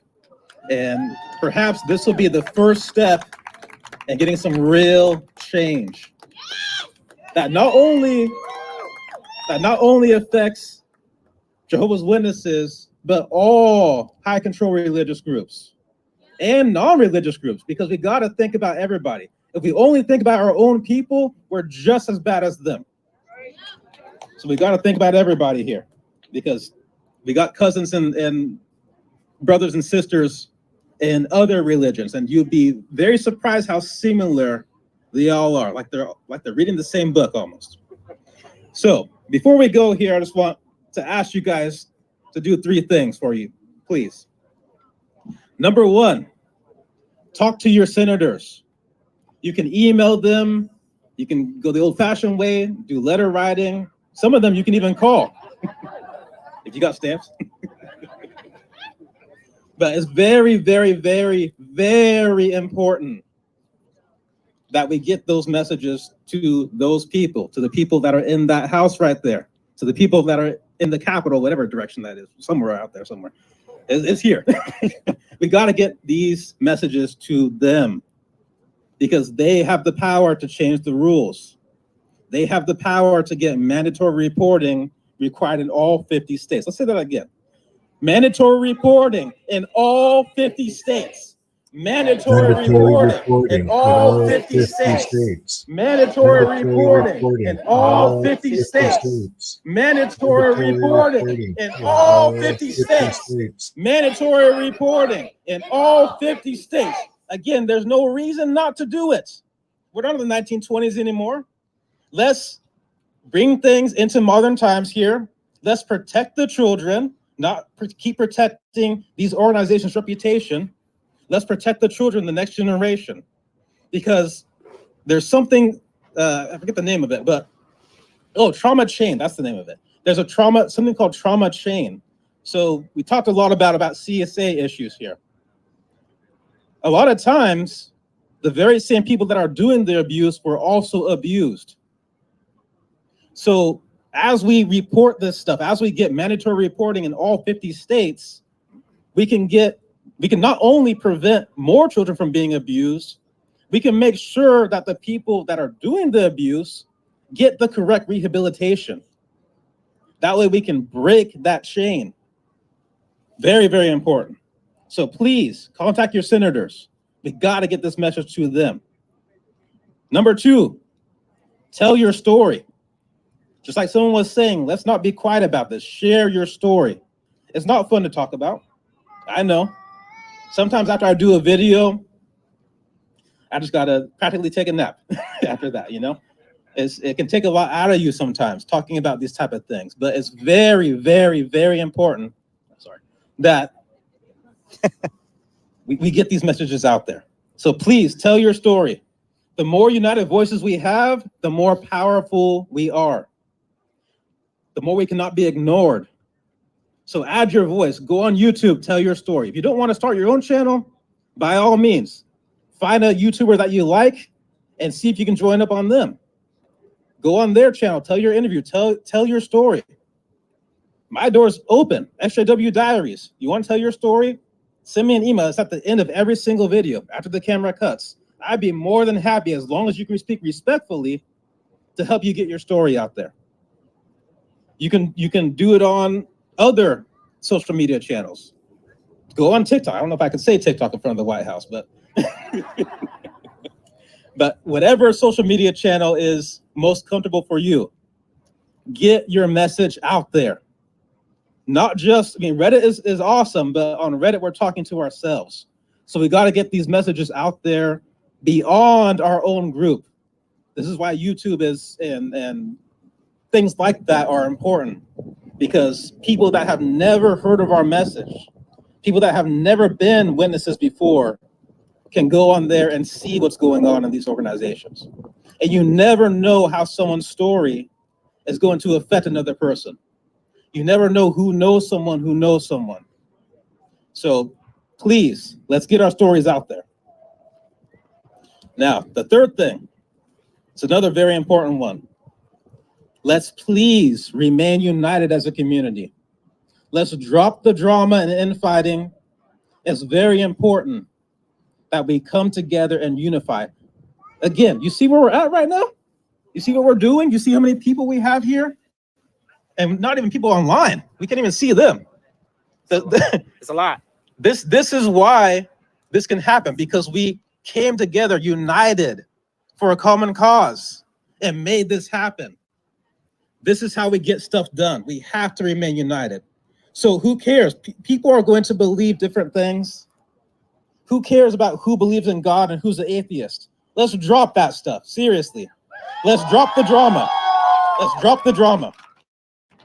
It makes no sense, because we all came I agree. From a very similar thing. You know, all of us have different stories. All of us have different experiences from within the organization. But we all know what it was like to be a witness. People that were not in there, they don't know what it was like. So since we have that understanding, we have that common ground, let's just stick to that, please. Let's stop the infighting. Let's just stick to that. So let's support one another. Let's remain united. Shout out to everybody online. Shout out to the XJW group. Be cool to each other. That's where I woke up from. So much love to you guys. Again, tell your story. And again, tell the senators. Thank you so much for being here. Thank you to the organizer of this event. Thank you to the people online. Thank you to the speakers. I can't say this enough. Thank you, thank you, thank you, thank you, thank you, thank you, thank you, thank you, thank you to all of you. Seriously. Now, before we end this, let's just say again, all religions must respect human rights. All religions must respect human rights. All religions must respect human rights. All religions must respect human rights. Protect the children, not your reputation. Protect the children, not your reputation. Protect the children, not your reputation. Protect the children, not your reputation. Mandatory reporting for all 50 states. Mandatory reporting for all 50 states. Mandatory reporting for all 50 states. Mandatory reporting for all 50 states. Thank you, thank you, thank you so much for being here. This was awesome. Is Mike here? Where's Mike at? Because we got, not here yet? Okay, okay. Oh yeah. Okay. Before we close, let's have Rick come speak one more time. I just want to make one announcement that tonight I'll be doing a live broadcast from my hotel room at 7 o'clock. So everybody's invited. I'm staying at the Plaza Hotel. It's about a 10-minute walk from here. I'll buy pizza for everybody if you want to come. So if you want to come and join us, we'll be at the Plaza Hotel. I'm on 7th floor. It's 713. Hey, Rick, I'm going to come. So if you'd like to come, I'd love to have you come and be on the program. We can do some live interviews, and you're all welcome. So I don't know if we can fit everyone in the room. That's the only problem. So we'll try to do the best we can. But I want to thank the organizers of this today. This is the largest protest ever in the history of the Jehovah's Witnesses. I've counted. It's hard to count the people because everybody's walking around and moving around. But I counted about 153 people. So that's not too bad. That's very, very good. So I really, you made my day. All these people coming out. You made Justin's day. Wally, he's been running all around the place. He's doing a great job. But thank you, the organizers, and let's do this again sometime. Let's do another protest, right? Online, okay. We had 200 at one time, 252 online. I got 600. So that wasn't too bad. That was just on my channel. So they had channels going here as well. So thank you very much, Justin. Thank you so much. My telephone number right here. If you can make it tonight, you want my number, call me, I'll give you a call. Okay, and then Wally wanted to say something real quick. So. Hello. I know you guys have already heard from everybody and excellent speakers and all that great stuff. Some of you might not know I've been on like a road trip across the country. I'm going to be on the road for like 23 days. If you guys want to be part of that story, just come and find me. I'd like to interview or just get some quick little snippets because I am going to be putting this all together for like this giant project that I have burbling in my head. Anyway, that's it. You're beautiful people. Much love.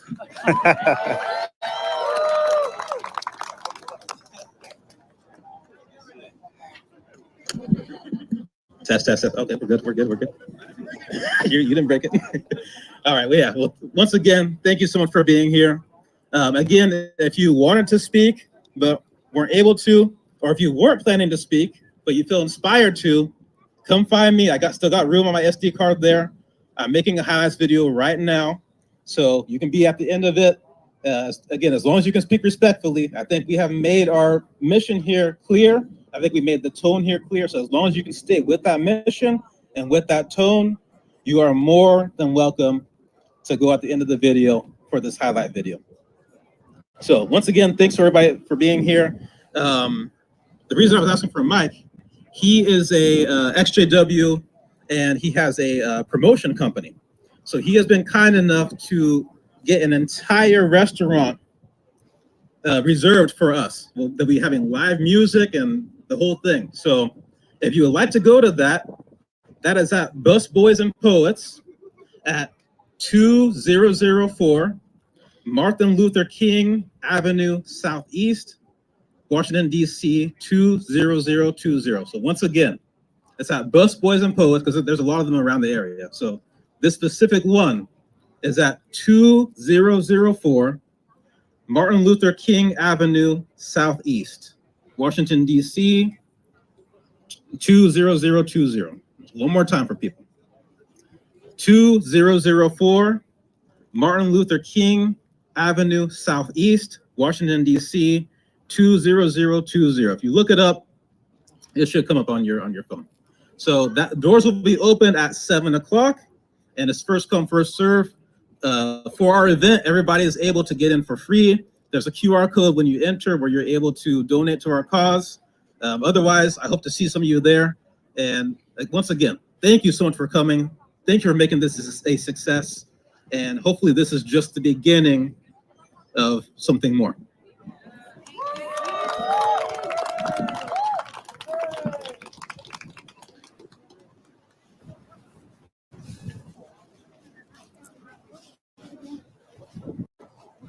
Boys and Poets.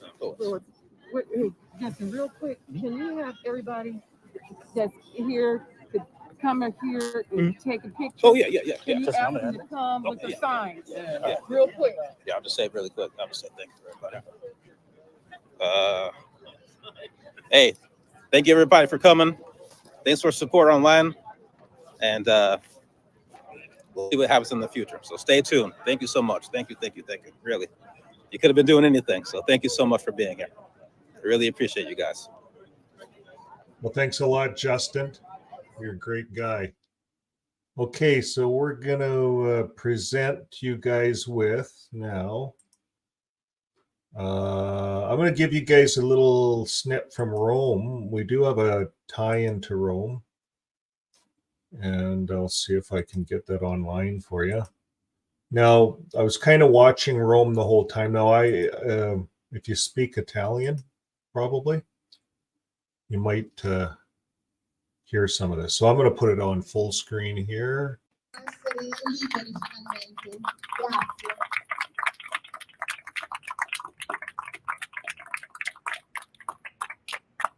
Io volevo ringraziare l'autore della canzone che abbiamo trasmesso più volte, insomma ce la siamo imparata a memoria, con un testo abbastanza profondo, sì, è vero. Quindi grazie Tiziano, grazie a tutti e anche grazie. Grazie.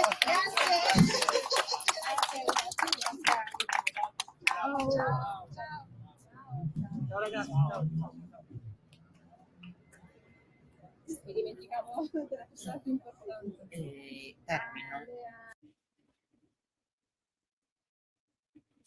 Looks like that was the last of the Rome one too, eh? Okay, so let's see what else we have. That's it. Looking here. Looks like that's all our feeds. Yeah, I was watching Rome a bit. Rome, let me see if I can rewind Rome. There it is.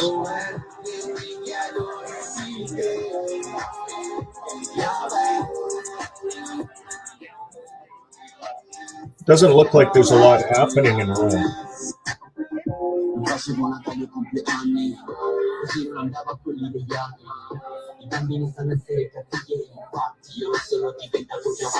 No, they might not had a lot of people attend, but it looks like they're in a great spot for public visibility when you look at the number of people walking by.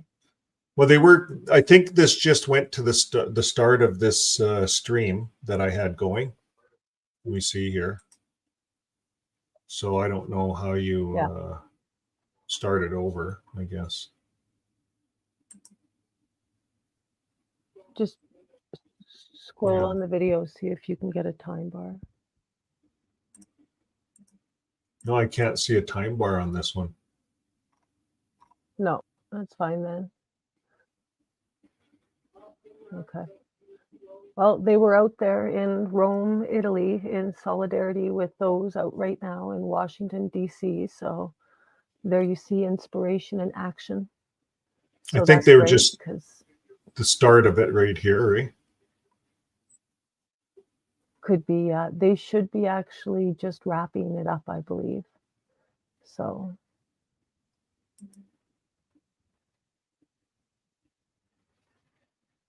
When in Rome, very clever. So you can just get out of that now. It's fine. Yeah, I'm not sure what I did. Oh, Close there that we're window. back in it. Oh, there. We're done. That's Rome. So, okay, so I can close that.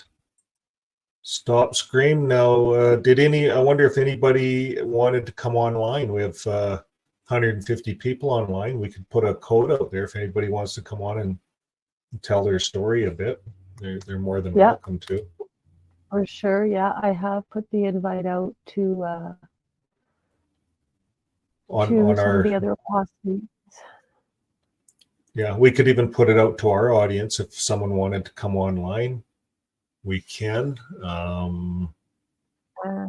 guess that was kind of it for the White House, eh?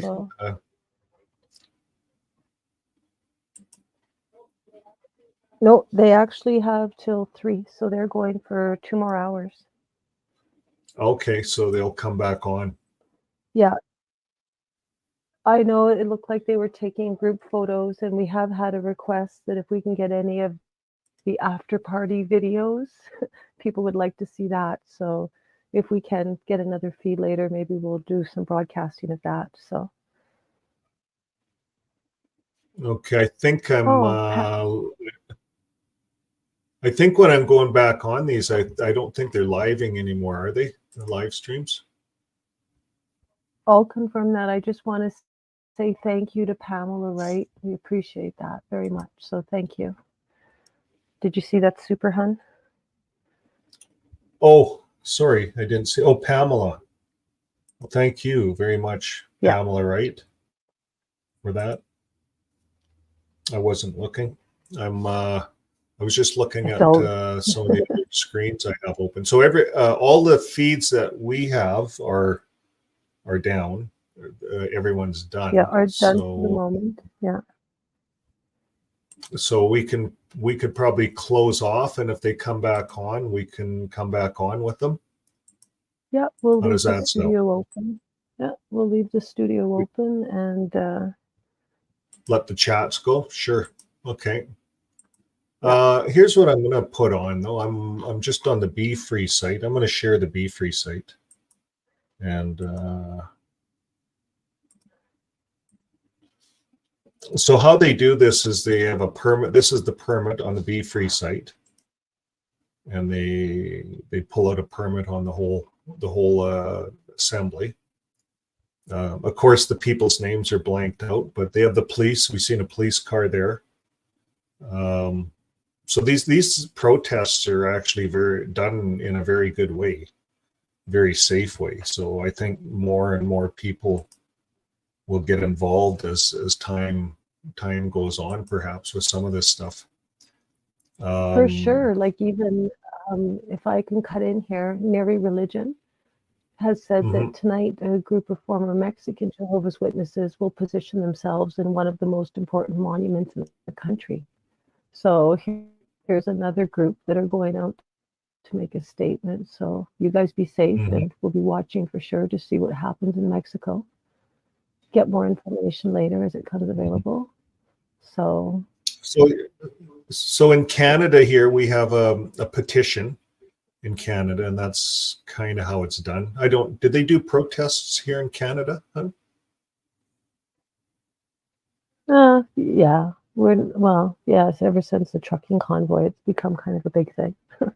But that's not like in the US, they have a licensed protest. You go get a license. They expect protests, right? The government, that's what democracy is. But here in Canada, it seems like go ahead.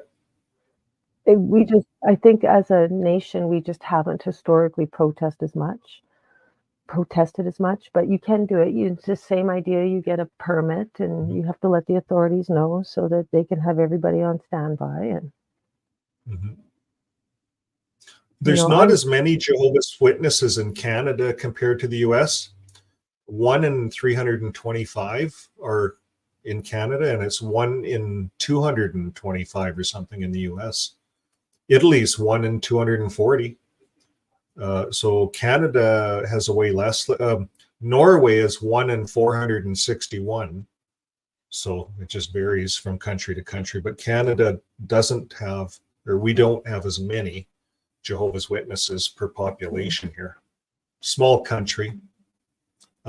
So I guess what we have to do is these petitions, and then we get the petition in front of the proper person at Parliament. Could you could talk about that a bit, hon? You know more about that?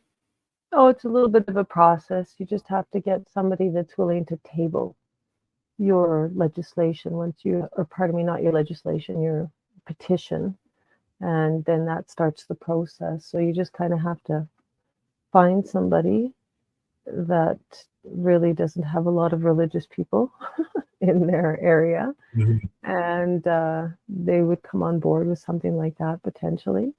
And then watch it kind of make its way through. Like, it takes years to enact laws, I guess is the word. So it's a process. So here's some stuff. I'll just read through it. Why protesting makes a difference. Protests have proven to be an invaluable means of speaking truth to those in positions of power. They have served as a driving force behind some of the most impactful social movements throughout history, uncovering instances of injustice, abuse, holding individuals accountable, and inspiring hope for a brighter future. So 6 reasons why it's so important. We're going to look at that here. We covered this not too long ago, but number 1, people realize they are not alone. And I think that's what happened today when we looked at the protests.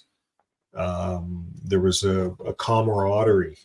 For the first time, MJ was able to meet up with Justin from XJW Diaries and Rick Fearon and Joe and Fran, some of these people that are in the community publicly out there helping.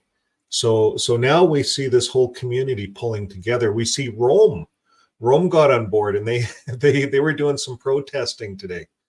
I kept it on all the speakers here because this is where the big protest is, but this is going to catch on. So now next year we could have, maybe we do something in Canada. I think we could talk about it, look into it, do it on the same day. Japan, the second generation in Japan. What about New Zealand? What about Australia? Norway, of course. We could start doing this all over the world. We just have to do it. That's all.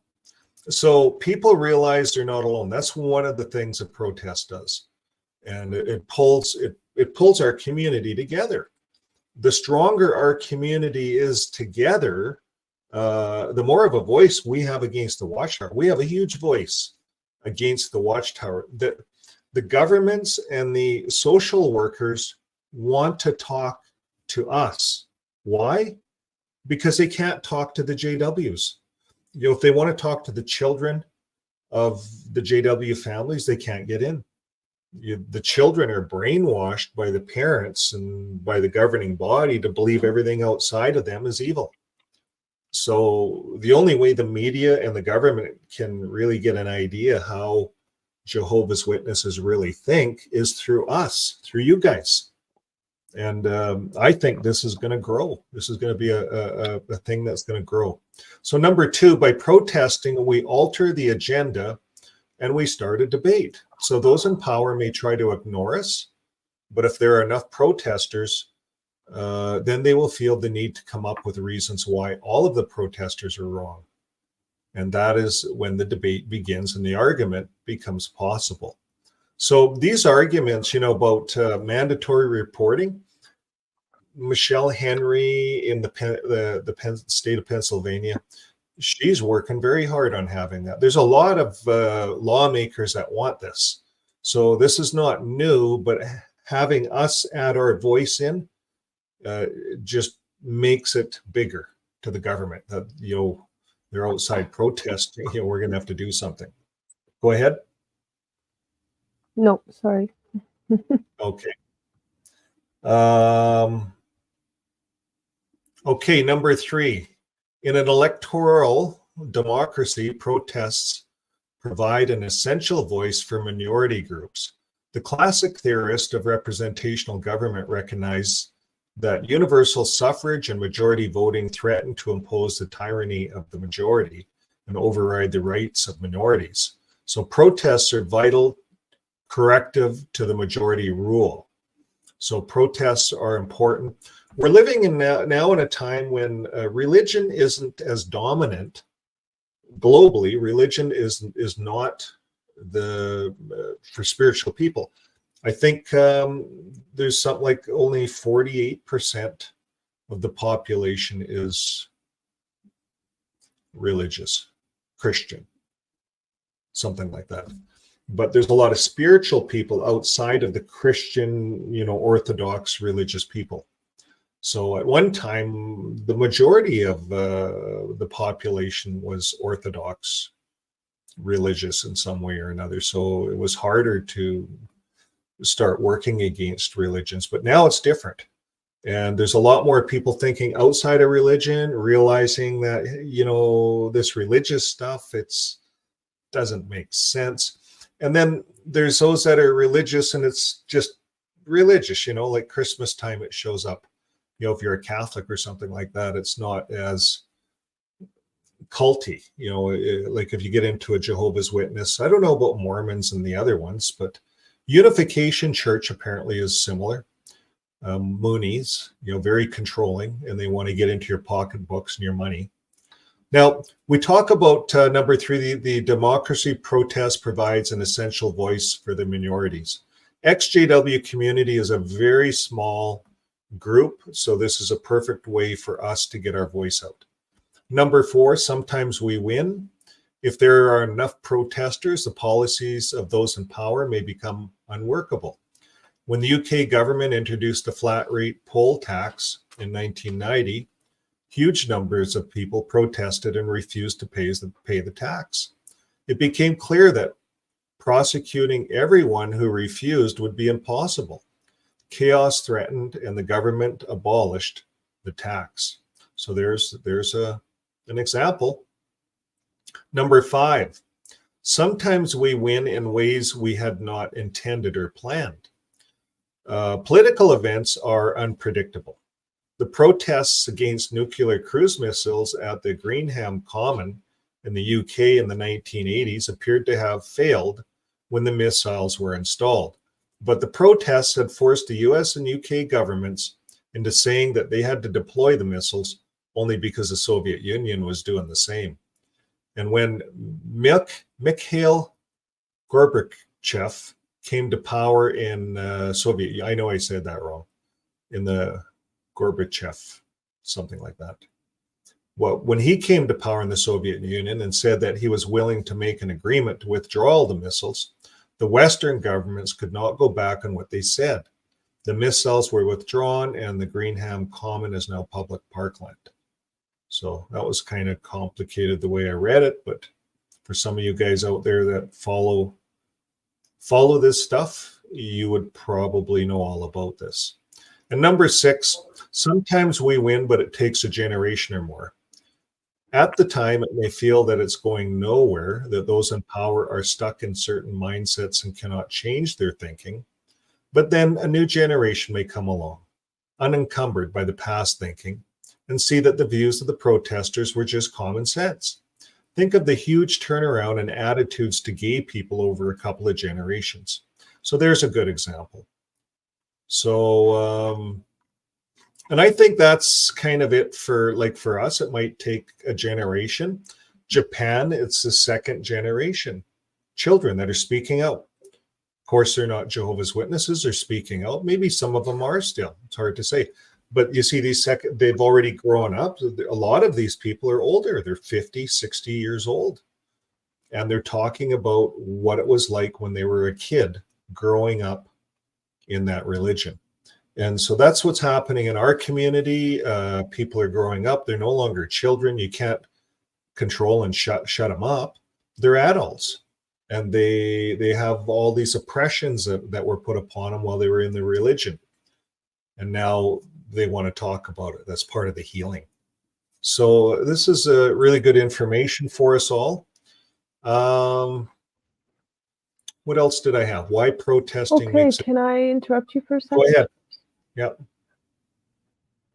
Okay, we have a guest that's going to join us. Neri Religion. We've just met online here. Hello. Hello, I don't speak English. ¿Puedo hacerlo en español? Okay. I know. Let's be present, a group of Mexican men and women. Tell us about your event tonight. Yes. Today, in front of the Angel of Independence at 7 p.m., women, men, and children, families, and growth of Mexicans apoyando Washington e Italia.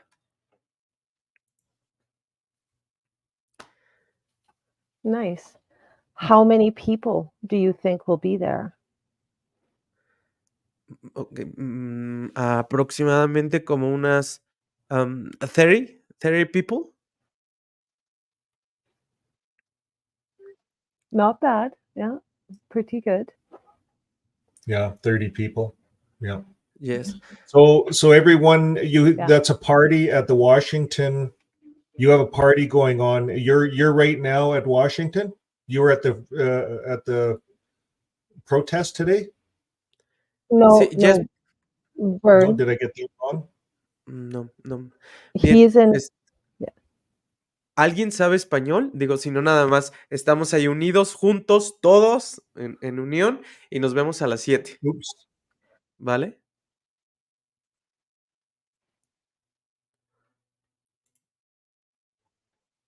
Ok, bueno, Yeah, me go. desconecto. Muchas gracias. Ándale. Goodbye. Thank you. Wait. Brothers. Well, thank you for being Hora. What's the fella's name? Neri. It's a group in Mexico, and they have roughly 30 people that are going to be protesting at an important monument tonight.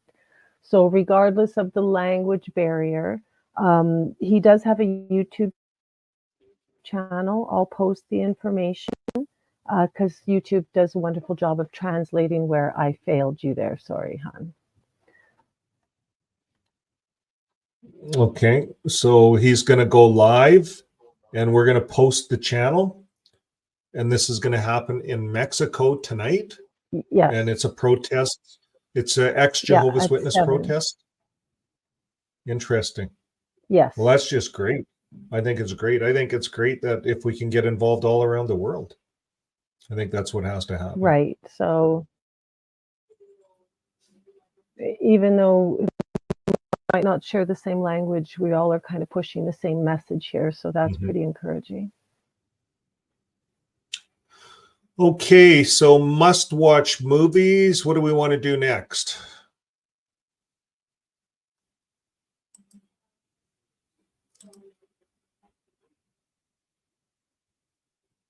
I don't see any other lives from any of the other people on. I think that's it for streaming for now. So we might come on a little later if things pick up. Is that what we're looking at? Oh, is Rick on now? Or is that an old one? Oh no, that's 15 minutes ago it said, eh? Yeah. So there's no new lives. Nothing's going on in Rome. Oh, I lost my Rome feed.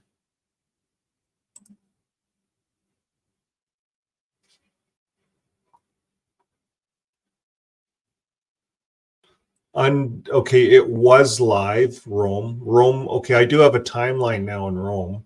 Let me add Rome back in here. Yeah, let's look at Rome.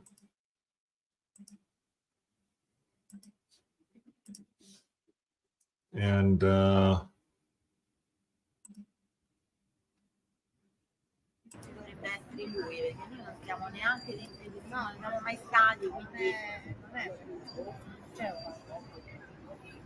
Vabbè, ma lui Chi aveva più musicale? ma gli aveva un'altra cosa. now, do you see those shirts? Non c'entra niente. Are the shirts something about leaving or exiting? Yeah, isn't that the name of that other activist channel? Yeah. È il nome di Dio volendo, no? Passiamola questa. Ma Geova è un'altra cosa. Geova è il simbolo di queste persone. Io non discuto, c'hai ragione perfettamente. Non condividi la licenza artistica che se l'è presa e ha fatto, ci ha messo la faccia e ci ha messo anche molto coraggio. È da apprezzare. Certo, anche il nome era ancora più completo. Sì, ma Geova non era la stessa cosa musicalmente. È ancora stata messa online. Sta tentando di capire come fare. E ok. Chi vuole tenere? Perché volevo leggere. Riprendo io. No, sto in diretta io. Riprendo io. So you guys see their shirts, eh? I'm going to pause it here. So their shirts are from. Yeah, I'm going to show everyone. I pulled up his channel. So this is the shirts here. This is the channel. Jacks it, and he jacks it. So he's got a number of videos. I wonder if he went live. No. So anyways, that was just that little bit. That's who they got the shirts from. Okay, I'll present that back.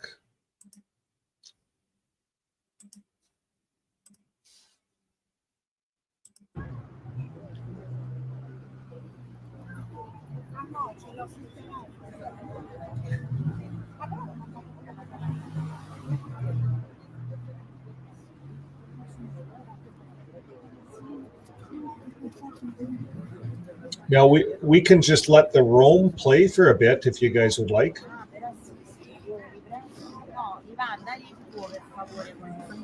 And I guess for anybody that speaks Spanish, they can understand it. Or Italian, I guess. So I'm going to just mute my mic here, and we'll be watching on the comments.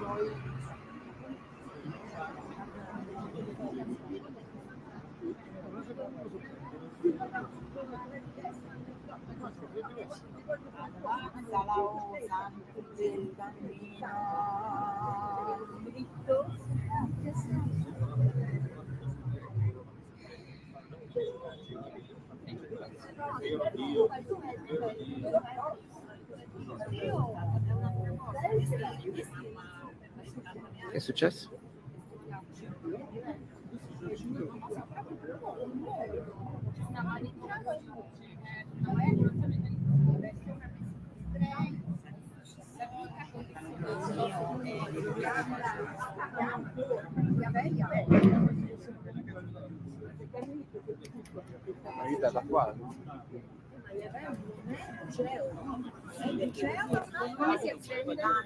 Allora, metti on. Sopra. Bravissimo. Buonasera. Allora, partiamo ufficialmente con la manifestazione BeFree 2023. Perché oggi siamo qui a manifestare? Perché BeFree 2023? Perché è necessario questo invito? Sì, libero. Questo pomeriggio in questa piazza vedremo come questo tema si lega all'organizzazione religiosa dei Testimoni di Geova e della sua casa editrice, la società Torre di Guardia. Metteremo a nudo le politiche interne da noi percepite quando eravamo all'interno di questo movimento religioso che occupava ed ha occupato una parte importante delle nostre vite per averci vissuto dalla nascita o successivamente.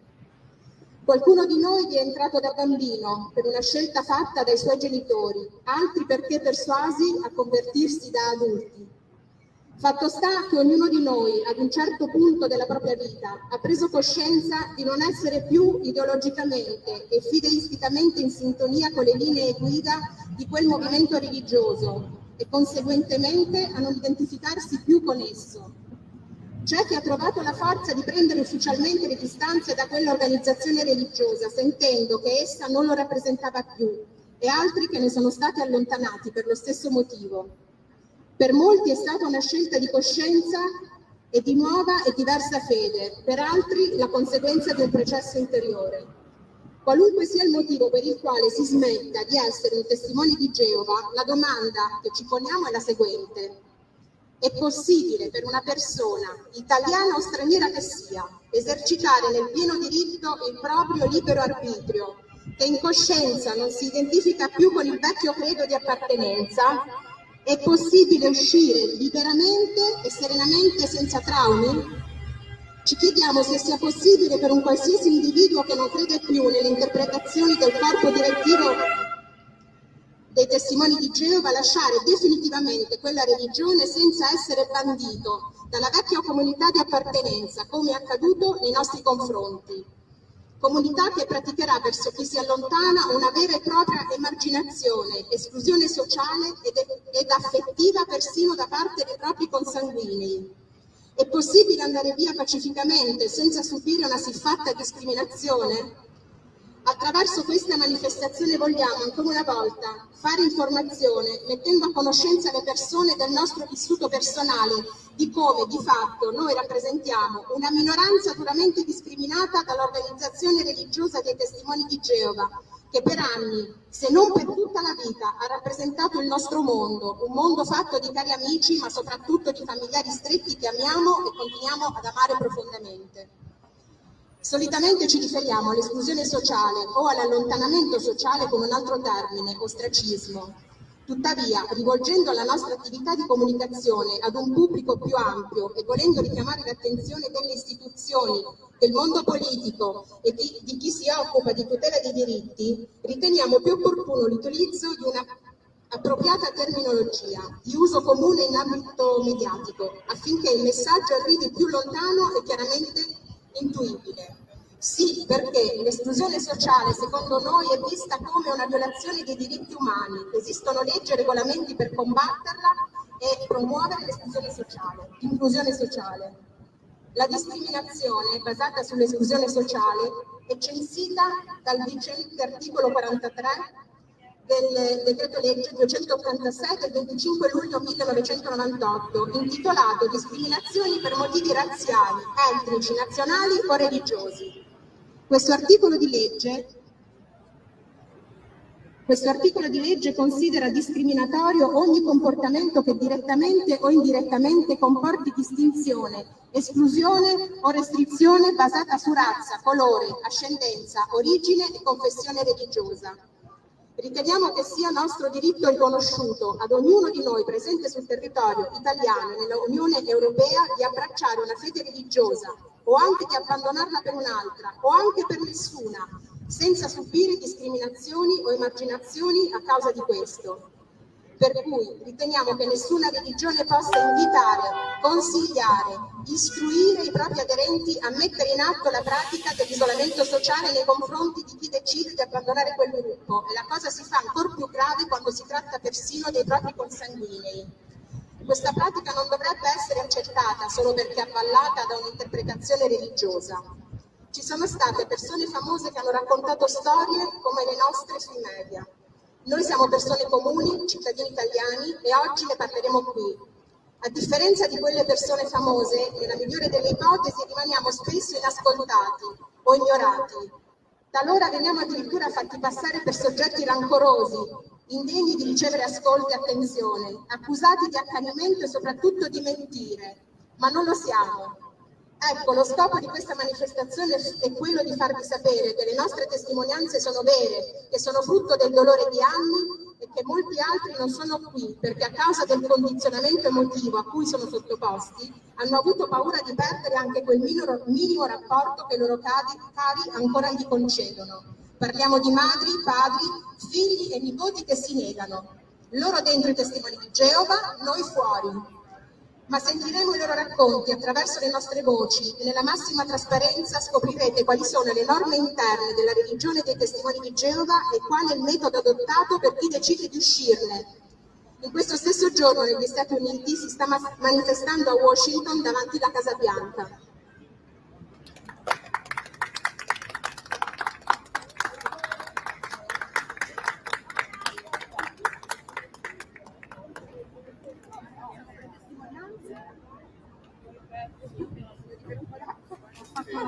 Ho fatto una diretta anch'io.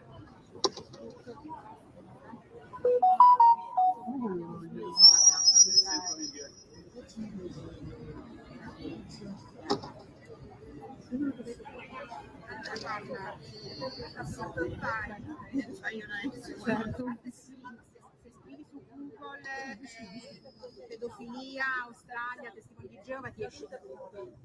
Però se tu vai su un sito, c'è scritto Silent Labs. Lo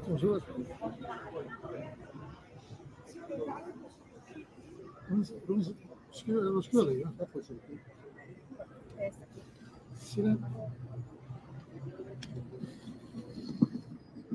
Le trovo là quelle pagine che ho visto adesso. Qui trovi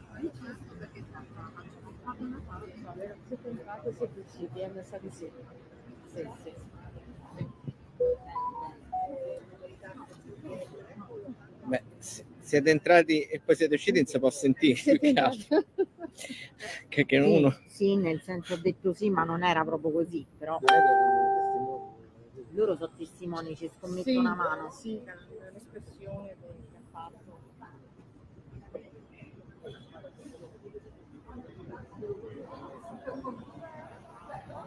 E Daisy asciughi le lacrime dai loro occhi e la morte non ci sarà più. Non ci sarà più cordoglio, né grido, né dolore. Le cose precedenti sono passate.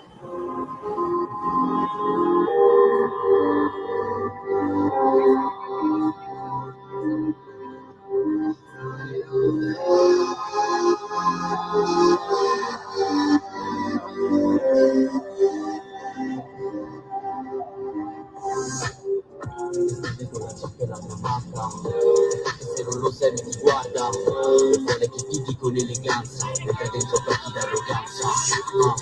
Silenzio nella sala, tutti a posto, si chiedono di casa, tutto a posto, perché anche se non vedi più tuo padre, sotto, c'è sempre il padre nostro. Giù dalle mie parti, l'unica divinità che manda il mondo avanti, prestono i contanti, freddi e sporchi, bastano calmarti, se riesci a toccarli. Mi ricordo casa senza luce e gas, mamma che piangeva su una candela accesa, aspettavi invano la soluzione ad ogni problema, mi pregavo nell'attesa. E sono stato gli anni in terapia, per una scelta che non era mia, per una strada che non era giusta, per quanto dicono che giusta sia. E mentre smarivo la renda via, mi ha tradito l'intera compagnia, e mentre mi diceva è colpa mia, mi chiedevo se Dio c'è,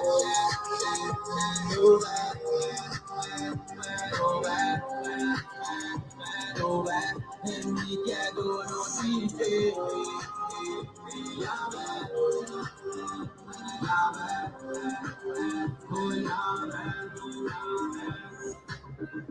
Facevo una io compleanni, così non andava a quelli degli altri. I bambini sanno essere cattivi e infatti io lo sono diventato più avanti. Rimani chiuso dentro ad una bolla, accadi come Sodoma e Gomorra. Ciò che tu chiami fede, ciò che tu chiami logica, io la chiamo violenza psicologica. Piangi figli dentro un ospedale perché il sangue non si può donare. Ma non piangere per me perché ci rivedremo in paradiso sull'isola che non c'è. Quanto a te segui le regole di un vecchio libro, perché solo fuori dalla setta c'è libero arbitrio. E non fare certe cose che gli dà fastidio. Essere te stessi in questa vita non è consentito. E darci il nostro pane quotidiano e perdonarmi per ogni peccato.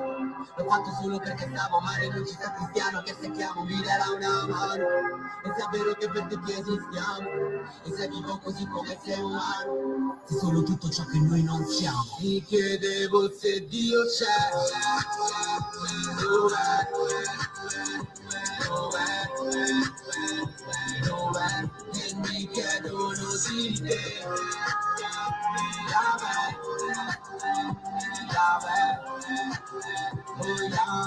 E mi chiedo se Dio c'è, dov'è,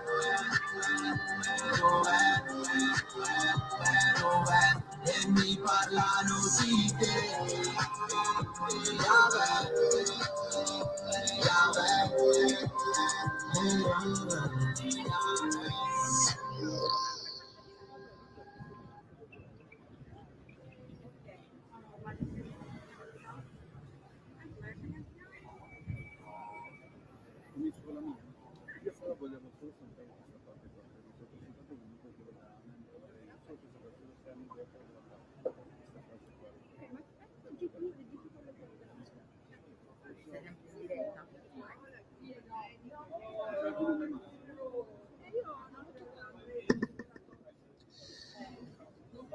Mi chiamo Daniele, sono nato in una famiglia di testimoni di Geova. Sono il quinto di 6 figli e sono stato educato fin dalla primissima infanzia a diventare un perfetto testimone di Geova. Questo per i miei significava imporre con la forza e con punizione la frequenza alle riunioni e all'opera di predicazione di casa in casa. Il primo ricordo che ho di un abuso subito è avvenuto all'età di 9 anni, quando fui punito per aver finto un mal di pancia, pur di rimanere a casa con mia madre e non andare all'adunanza. Al rientro mio padre, accortosi di questo, iniziò a picchiarmi violentemente, fino a spingersi a colpirmi sulla testa con un modellino di automobile di ferro. In quell'occasione rimasi a letto sanguinante per 2 giorni e non venni portato in ospedale. Ne porto ancora la cicatrice oggi. In prima superiore iniziai a fumare sigarette e quando i miei genitori lo scoprirono iniziò una pratica di punizione sistematica perché ai testimoni di Geova è vietato fumare. Gli anziani di congregazione avevano suggerito a mio padre di non risparmiare la verga della punizione, usando una scrittura della Bibbia per convincerlo. Così cominciai ad essere frustrato 3 volte alla settimana. Questo perché oltre a fumare avevo stretta amicizia con i miei compagni di scuola e avevo cominciato sempre più a rendermi conto che quella dei testimoni di Geova non era la mia strada. Quindi ad ogni adunanza alla quale mi rifiutavo di partecipare venivo frustrato. Sono stato frustrato per 18 mesi, ogni volta che i miei genitori tornavano dall'adunanza. Sono stato ustionato all'età di 16 anni da mia madre con il ferro da stiro che mi ha provocato ustioni di 2° grado sul braccio, perché una domenica pomeriggio non volli andare in predicazione. Un giorno mio padre, preso da un rapto di follia, per poco mi sgozzò con un coltello, perché gli avevo semplicemente detto di non insistere più con me, perché non sarei più tornato a essere testimone di Geova.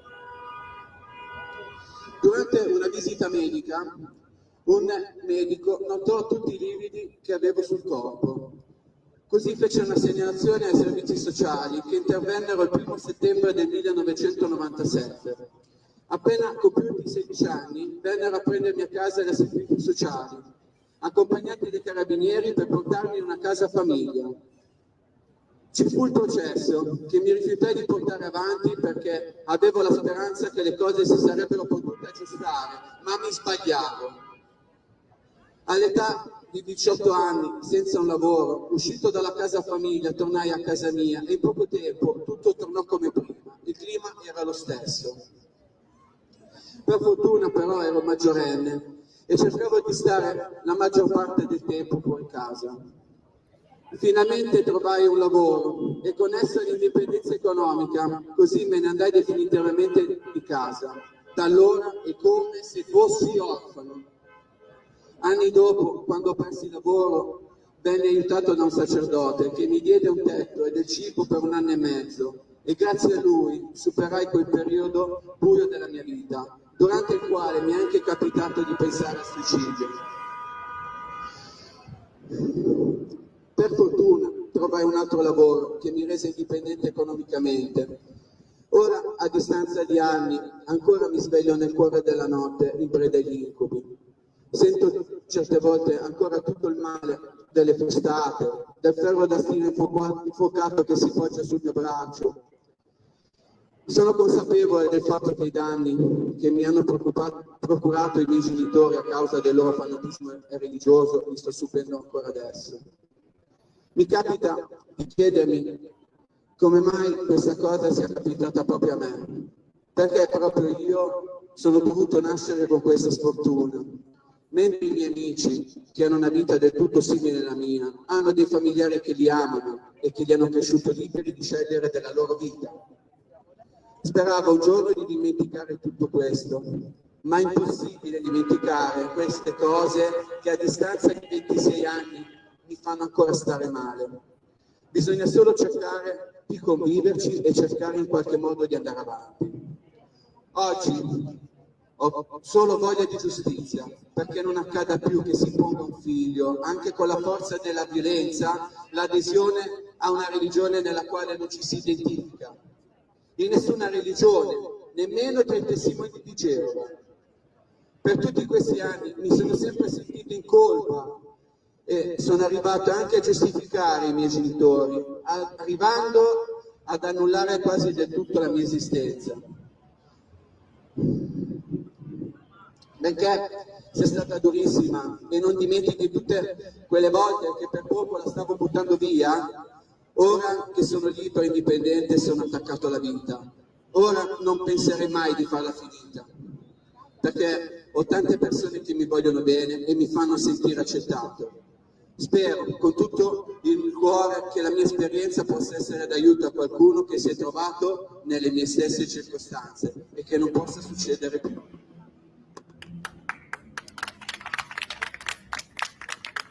Vorrei vedere chi c'è. Guarda chi c'è. Lui.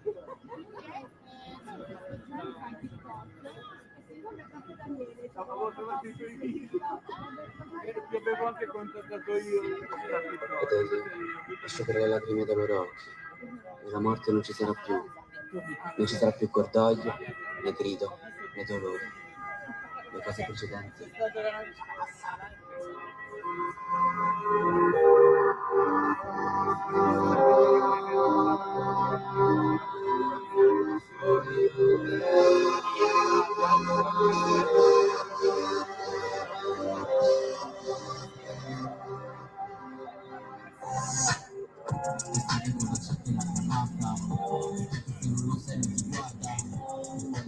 Organizzare un po' questi due Silenzio nella sala, tutti a posto. Cadono di casa, tutto a posto. Perché non vedi tutto male, sotto, c'è sempre fare il nostro. Dalle mie parti, che mandano avanti, non è contanti, e che sport, guardalo da mare, mi ricordo che non c'è cazzo, mamma che prendeva sulla candela accesa, mi fanno la prima cena che mi problema, mi vedevo nella sera. Sono stato io in terapia, per una scelta che non era mia, per una strada che non era giusta, e quando dico che giusta sia, e mentre m'arrivo la resta mia, e la dico l'intera compagnia, e mentre mi dicevo colpa mia, mi chiedevo se Dio c'è,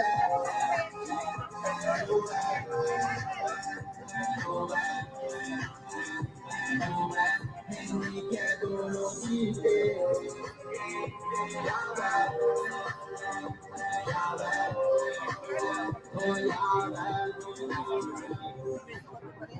facevo una taglio compleanni, così non andava a quelli degli altri. I bambini stanno a essere cattivi e impatti, io lo sono diventato capace. Rimani chiuso dentro ad una bolla, guardando quelle storie una comolla. C'è chi piani piedi, c'è chi piani broscia, io la chiamo vita, solo. Piace qui dentro un ospedale, perché sempre non si può clonare. Ma non piangere per me perché ci rivedremo in paradiso sull'isola che non c'è. Quando a te segui le regole di un vecchio libro, perché solo fuori dalla setta c'è libero arbitrio e non fare certe cose che gli dà fastidio. Essere te stessi in questa vita non è consentito. E darci il nostro pane quotidiano e perdonami per ogni peccato. L'ho fatto solo perché stavo male, lui che sta cristiano, che se chiamo mi darà una mano. E se è vero che per te chiediamo, e se vivo così come sei umano, è solo tutto ciò che noi non siamo. Mi chiedevo se ti c'è, dov'è,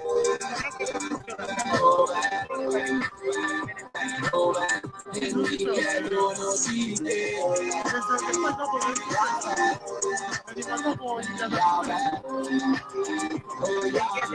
E mi chiedo se sia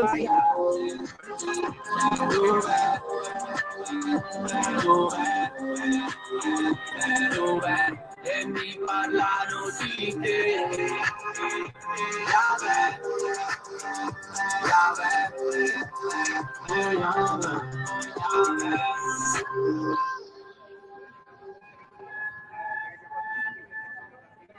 Non capisco perché allora siamo così. Senti, Daniele, se la vuoi fare,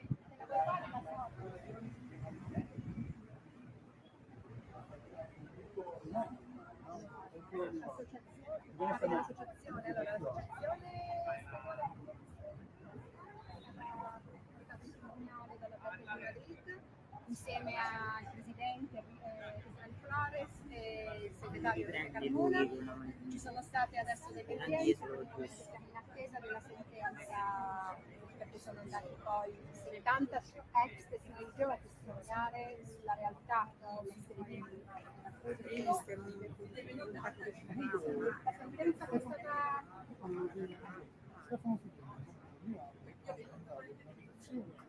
per modificare questa lingua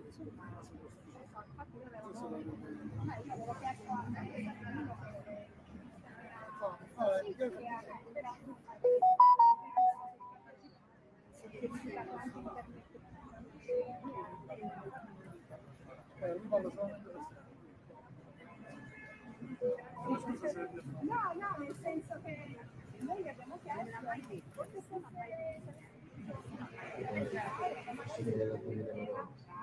La morte non ci sarà più, non ci sarà più cordoglio, né grido, né dolore, le cose precedenti.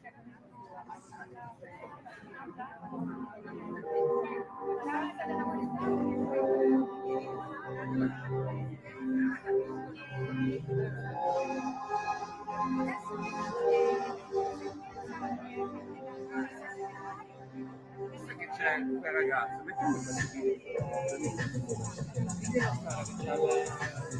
collegato, no? Chiedi autorizzazione magari. Se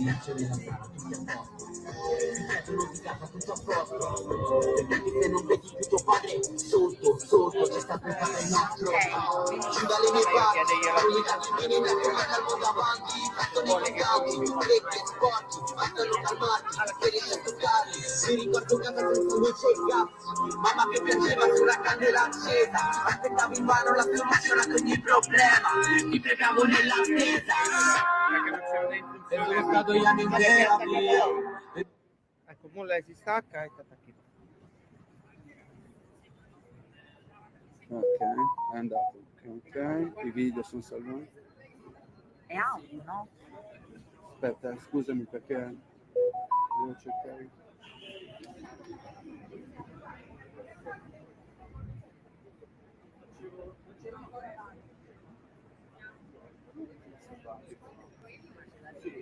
Guarda, sto telefono mi sta facendo impazzire. Possiamo andare sui video allora? Io non parlo.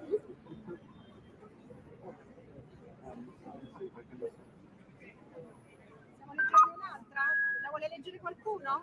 Vuole leggere tu? C'è voglia? Sì, forse basta.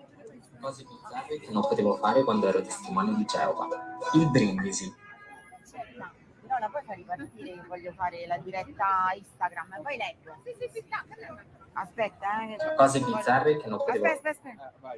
Aspetta, devo fare la diretta. Devo fare la diretta. Okay.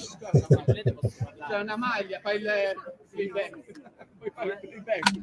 No, posso Right. Se parla è meglio, no? Meglio ancora se vuoi. Magari parlo della mia storia. Allora sì, se perché That's a non little hai better, maybe. però se sei poi una maglia, Vuoi il microfono? There. Vai. non so che taglia è questa, XL e poi da scrivere. There, that's maybe better.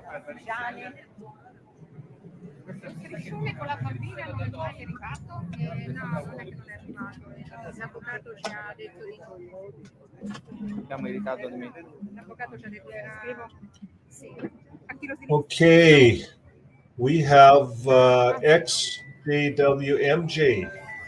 He said the signal is bad. Well, we certainly appreciated being hooked into MJ's channel. Prova. You did an excellent job. Allora, MJ. salve a I'm going to tutti. turn this off. We're just streaming Rome here right now. There's a bit of a thing going on in Rome. So what we understand, I'm just looking at MJ here. He's online. He's hanging out with Wally and the guys. He says it hurts. It hurts. Here, I'll just show his text here. It hurts. His arms are killing him from recording. So he's been running 2 phones and everything. Now, we were on your site, MJ. We were on your site today, and we played one of your videos. We were looking on your site to see, if anybody wanted to support you, if you had a PayPal account or something. But that was the only thing. So I guess what we're going to ask is if you guys were going online again.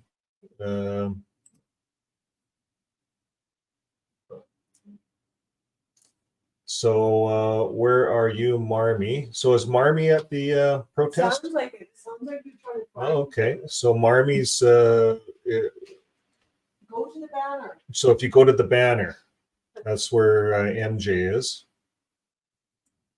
And Marmy says, I'm in Quebec. Marmy says she's in Quebec. Marmy's not there. And she didn't make it.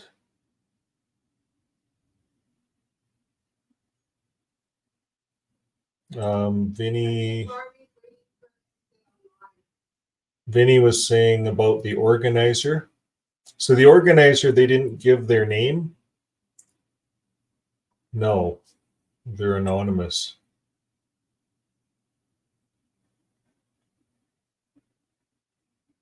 Okay. Well, we're going to go back, put a little bit of Rome back on. And, yes, we're going to keep Rome going. And apparently Mexico wants to tie in later. And so if MJ can tie in again, get some of the gathering, we'll be watching to see if he goes live. And we'll put, we're watching a couple of live streams right now. Rick Fearon, XJW Diaries, Justin, we're watching him, and MJ. I think that's who's there. Okay, I'll put the Rome protest back on. Here, we'll put this. Vinny has some comments. Now, again, any of you guys want to come online, you can come online, and you know, my good wife comes online. She comes in like this. Where is she? Like this. You see, she has the little icon. You can do that. So anybody wants to come online, they can. And you come backstage. It's very easy. So you can certainly have a chance to talk to the community. So I think we just give you a code, right? My good wife can throw that on the screen. Okay. I'm gonna take myself back off and put this back più on. grande di me fuori e anche i miei genitori. Mio padre anche si è dissociato, mio fratello si è dissociato, mia madre è considerata inattiva perché si è allontanata e non frequenta più questa organizzazione. Mi sono ritrovato all'età di 27 anni a dover ricostruire praticamente tutta la mia vita, a guardarmi allo specchio e dirmi chi è Flavio, e quindi ho dovuto iniziare a capire cosa ne pensavo sulle trasfusioni di sangue, cosa ne pensavo sulla politica, quale fosse il mio orientamento politico, religioso e anche sessuale. E non è stato un percorso facile, ancora non lo è. Mi considero un bambino di 8 anni perché in molte cose devo ancora fare molta esperienza. E però la cosa più bella di tutto è scoprire che quel mondo che mi dicevano che era malato, che mi faceva del male, in realtà è un posto bellissimo.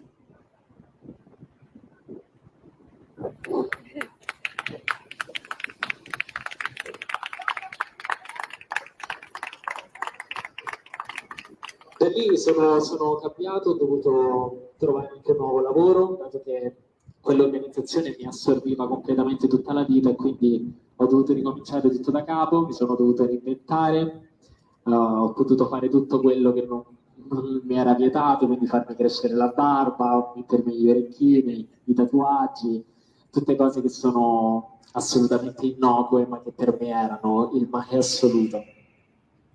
Ho rimesso in discussione tutta la mia vita, ne sono uscito, però purtroppo parte della mia famiglia ancora è testimone di Geova e quindi sono praticamente 8 anni che non ho più contatti con il mio fratello più grande e i miei...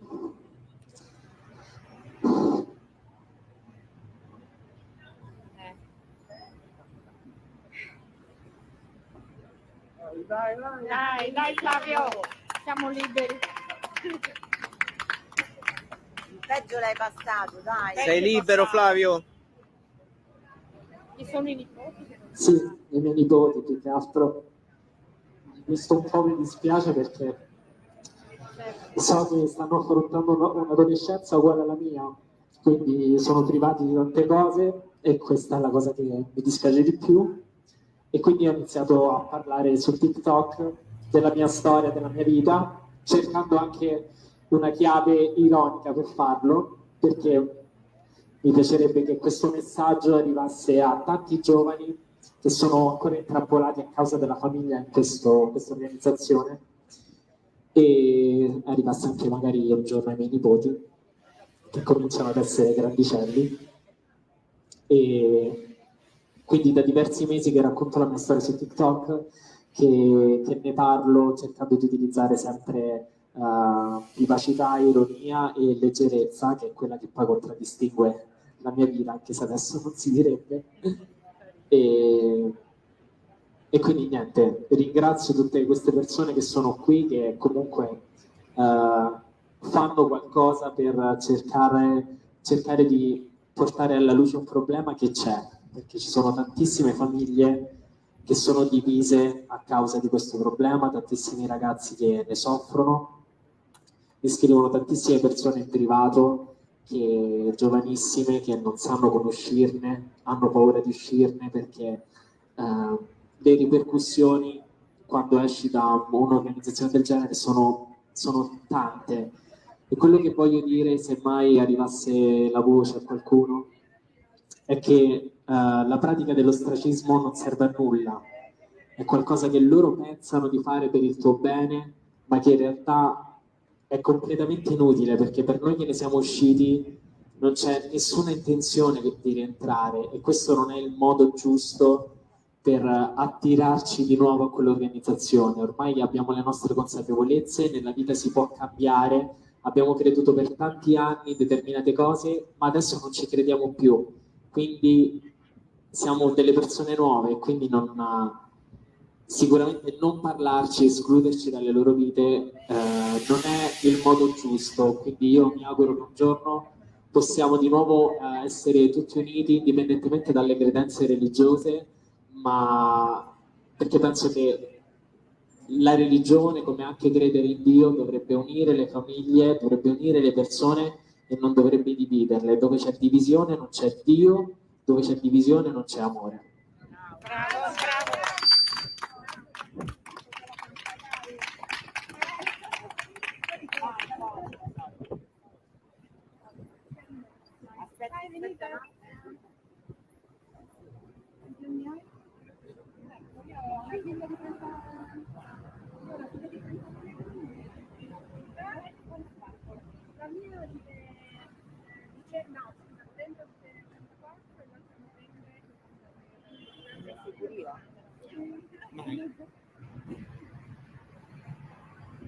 Faccio io. Aspetta che mi metto anch'io. Facciamo un numero. Scusate,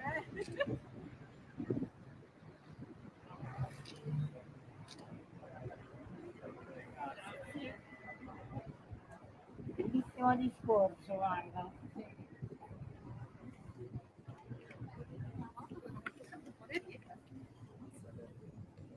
Grazie a te. Ma io ti ne conosce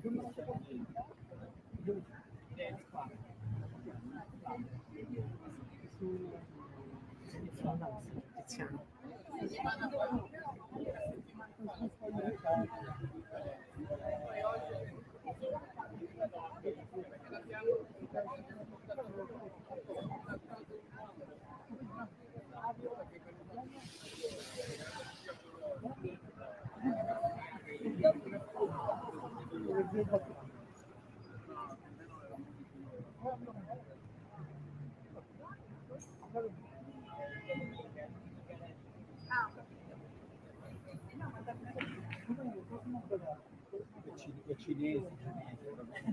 Si doveva mandare in qualche volta si può fare proprio mega prendere di mandare la registrazione. Se c'è qualcuno che può dire Cosimo Berardi è un attivista. Sì, lo conosciamo tutti. Appunto, no, magari mandare un saluto, io gli mando la registrazione. Se è possibile. Allora, ok, c'era lui che voleva mandare gli audio. Sì, però è intervenuto direttamente. Però è venuto, meglio di così. Ha parlato direttamente, che è ancora meglio dire che... Ancora meglio, ok. Allora mi ricollego. Volendo possiamo mandare un altro, scusami, io ne ho un altro. Allora, volevi leggere tu? Sara, vuoi leggere? Sì, ok. C'è Bluetooth o no? C'è Bluetooth ancora inserito? Okay. No, ce l'ho. Questo abbiamo I testimoni di Geova non vogliono che si vengano a sapere queste cose. Rifiutano molti trattamenti medici, come le cure per le trasfusioni. Chi all'interno di questa setta volesse sottoporsi a un trattamento di questo tipo deve necessariamente farlo di nascosto. E siamo pieni di casi in cui i figli minorenni non hanno il permesso dei genitori per curarsi, al punto che devono intervenire i tribunali. Hanno una pessima considerazione di psichiatri e psicologi, perché secondo loro vorrebbero sostituirsi alle figure ecclesiastiche. E se mai finisse a loro uscirne sarà veramente tosta. Infatti chi esce da questa setta viene ostracizzato e isolato dalla propria comunità, fossero anche amici o parenti. Il loro sito è pieno di articoli assurdi, come questo qui, in cui viene detto che la violenza domestica può essere risolta con la Bibbia. Che anche oggi.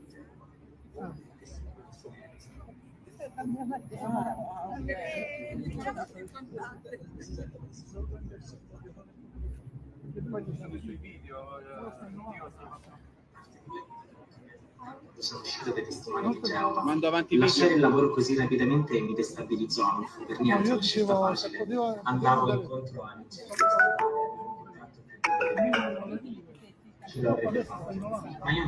I'm back. So you guys had a little bit of a tour of Rome. You seen what the protest.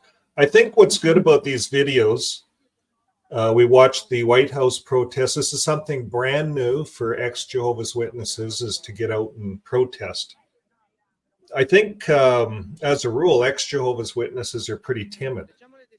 We're used to being on our own, kind of in our own thoughts. And getting involved in these communities online is kind of, well, it's new for us, new for me. Probably new for lots of you guys out there. But to some of these veterans that have been doing this for years, like Rick Fearon, he's been doing this for 12 years, doing protests. Like Rick said today, this BeFree, this has taken it to a new level.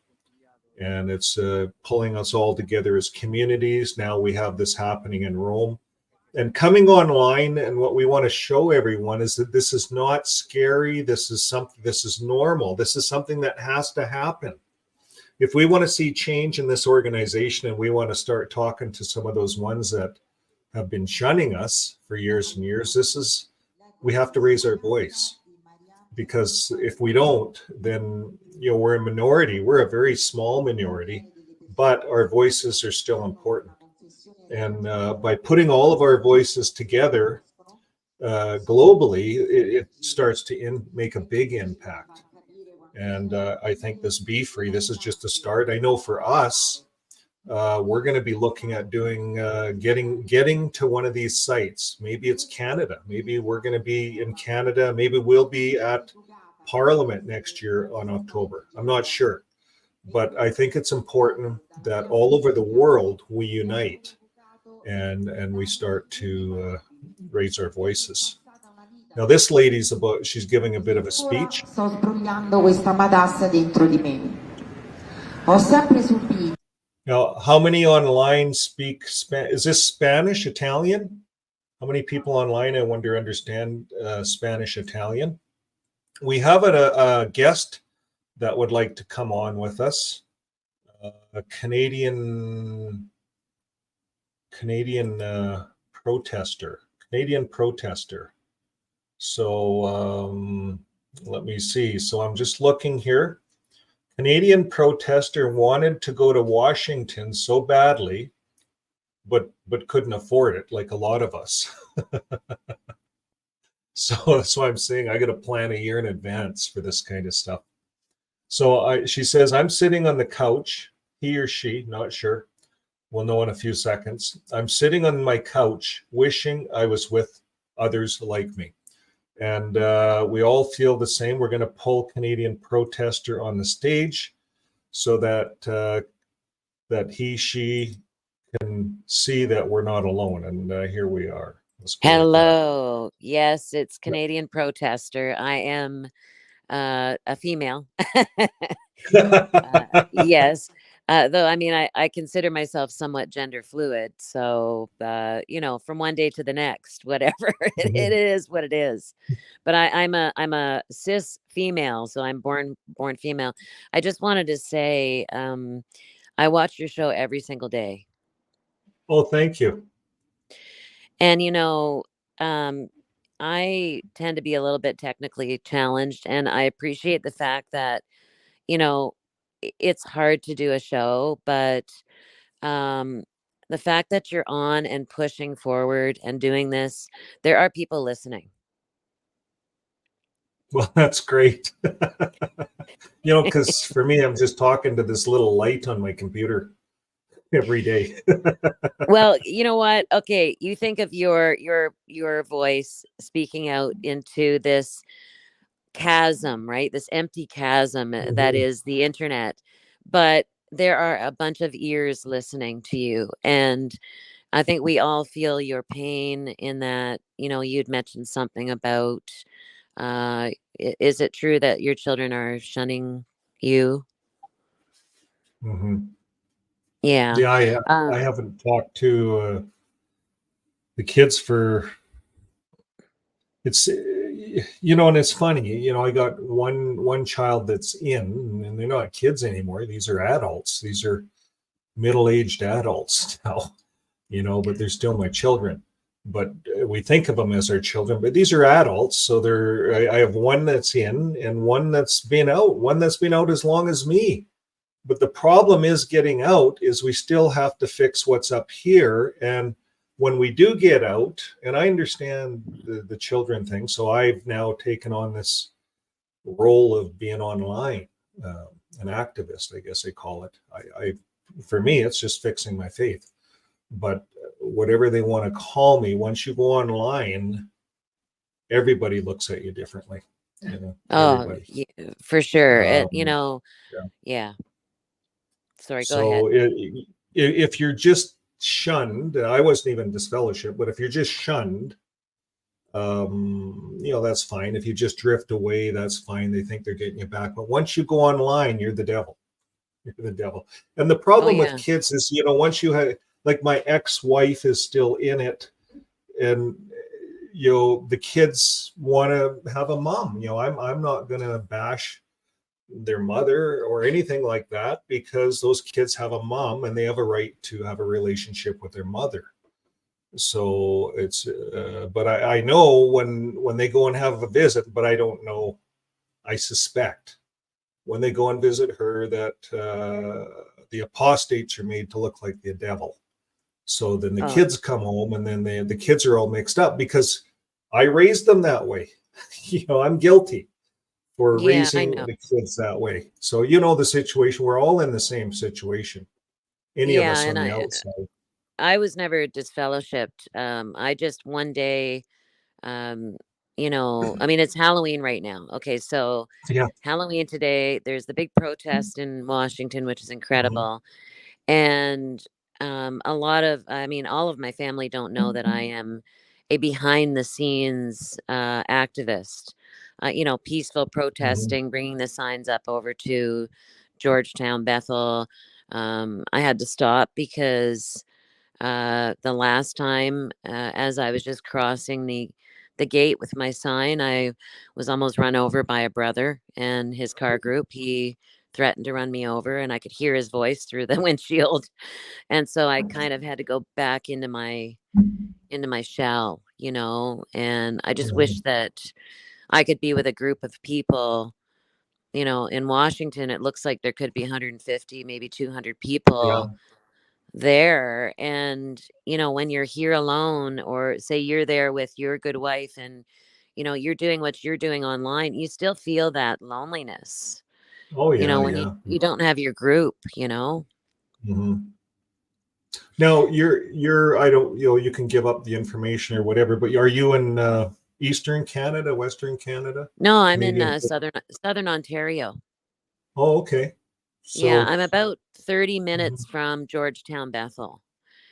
And I've So got, sorry, go ahead. no, go ahead. You go ahead. I was just going to tell you, so, you know, without going too deeply into it, I mean, if people figure me out, then they're obviously watching your program, and maybe that's a good Mhm. step. But both sides are Jehovah's Witnesses. I'm fourth generation Jehovah's Witness, Mhm. born in. My father's side, there are circuit overseers, and my cousins are their wives. You know, very heavy into it. My father was, Mhm. when they were called presiding overseer, he was a presiding overseer. He was on the blood committee when it was called the blood committee. He was on the quick build Mhm. committee, if you remember that. Oh yeah, yeah. Um, oh yeah. So, Do they still you know, have those quick build committees? no, they don't do the quick builds anymore. You know, I don't know. Well, we used to do the quick builds, and then they went to a 3-day build, and then a Yeah, week first it was build, like a 2-day build, and then it went to 3-day, then a as you week. said, a week. But I think it But stopped because honestly, they don't need any more kingdom halls.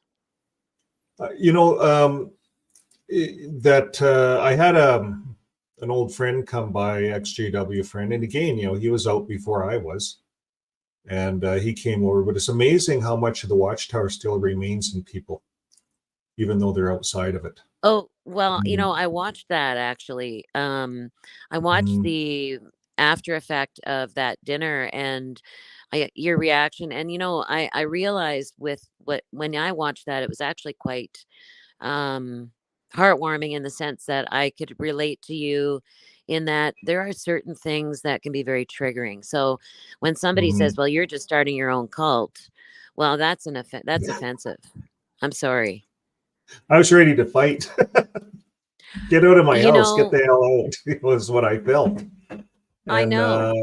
it you know, poked me in the eye. You know, that hurts. Well, it does And I because you're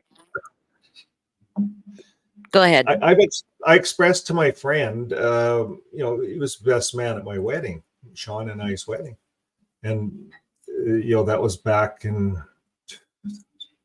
2013 or 2014. Anyways, 2015. Okay. So anyways, we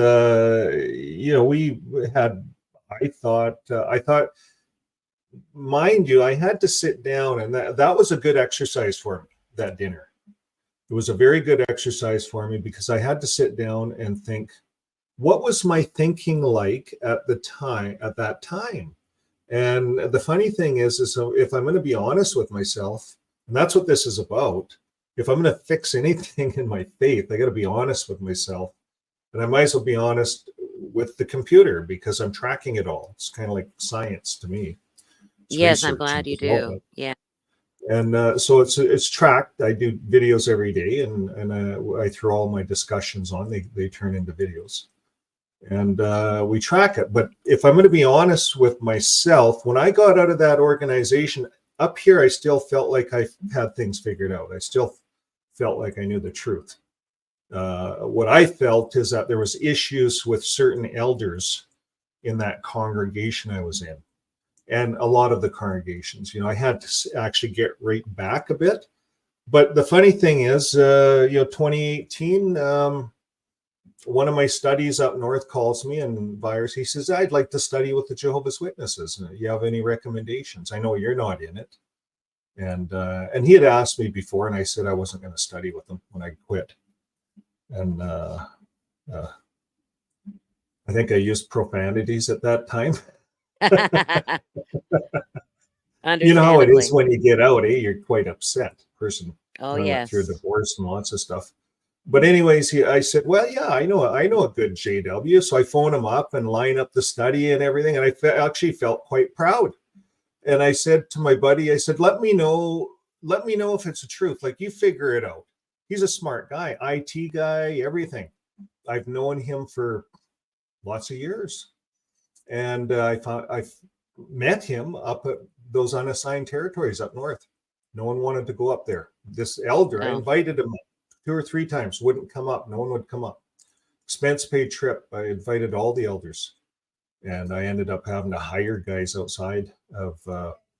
But anyways, that's getting off this. But it was 3 months into the study. My buddy phones me up, and I left him alone. I didn't want to interfere. Right, let him make his own decision. And 3 months in, he phones me up. He says, "Yeah, I can't associate with you no more. You're demonized." Oh my gosh. Oh, fabulous. And that's what turned me into this guy today. Makes you go, and so I wrote letters, email after email to this elder I knew, and I even met him and another elder. And these guys had nothing. And at the end of it, I said, okay, show me outside of the watchtower. None of the watchtower show me in the Bible, what does Jesus tell us we have to do? And he showed me the born again scripture, John 3:16. Wow. That's what he showed me. And I said, you got to be kidding me. That's it, right? Yeah. That's all he could show me from the Bible. And so then we went back and forth. I said, now define you guys slandering me and demonizing me. Define that. I want to know how that looks. And what I got back was a cease and desist letter. Wow. Email. Yeah, which is legal. They send that to you. And if you keep bothering them, then they can charge you for, I don't know, bothering them. Yeah, I don't know, like harassment or something. But the thing is with the, the rules apply to them, but not to us. So, they can charge us with things, and yet, we can't call the cops and say, brother XYZ is abusing my child. Yeah. Right. You can't with them guys. And I know it's their legal department that gets involved with all of this. And, they're just making their problems worse is what's happening. Yeah, oh, they're because going what I to, did they're, here yeah, in Canada, I filed an RCMP. I filed this all to the RCMP, and good. they give you a number. From Ontario, they had office. We just emailed them, Yeah. and Well, they give you a number, and they say, yeah, we're going to look into it. And there's some CSA cover-ups in that congregation that we identified. That was told to me. My yeah, kids we grew up there, and I knew the elder and stuff, and I wanted it all identified, but they wouldn't give me any names. They I keep know it all so many secret. people too. Same Yeah. thing. You know, so many So people yeah. in different congregations just, you know, this person's being abused. There's a sex ring, you know, where the brothers are Yeah. you know, molesting the kids, and you know, they all just say leave it to Jehovah to take care of. And it's Mhm. just ridiculous, right? So now, Canadian protester, you've seen our petition, right? Yes, I signed it. There's been other petitions apparently, but once we get 1,000, now, do you think? Now you live near Georgetown. Do you get involved in protests or any of those things? You said you wanted to go to a protest, perhaps. Well, no, I've got signs. I've been to the Georgetown Bethel multiple times. I've only had my partner who's sort of helped me to deprogram out of the organization. He's not Yeah. an ex Jehovah's Witness at all, but he is right there with me. I've been there many times, and it's been a success, except for there have been 2 occasions where I have almost been run over. And it wasn't just, oh, I was in the wrong part of the road. I was on a, you know, a legal portion of the street, and somebody veered towards me, or they threatened to run me over if I didn't, you know, walk across the street faster with my signs. So, you know, it's kind of left me Yeah. bothered and scared. But I will tell you this much: the carts are not out since that announcement. I have not seen the carts. Really? Which announcement? Yes. So the announcement Since on the jw.org about the service time. field service? Really? About field service time. And there are very specific spots where I live where there's always a cart, and they're usually in the morning and the afternoon.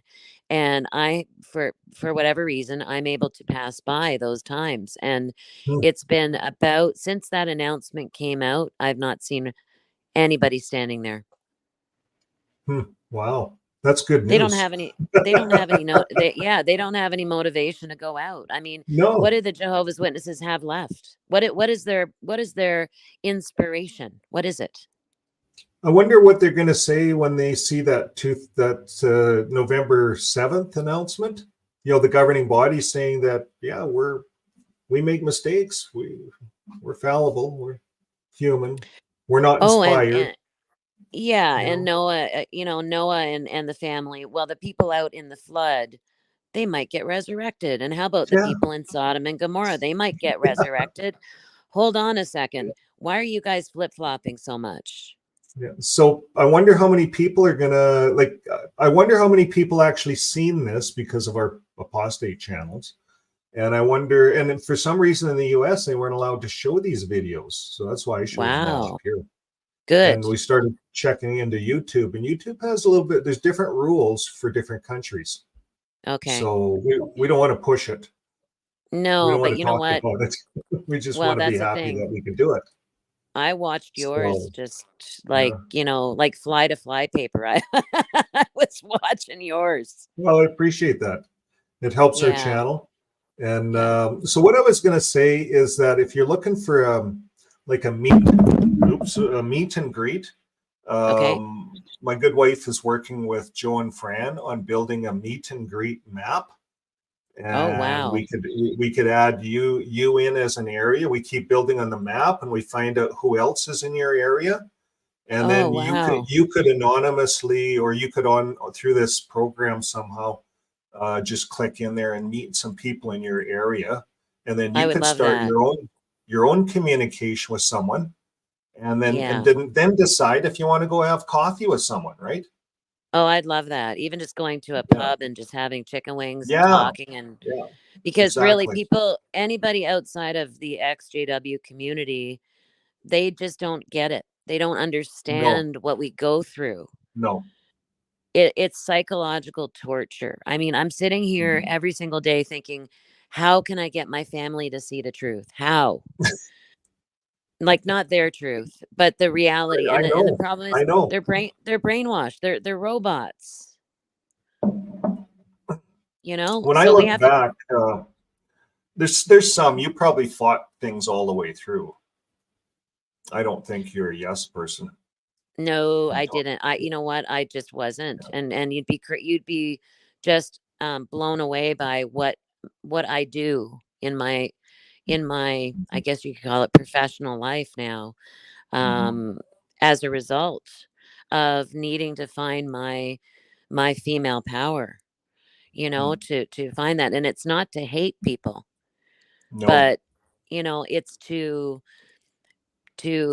be able to exert your dominance in a loving manner, you know, in the right way, and not to shy away from patriarchy. I'm big into matriarchy. So Yeah. there it is, you know. Well, But that doesn't mean I hate men at all. No. Yeah.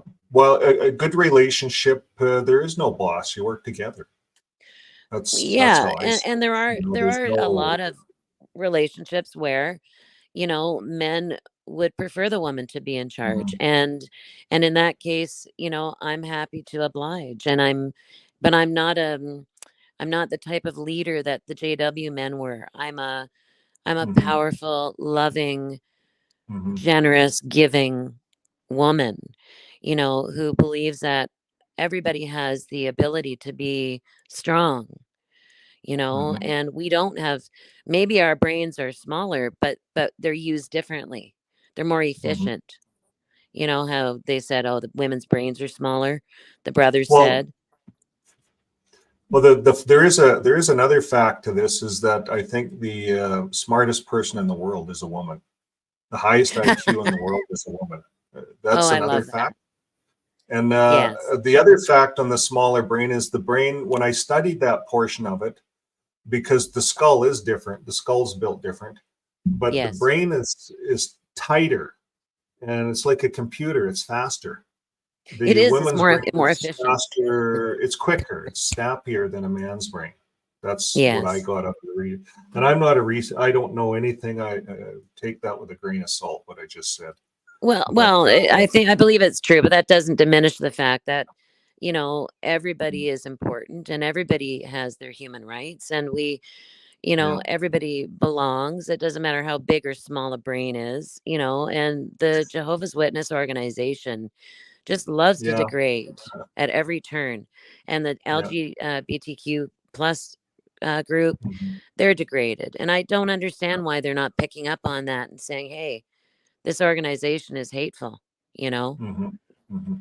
So, but anyway. It's coming, but we have to speak out. I don't know in Canada here if we have to get in front of the Parliament building. They don't really, we'll check into it, but I don't know that they have licensed protests like they do in the USA. Yeah, you know, the BeFree in the US was interesting. Yeah, I think I would definitely join in if there is something in Toronto at Parliament, or if, you know, I mean, maybe what your good wife is doing is in getting people or even together, get the meet and greets together, and the I think that's a starting place. That's how we need to start. And also the petition that you have, you know, we need to get that out there. And I was even thinking, you know, if only all of us who are so good at going door to door could have a brochure that we could just go door to door with, to as a public service announcement, to let people know about the harmful practices of the Jehovah's Witnesses, and just do, you know, do the city, you know, like go street by street and just pop it in everybody's door, you know, and we got to stop them. Joe and Fran had something like that, as well as you can make stickers up. We have stickers on our website.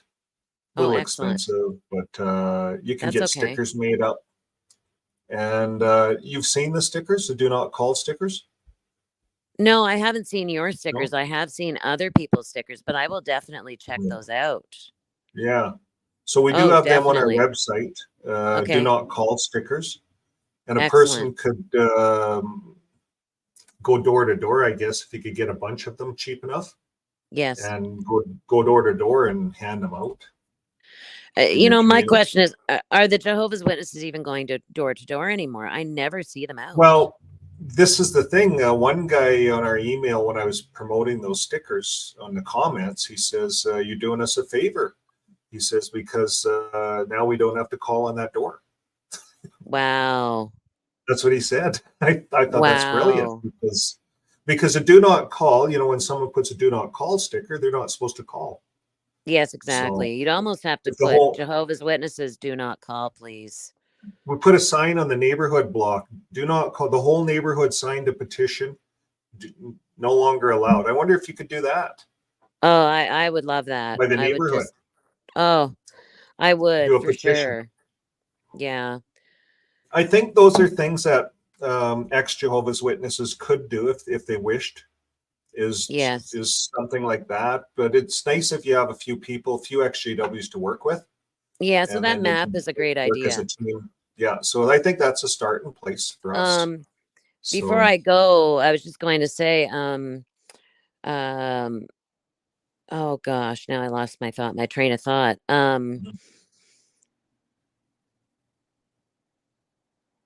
Gosh, I forgot my train of thought. I was going to say something. You know how you think of something and then you forget? Oh, I do that all the time. Geez, yeah. Oh, You guys I know what I was going to all say. I know what I was going to say. Go ahead. That I think that the leaders are going to destroy themselves. They're imploding. They are like imploding upon themselves in the way that they are so they're like a fish out of water.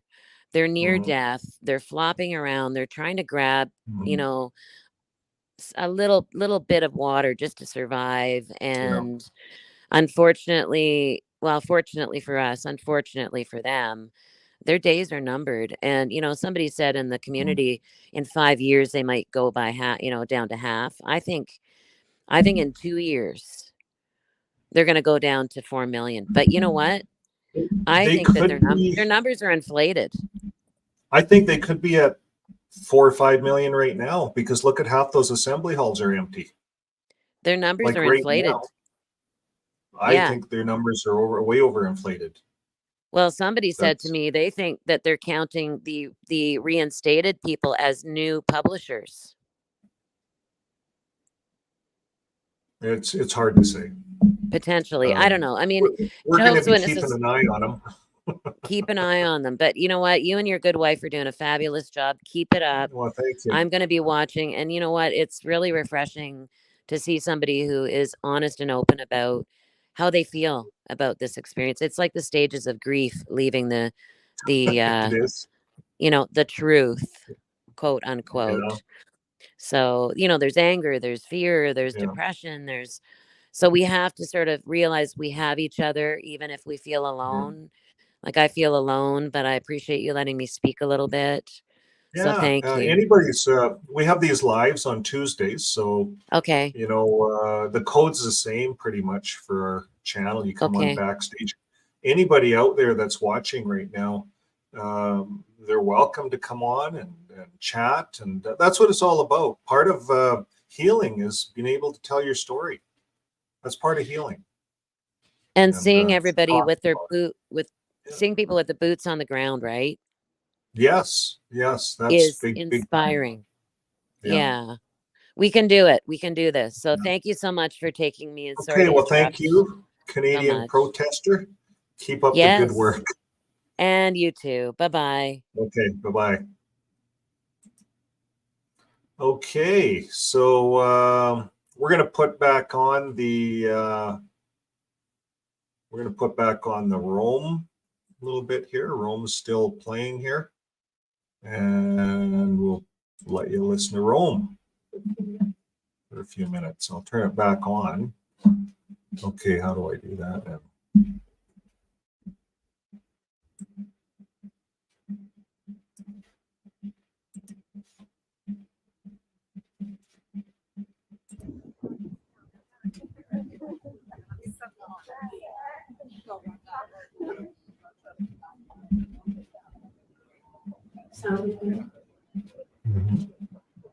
non le so, così magari le mettete nel gruppo. Sì.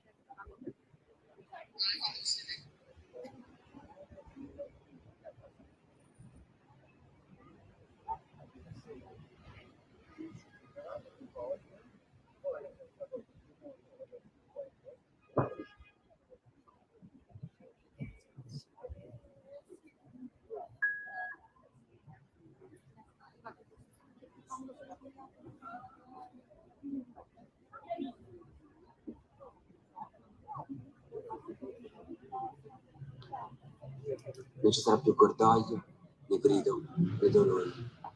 Le cose precedenti sono passate.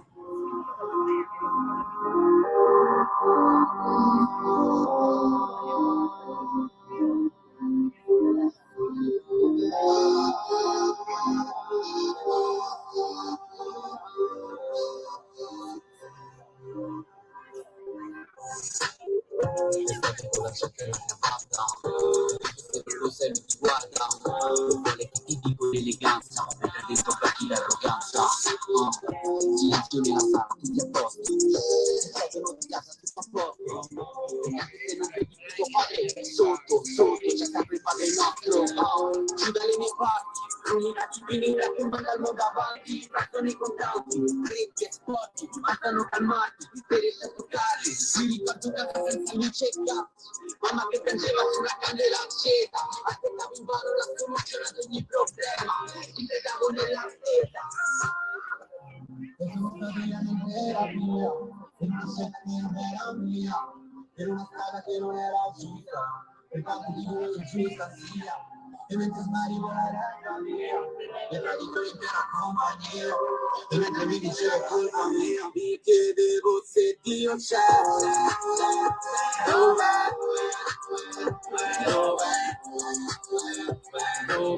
E mi chiedono di te. Yahweh, Yahweh, Yahweh.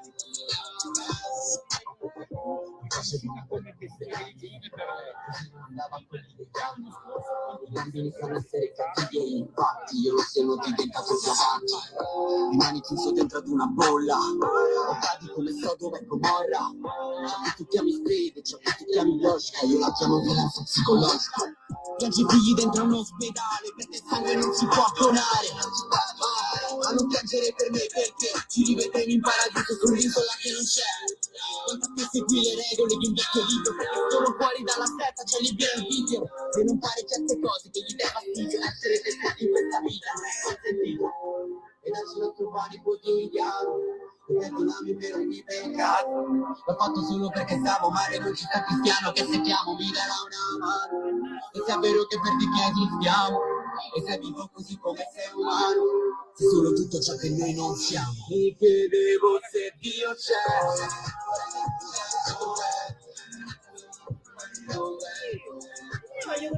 Dov'è? E mi chiedono di te.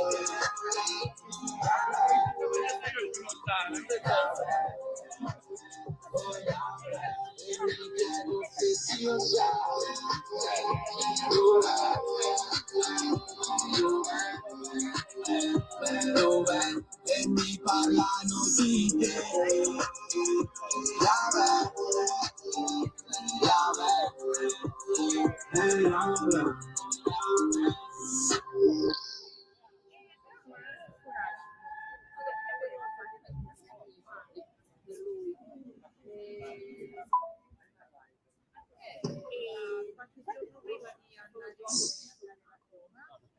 Mi chiamo Giancarlo Liguoro e sono stato testimone di Geova per i primi 30 anni della mia vita, in quanto allevato da genitori testimoni di Geova. E fin dall'età di 8 anni presi molto a cuore la fede. Ero un idealista convinto, ero troppo giovane per contribuire in modo valido alla soluzione dei problemi del mondo, ma avrei desiderato farlo. Questa attitudine mi portò ad accettare lo studio della Bibbia e a 14 anni decisi di battezzarmi. All'epoca non potevo certo immaginare che ero manipolato con metodi di indottrinamento particolarmente abili. I testimoni di Geova sono convinti che il mondo deve finire per essere sostituito dal regno di Dio, e crescendo convinto che la fine era sempre imminente, sempre alle porte, Non ho mai fatto progetti a lungo termine. Anche se ero un bravo studente, rinunciai all'università e ad imparare un mestiere e iniziai a fare il pioniere. E per mantenermi facevo qualsiasi lavoro mi capitasse. Ho lavorato in varie imprese di pulizie, ho fatto il cameriere come extra, ho consegnato il pane per un fornaio, ho fatto il giardiniere, assistenza ai disabili. Qualsiasi cosa andava bene, a patto che mi lasciasse tempo libero per le attività religiose. A 29 anni sposai una compagna di fede con le mie stesse mete. Tuttavia, dal punto di vista dei testimoni di Geova, se si commette un peccato grave, grave dal loro punto di vista, basato sulle loro interpretazioni dei principi pubblici, si deve confessare il peccato ai pastori o anziani che giudicheranno se si è pentiti o no. Io e mia moglie, anche se siamo arrivati vergini al matrimonio, durante il periodo di fidanzamento, durato 2 anni, siamo caduti nel peccato. Pochi mesi dopo il matrimonio, dal momento che non volevamo perdere l'approvazione di Geova, decidemmo di confessare. Fu formato un comitato giudiziario, un tribunale interno composto da 3 anziani o pastori che sono convinti di essere guidati, durante l'udienza, dallo Spirito Santo di Dio, a capire se il peccatore è pentito o meno, e fummo disassociati, espulsi o marginati. Potete naturalmente immaginare la nuova situazione in cui venimmo catapultati, isolati completamente dal mondo, perché per noi quello era l'unico modo che conoscevamo. Fuori non avevamo amici e non avevamo idea di come muoverci. E quelli rimasti dentro, per quanto ci volessero bene, come da prassi, troncarono con noi ogni tipo di contatto, incluso il saluto. Così decidemmo di continuare a frequentare le adunanze, dove sembravamo fantasmi. C'era concesso solo di sederci e ascoltare, ignorati da tutti, e al più presto essere riassociati.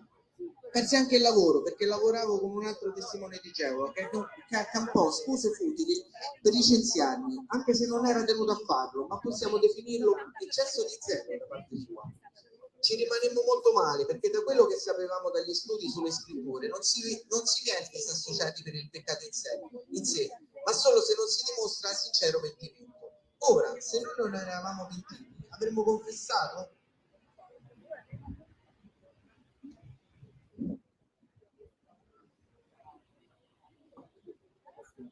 Questo mi diede spunto di riflessione. Forse ero io e le mie convinzioni ad essere sbagliate. Io ero sempre stato un attento studioso, ma di che cosa? Solo delle pubblicazioni basate sulla Bibbia edite dai testimoni di Geova. Compresi che forse era giunto il momento di guardarmi un po' intorno. Cominciai quindi a fare ricerche e ne scoprì delle belle. I testimoni sono convinti di fare quello che dice la Bibbia. In realtà sono manipolati da 8 uomini definiti corpo direttivo. Sono loro che scrivono i libri e le riviste, tra cui la Torre di Guardia, il loro organo ufficiale, e ciò che è scritto lì è legge per i simboli, che sono comunque in buona fede. Quindi non fanno realmente quello che dice la Bibbia, ma quello che il corpo direttivo fa dire la Bibbia. Ero convinto di fare la volontà di un Dio di come Geova, ma in realtà seguire una società editoriale immobiliare americana, nel nome costava l'articolo ovviamente visto che abbiamo vissuto questa organizzazione, non mi nascondo che ho dovuto curarmi la depressione con l'aiuto di specialisti.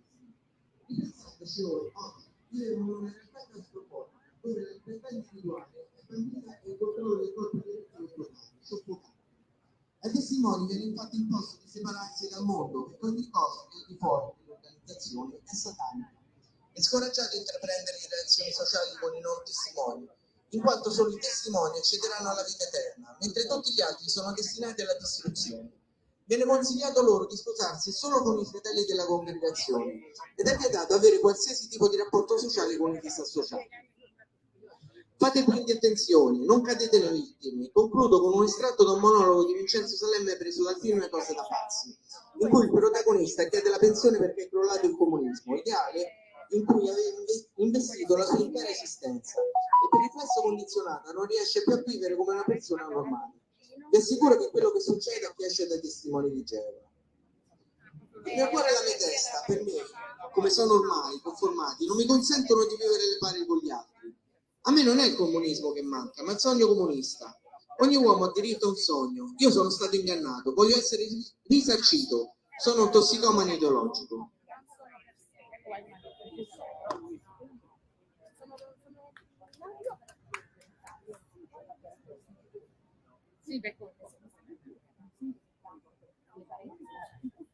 Sì, sì. asciugare le lacrime dai loro occhi. E la morte non ci sarà più. Non ci sarà più cordoglio, né grido, né dolore. Le cose precedenti sono passate.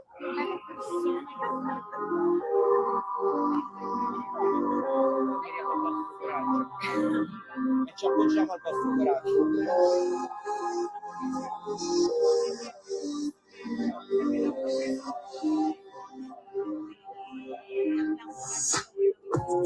La giacca e la cravatta, perché se non lo sai non ti guarda, e quale che ti dico un'eleganza, mentre dentro perdi d'arroganza. Silenzio nella sala, tutti a posto, ti chiedono di casa, tutto a posto, perché se non vedi più tuo padre, sotto, c'è sempre il padre nostro. Giù dalle mie parti, l'unica divinità che manda il mondo avanti, bastoni contanti, freddi e sporchi, bastano calmati, se riesci a toccarli, mi ricordo che avevo luce e cazzo, mamma che piangeva su una candela accesa, aspettavo invano la soluzione ad ogni problema, mi pregavo nella testa, e sono stato io l'intera mia, per una scelta che non era mia, per una strada che non era giusta, per quanto dicono che giusta sia, e mentre smarivo la retta via, e la dico l'intera compagnia, e mentre mi diceva è colpa mia, mi chiedevo se Dio c'è,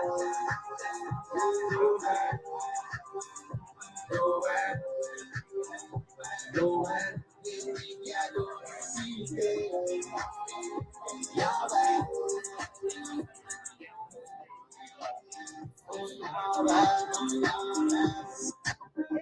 mi facevo Natale e compleanni, così non andavo a quelli degli altri. I bambini stanno a essere cattivi, infatti io sono diventato più avanti. Rimani chiuso dentro ad una bolla, o cadi come Sodoma e Gomorra. C'è chi chiami fede, c'è chi chiami logica, io la chiamo violenza psicologica. Piangi figli dentro un ospedale, perché il sangue non si può clonare. Non piangere per me perché ci rivedremo in paradiso su un'isola che non c'è. Ho cambiato qui le regole di Nandi, sono fuori dalla porta che mi bandito. E non pare che mi cose che gli dà fastidio. Essere testati in questa vita non è consentito. E darci il nostro pane quotidiano, e perdonami per ogni peccato. L'ho fatto solo perché stavo male, non ci sta cristiano che se chiamo mi darà una mano. E se è vero che per te che esistiamo, e se vivo così come sei umano, è solo tutto ciò che noi non siamo. Mi chiedevo se Dio c'è, dov'è,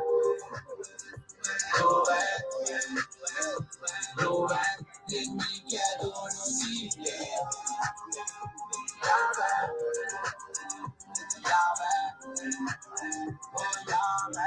mi chiedo se Dio c'è, dov'è,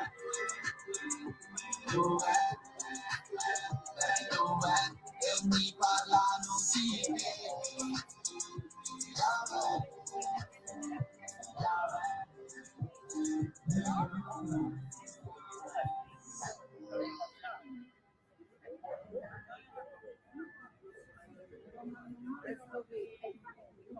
Ah, figurati, li tengono nascosti perché se ne vergognano. No, io so che depressione, è stata d'ansia. Dobbiamo guardare. Teniamo un po' viva sta cosa. Aida? Altra testimonianza? Sì, dai. Dobbiamo leggere tutto. Fino a che ora abbiamo la Vuoi leggere questa di Perzia? No, perché Ah, sì. sì, un'oretta e mezza, poi comincia a calare il sole. Allora cerchiamo di leggere. Sì, appunto, quella che non sei molto entusiasta. Perché?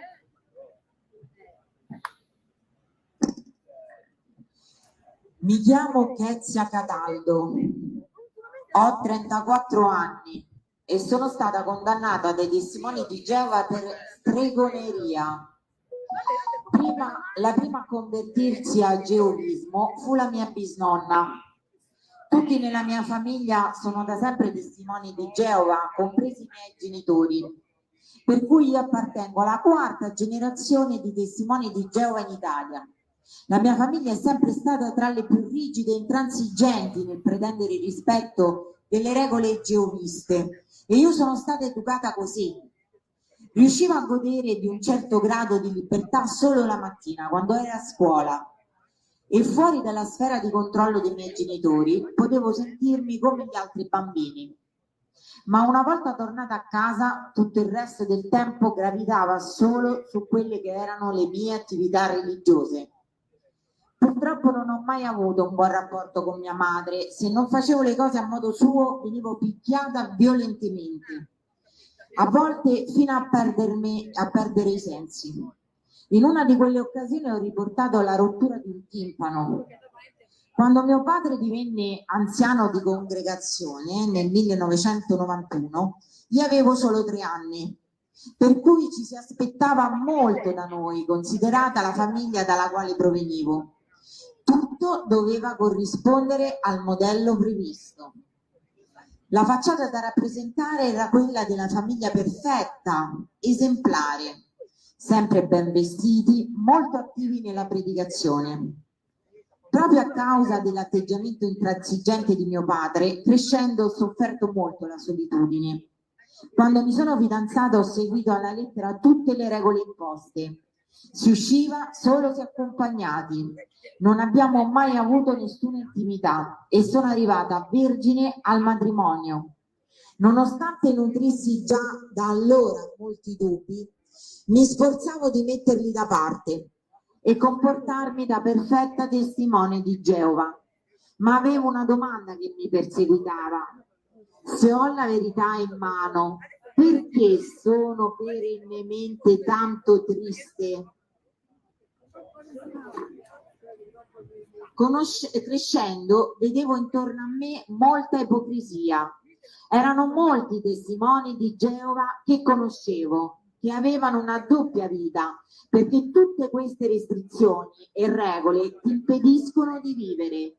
Questo provoca un tutti contro tutti, dato che ai testimoni di Geova viene insegnato che ognuno è il controllore della vita dell'altro ed è tenuto a riferire agli anziani di congregazione ogni più piccola infrazione della quale venissero a conoscenza. Nel mio caso si trattò del brillantino ai denti e i doppi buchi alle orecchie. Distillano il senso di colpa per qualsiasi cosa. Anche tutta la famiglia di mio marito è composta da testimoni di Geova e quindi anche lui ha dovuto soffocare tutti i suoi dubbi, perché la paura di abbandonare quel culto è grandissima e bisogna fare un grosso lavoro su se stessi per farcela.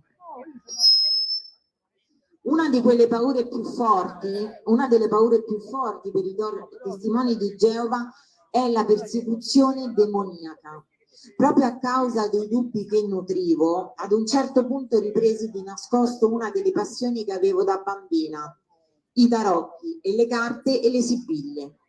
Speravo, praticando queste cose, di ricevere una risposta, e cioè la conferma, almeno in quello, che ciò che insegnano i testimoni di Geova sia la verità, che praticare arti magiche sia una cosa sbagliata perché mette in contatto col mondo demoniaco e danneggia le persone. Invece niente, non avevo nessun disturbo, non mi accadeva nulla di male, ero sempre più confusa e decisi di andare da uno psicoterapeuta per cercare di chiarire in me tutti i dubbi che nutrivo su tutti quegli aspetti della vita che mi facevano soffrire tanto, e fu attraverso questo aiuto che scoprì che mia madre era una persona affetta da narcisismo patologico. Tutti i comportamenti che caratterizzano il narcisista patologico erano atteggiamenti che riconoscevo in lei. Ho scoperto anche i culti abusanti, che i culti abusanti usano le medesime tecniche,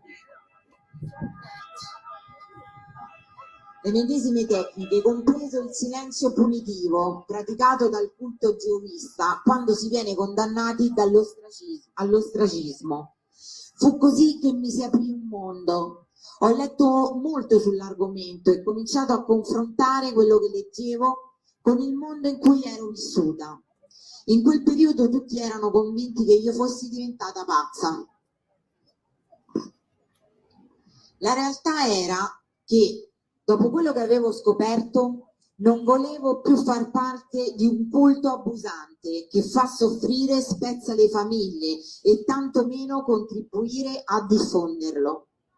Decisi di comunicare a mio marito che non sarei più tornata tra le file dei testimoni di Geova. Fu così che mio marito cominciò a controllarmi e scoprì i miei libri sull'esoterismo. La reazione fu di rivolgersi agli anziani e denunciarmi. Una sera, dopo 2 anni di assenza, in cui anche durante il Covid nessuno di loro si era mai preoccupato di me, mi piombarono in casa e cominciarono a interrogarmi sul mio uso di carte e tarocchi. In quella circostanza ho raccontato agli anziani degli abusi subiti durante la mia infanzia. Non c'è stato nulla da fare. Dopo qualche giorno tornano a casa mia e subì il primo processo, al quale seguirono altri 2 comitati giudiziari. Il verdetto finale è stato disassociazione per stregoneria. La condanna è stata all'ostracismo. Vorrei sottolineare che questo significa che ormai non ho più contatti con nessuno della famiglia. Sono anni che non ho più contatti con i miei genitori, con nessun parente e vecchio amico. Piuttosto in tutto questo tempo si è continuata a mettere in atto una vera e propria strategia al fine di creare una spaccatura nella coppia. Per esempio organizzando uscite e incontri tra parenti e amici ai quali viene invitato solo mio marito.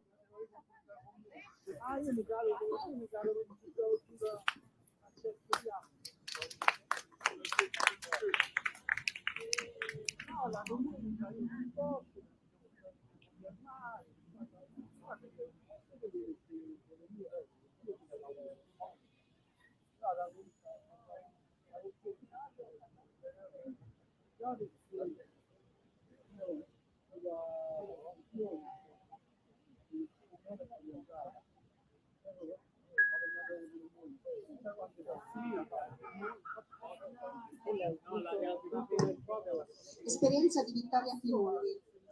Buon pomeriggio a tutti. Per raccontare il mio percorso nei testimoni di Geova non bastano 3 minuti, ma ci provo. Sono stata trascinata nel movimento dei testimoni dei miei genitori.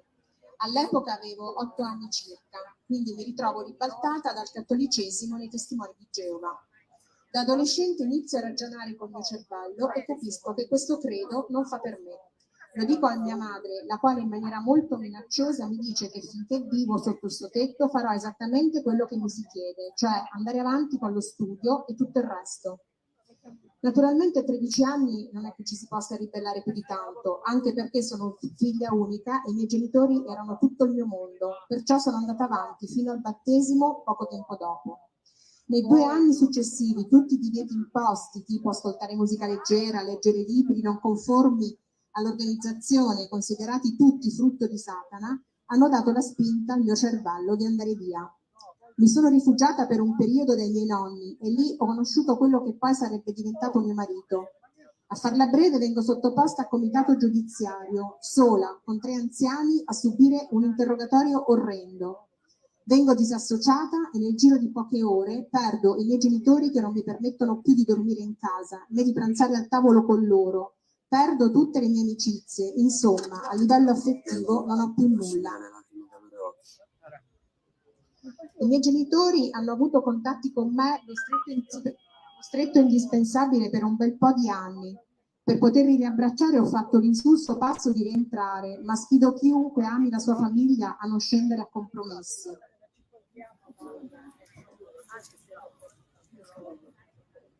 Ma stavo male, non ero felice, mi sentivo ipocrita, non era quello che volevo.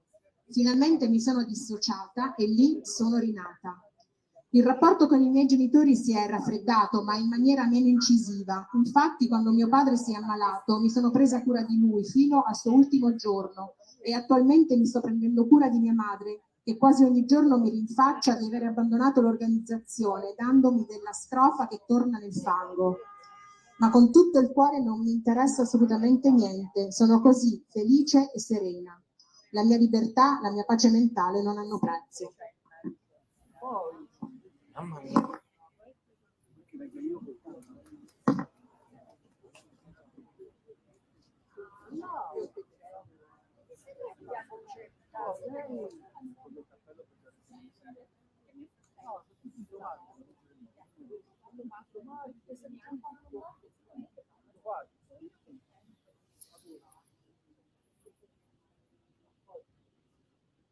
Ma se unghia non ne va.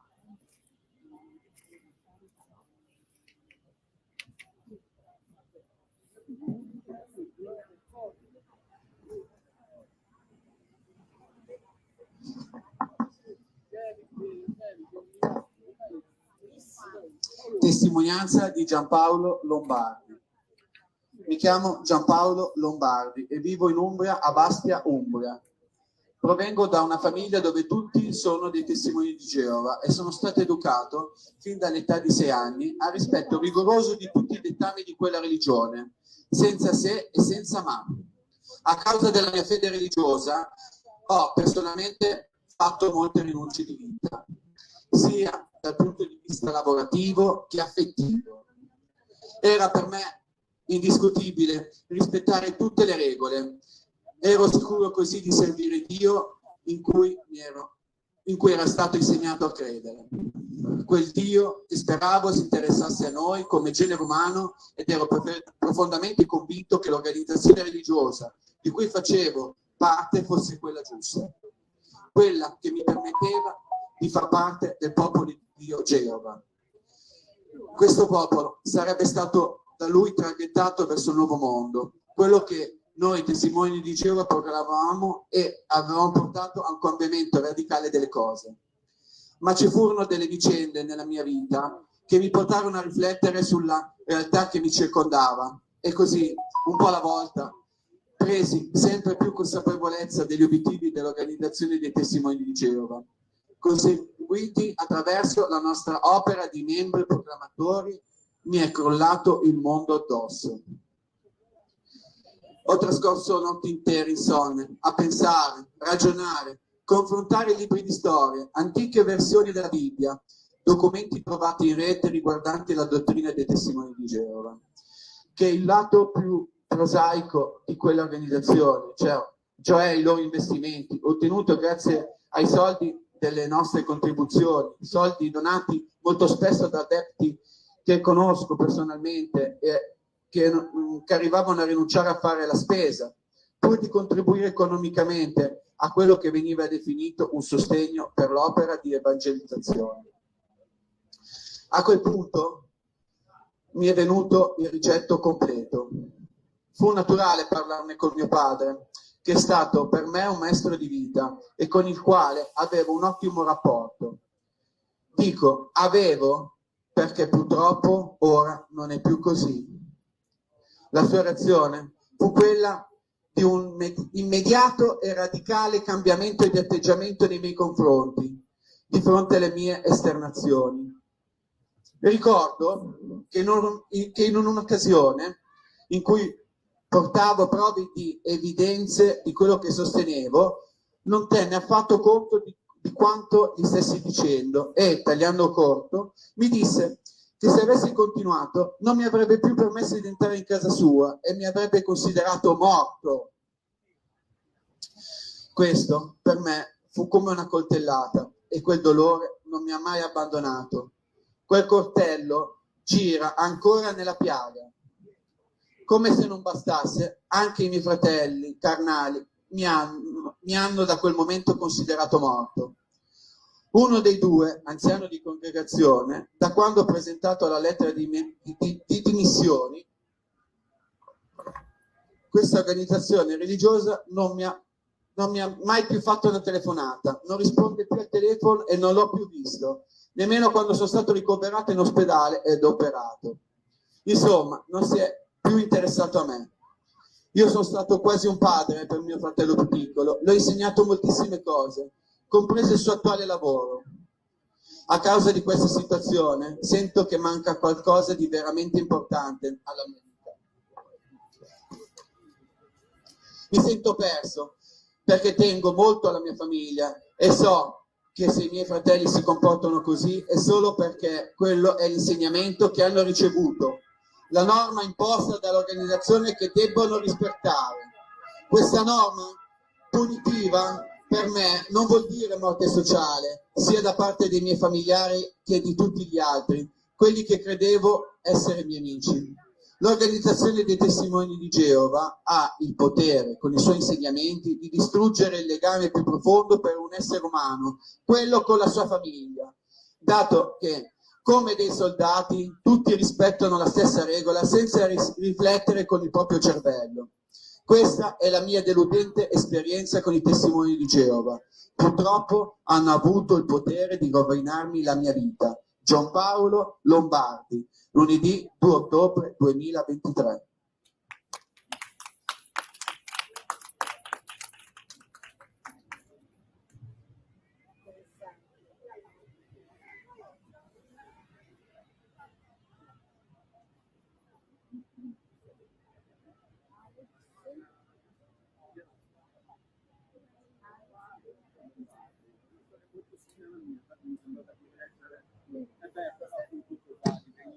Questa testimonianza è anonima, naturalmente noi conosciamo benissimo la persona che racconta questa piccola parte della sua storia all'interno dei testimoni di Geova e ovviamente appartiene a quelle persone che non sono qui, che non possono essere qui perché a causa dell'isolamento sociale non possono mostrarsi per evitare proprio che le famiglie pratichino su di loro questa terribile forma di punizione. Sono nata in una famiglia di testimoni di Geova, mi sono battezzata all'età di 11 anni. Sin da piccola sono cresciuta con i principi di questa organizzazione. Al momento sono inattiva, non praticante, non frequento le loro riunioni e non partecipo al proselitismo. Ho scelto di rimanere in questo stato nonostante non mi riconosca più come una di loro e non creda alla loro dottrina per evitare l'isolamento sociale da parte dei miei familiari più stretti. I miei genitori e mia sorella sono ancora all'interno. Non sono l'unica ad avere scelto questa soluzione, ci sono molti come me. Sono costretta a mantenere l'anonimato perché rischio di essere espulsa solo perché sostengo altri fuoriusciti e rischio l'isolamento da parte dei miei familiari. Io sono fra quelli a cui l'infanzia è stata negata. Non potevo vivere libera come gli altri bambini, in quanto mi era vietato di stare in compagnia dei miei compagni di scuola non testimoni di Geova oltre l'orario scolastico, perché considerati cattive compagnie. Mi avrebbero potuta trascinare fuori dalla congregazione e chissà quali gravi peccati avrei potuto commettere. Paura e sensi di colpa vengono instillati a tutti fin da quando si è bambini. Negli anni 90 le scuole superiori non erano obbligatorie, erano sconsigliate. Ora è sconsigliato frequentare l'università. Chi frequenta l'università viene considerato poco spirituale e quindi non proprio una buona compagnia. Io ero una di quelle ragazze strane che ha frequentato una scuola superiore e mi hanno fatto sentire diversa. Mi sono sentita dire che a scuola c'era il pericolo della droga e delle cattive compagnie. In età adolescenziale ho cominciato ad avere le mie prime domande e dubbi, ma a quel tempo ho smesso di cercare le risposte per paura di rimanere da sola. Non conoscevo altro mondo se non quello, i miei familiari e i miei amici erano lì. La mia fortuna è stata trovare un compagno di vita che la pensa come me ed insieme non frequentiamo più questo movimento religioso. Vorrei concludere dicendo che non esiste la libertà di religione se non si è liberi di uscire da un movimento religioso senza conseguenze come l'isolamento sociale. Dobbiamo continuare ad informare per avere tutti più libertà di scelta e di pensiero.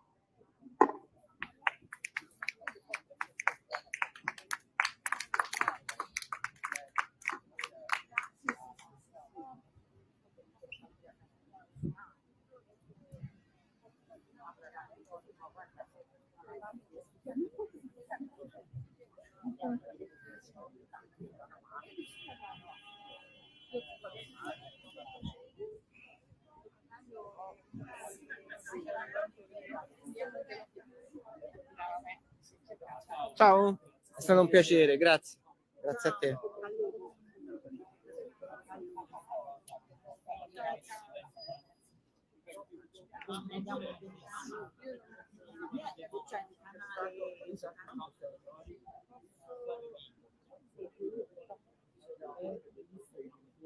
Aspetta, sì, Instagram. che magari vede che questo ragazzo è interessato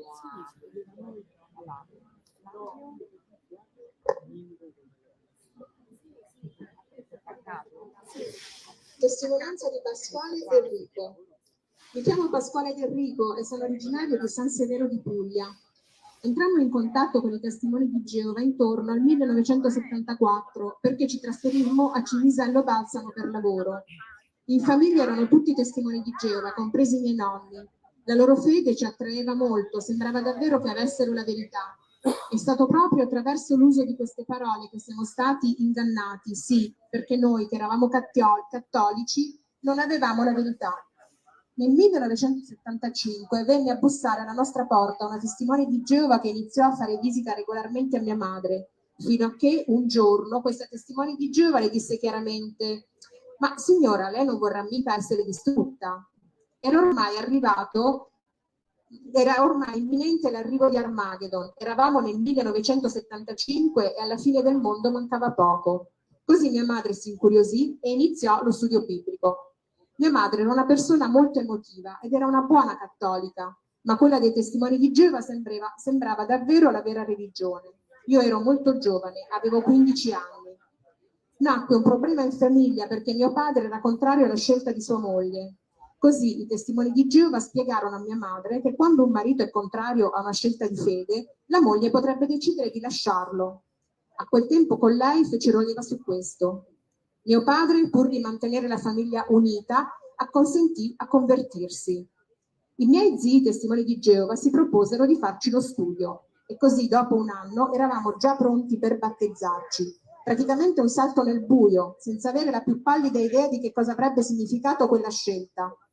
Il metodo usato dall'organizzazione dei testimoni di Geova, esattamente come in altri culti, è quello di cancellare completamente la tua memoria passata, la tua identità precedente e riscrivere tutto di te attraverso quello che ti viene insegnato.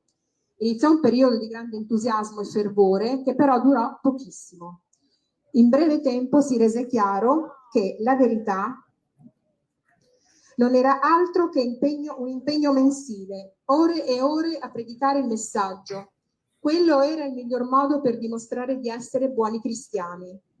Non si può raccontare brevemente tutta una vita trascorsa lì dentro. Basterà dire che una volta divenuto adulto, la tanta ipocrisia che notai mi portò a decidere di non voler più avere a che fare con loro e così smisi di frequentare le adunanze e di andare in predicazione. Abbiamo attraversato momenti difficili sotto molti aspetti, anche economici. Abbiamo avuto la casa distrutta dal terremoto. Mio padre si è occupato per circa 20 anni di mia madre malata grave e dopo la sua morte è rimasto solo, abbandonato per anni. Ma i cari fratelli testimoni di Geova non li ho mai visti, ci hanno voltato tutti le spalle. Durante il periodo del Covid venne ricoverato per un'operazione urgente e solo mia sorella testimone di Geova poteva andare da lui. Capitò che in piena notte si creò una situazione di emergenza e a quel punto i dottori gli chiesero l'autorizzazione per trasfonderlo. Stava rischiando di morire e lui accettò. Accadde una cosa incredibile. In seguito a quella trasfusione il recupero fu per mio padre un'emozione profonda. Sentiva che il suo Dio non poteva punirlo per avere desiderato di prolungare la sua vita per un po'. Il suo desiderio era, una volta dimesso dall'ospedale, di trascorrere un'intera settimana con me per poter parlare e dirci delle cose importanti. Mi disse: voglio stare qui ancora un poco perché voglio vederti, non ci vediamo da tanto tempo, magari una settimana mi è sufficiente, poi vado via. Davvero Dio poteva invece preferire che lui morisse? Mia sorella mi telefonò scandalizzata per il fatto che il nostro padre avesse commesso il gravissimo peccato di accettare una trasfusione di sangue. Le risposi: per me ha fatto benissimo, ma evidentemente lei non era dello stesso avviso. Gli anziani seppero della sua scelta di essere trasfuso e così, a 86 anni, mentre era ricoverato in ospedale solo durante il terribile periodo di isolamento del Covid, decisero di disassociarlo, con quello che tragicamente significava questo dal punto di vista psicologico.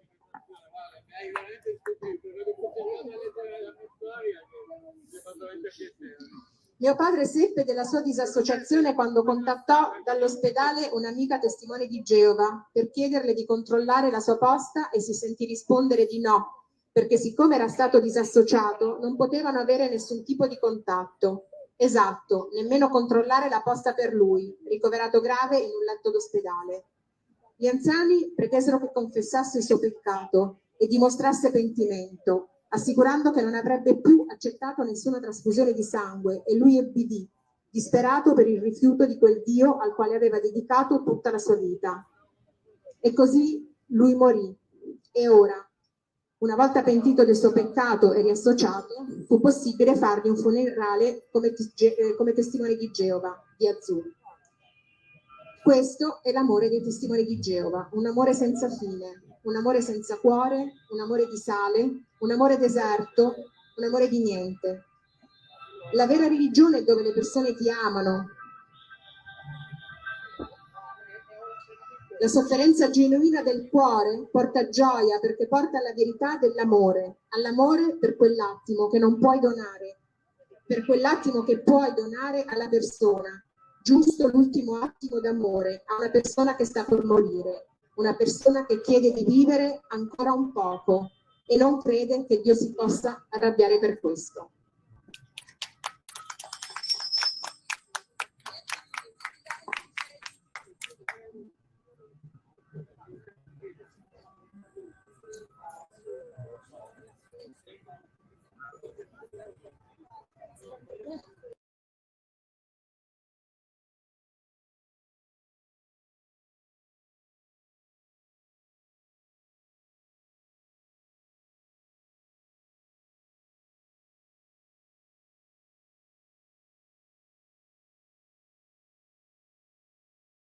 Still okay. Thank you from Rome. So that's pretty well it for the Rome protests. So thanks for those online that are translating for Italian to English, helping some to understand, I noticed. So I think, yeah. So you guys have had a chance to chat, and I think these from Rome here, it was undefined was live. So I think the name of the handle is undefined. A lot of ex-Jehovah's Witnesses are undefined in their names. So I think we'll pull that off. Now, what do we have next here? I'm wanting to go here. Let's go here. And we're going to say some thank yous here.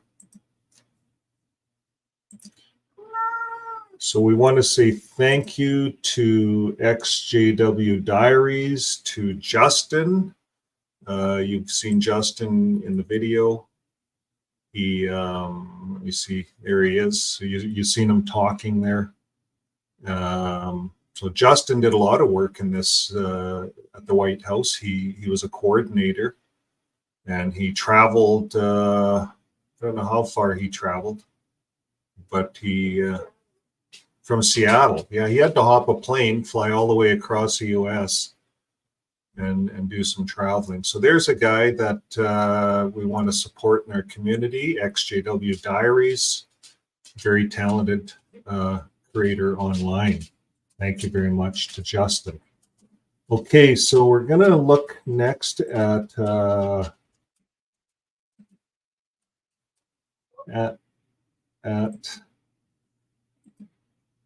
another screen, and it is here. Okay, so we want to give a big thanks to Rick Fearon.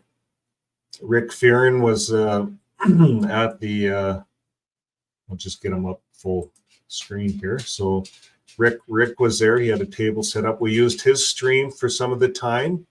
And then you'll also notice Joe and Fran were there. I just got my cursor over them. And we want to thank them for all of their hard work. They're actually working with the community on developing a map so that everyone will be able to find out who's who and who's where. So that's kind of coming up. That's kind of neat. Next, we're going to look at,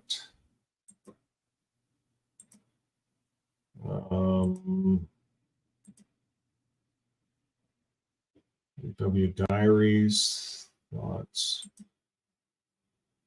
Oh yeah. Thanks to Wally. Wally was at the thing there, so that was great. Thanks to Wally and MJ. I was looking for MJ's site. There he is. Okay. And a big thanks to MJ.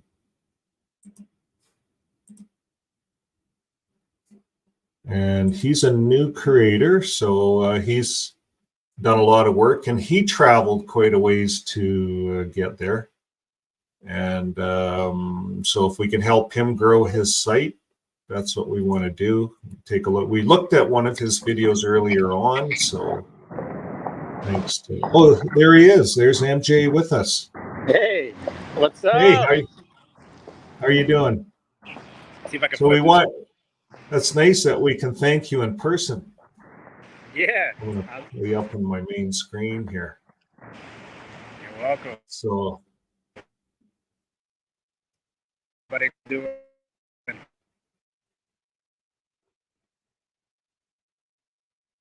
We lost you. Did we just lose MJ? He'll cue back in.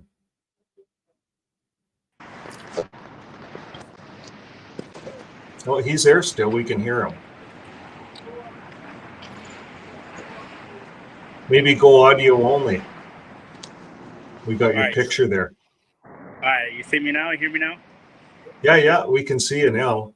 Okay, yeah, I have really bad signal here, and it goes to show with all the bandwidth I've been using out here, it's getting worse. But how are you guys? You enjoyed it? Yeah, it was very good. Excellent. You did a really good job. So now you had to fly there, didn't you? Did you have to fly here, or did you drive? No, I drove here. Took me, when I left my house, the GPS said 5 hours and 42 minutes.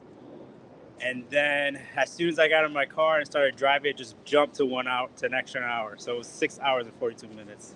So I drove straight out here, and I thought I was going to be dead by the time I got here, but I'm wide awake.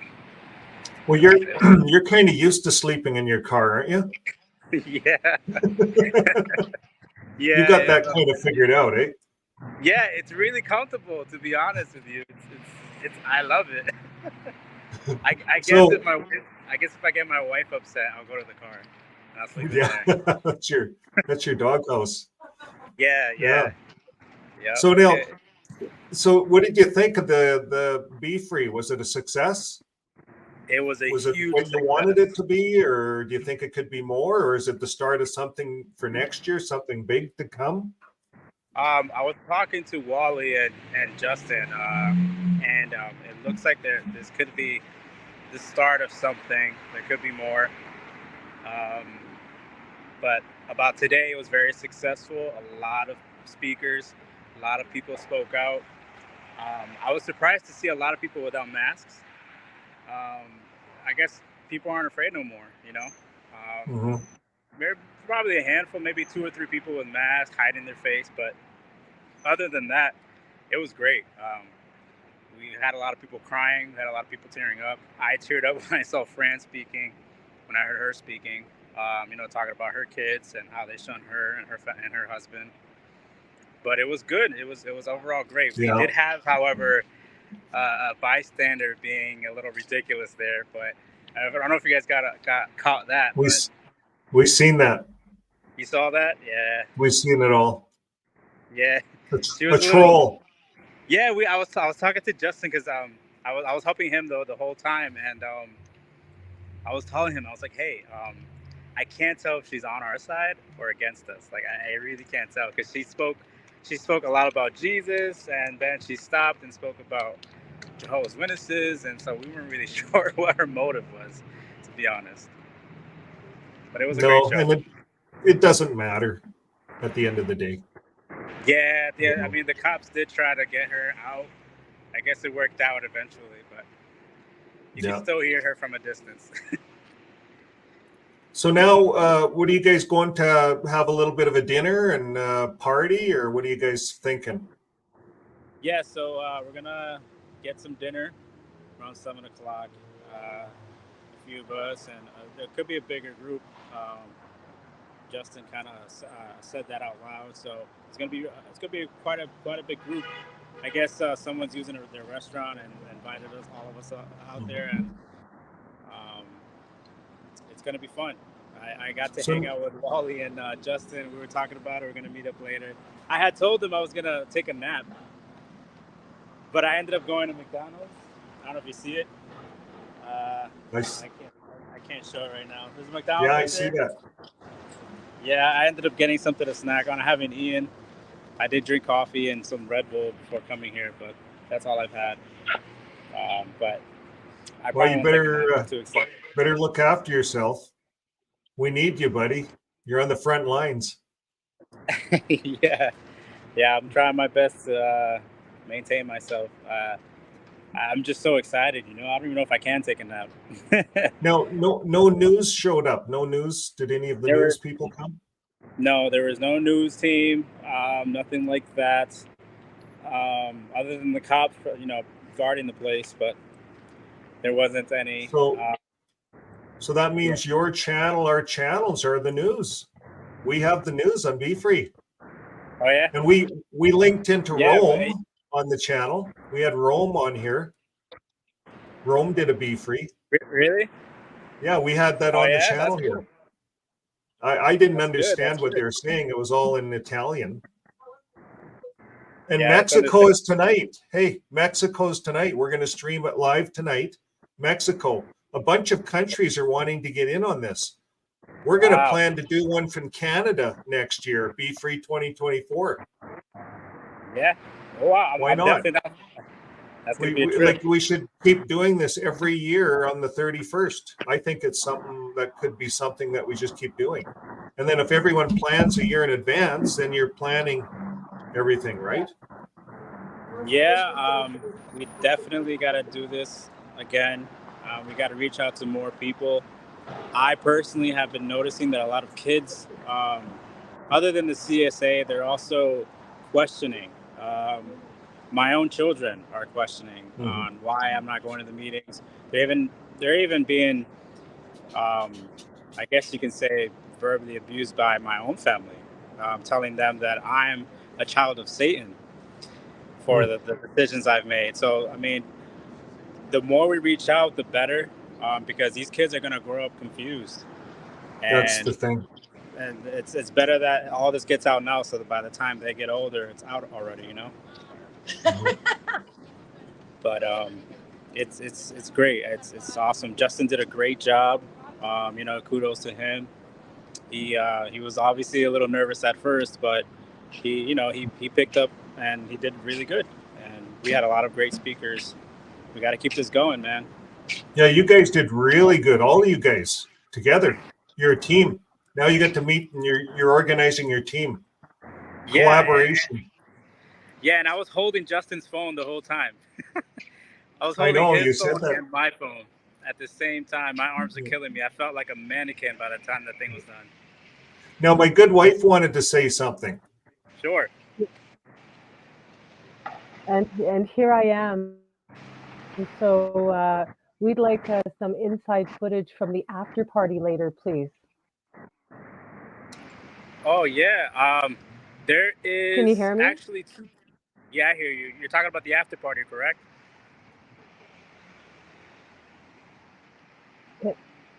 Yes, yeah. Yeah, there's actually two parties going on. So Rick Farron's doing one for the live that he's doing in his hotel. He's got a few people going there already.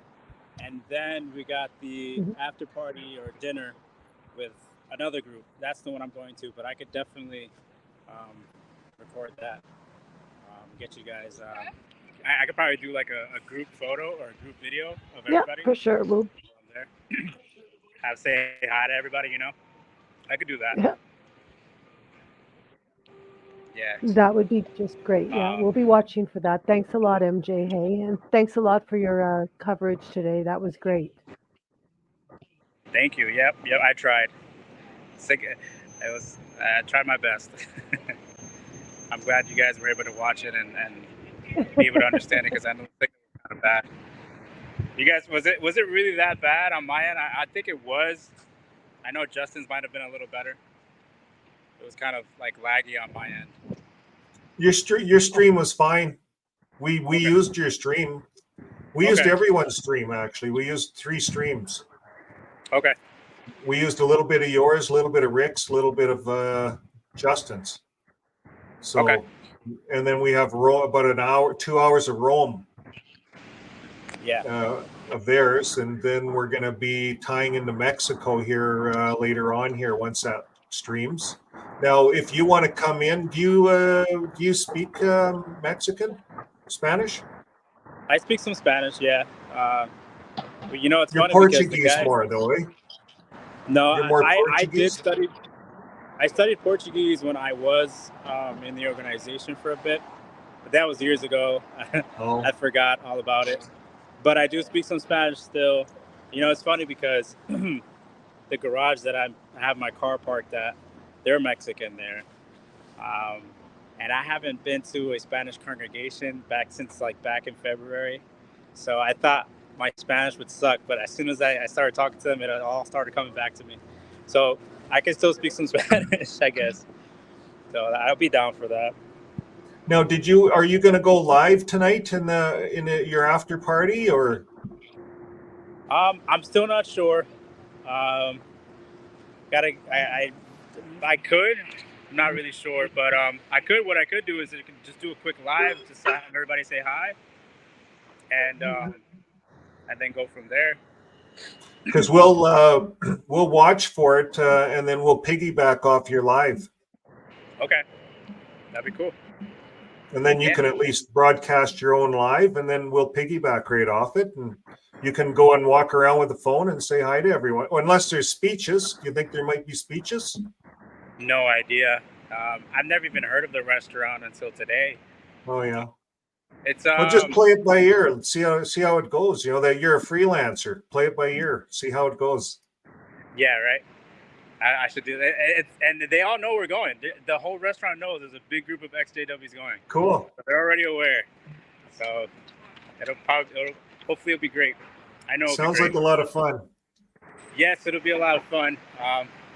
You know what's funny? I did not realize how short I was until I got here, because everyone is super tall. Wally is he gave me a hug and my face was up to his chest, lower than his chest. Ryan was really good. She was a little taller than me as well. So was Justin. I felt like the smallest. I was not right to be the camera guy because I was too short for it, but I guess I pulled it off. I'm glad. Well, you did a great job. Thanks. I apologize if it was a little shaky because it was a little cold. No, you did a great job. Thank you. We appreciate everything you've done.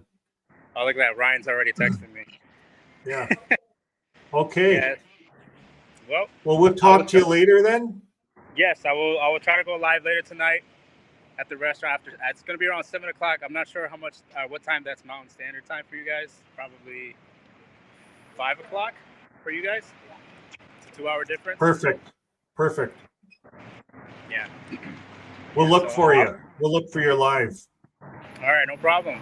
Thank you for having me. Okay, thank you. Bye, everybody. Talk to you later. Keep up the good work, my friend. Yep, thank you. You too. Okay, bye-bye. All right, bye-bye. Well, there's a really good activist for what we're doing. And so we're going to see a lot more of MJ coming up in the future. And it was really nice that we're able to get that firsthand right from BeFree to see how the protest went and to get a feeling of the energy.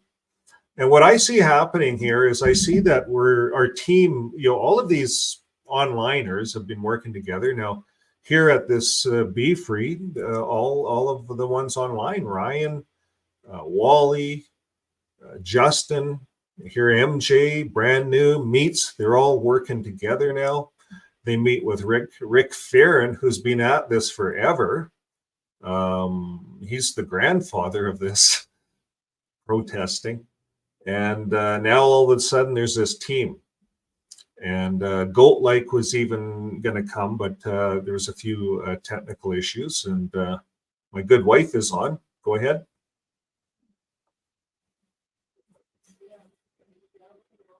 Can I hear you? Yeah, that was an accident, but I just wanted to say thank you to everybody for checking. Can you hear me? I can hear you. Yeah, I'm having some technical issues. My computer is tired, but just thank you everybody for joining us today. It was a great stream, a great day. As Vern mentioned, there are protests coming up tonight in Mexico, so we'll be watching for that, and then hopefully some footage from the apostate after. Okay. So hopefully we'll see you guys later on. And I think what we're going to do here is take you guys back to BeFree. So folks, until next time, you know the line. See you later.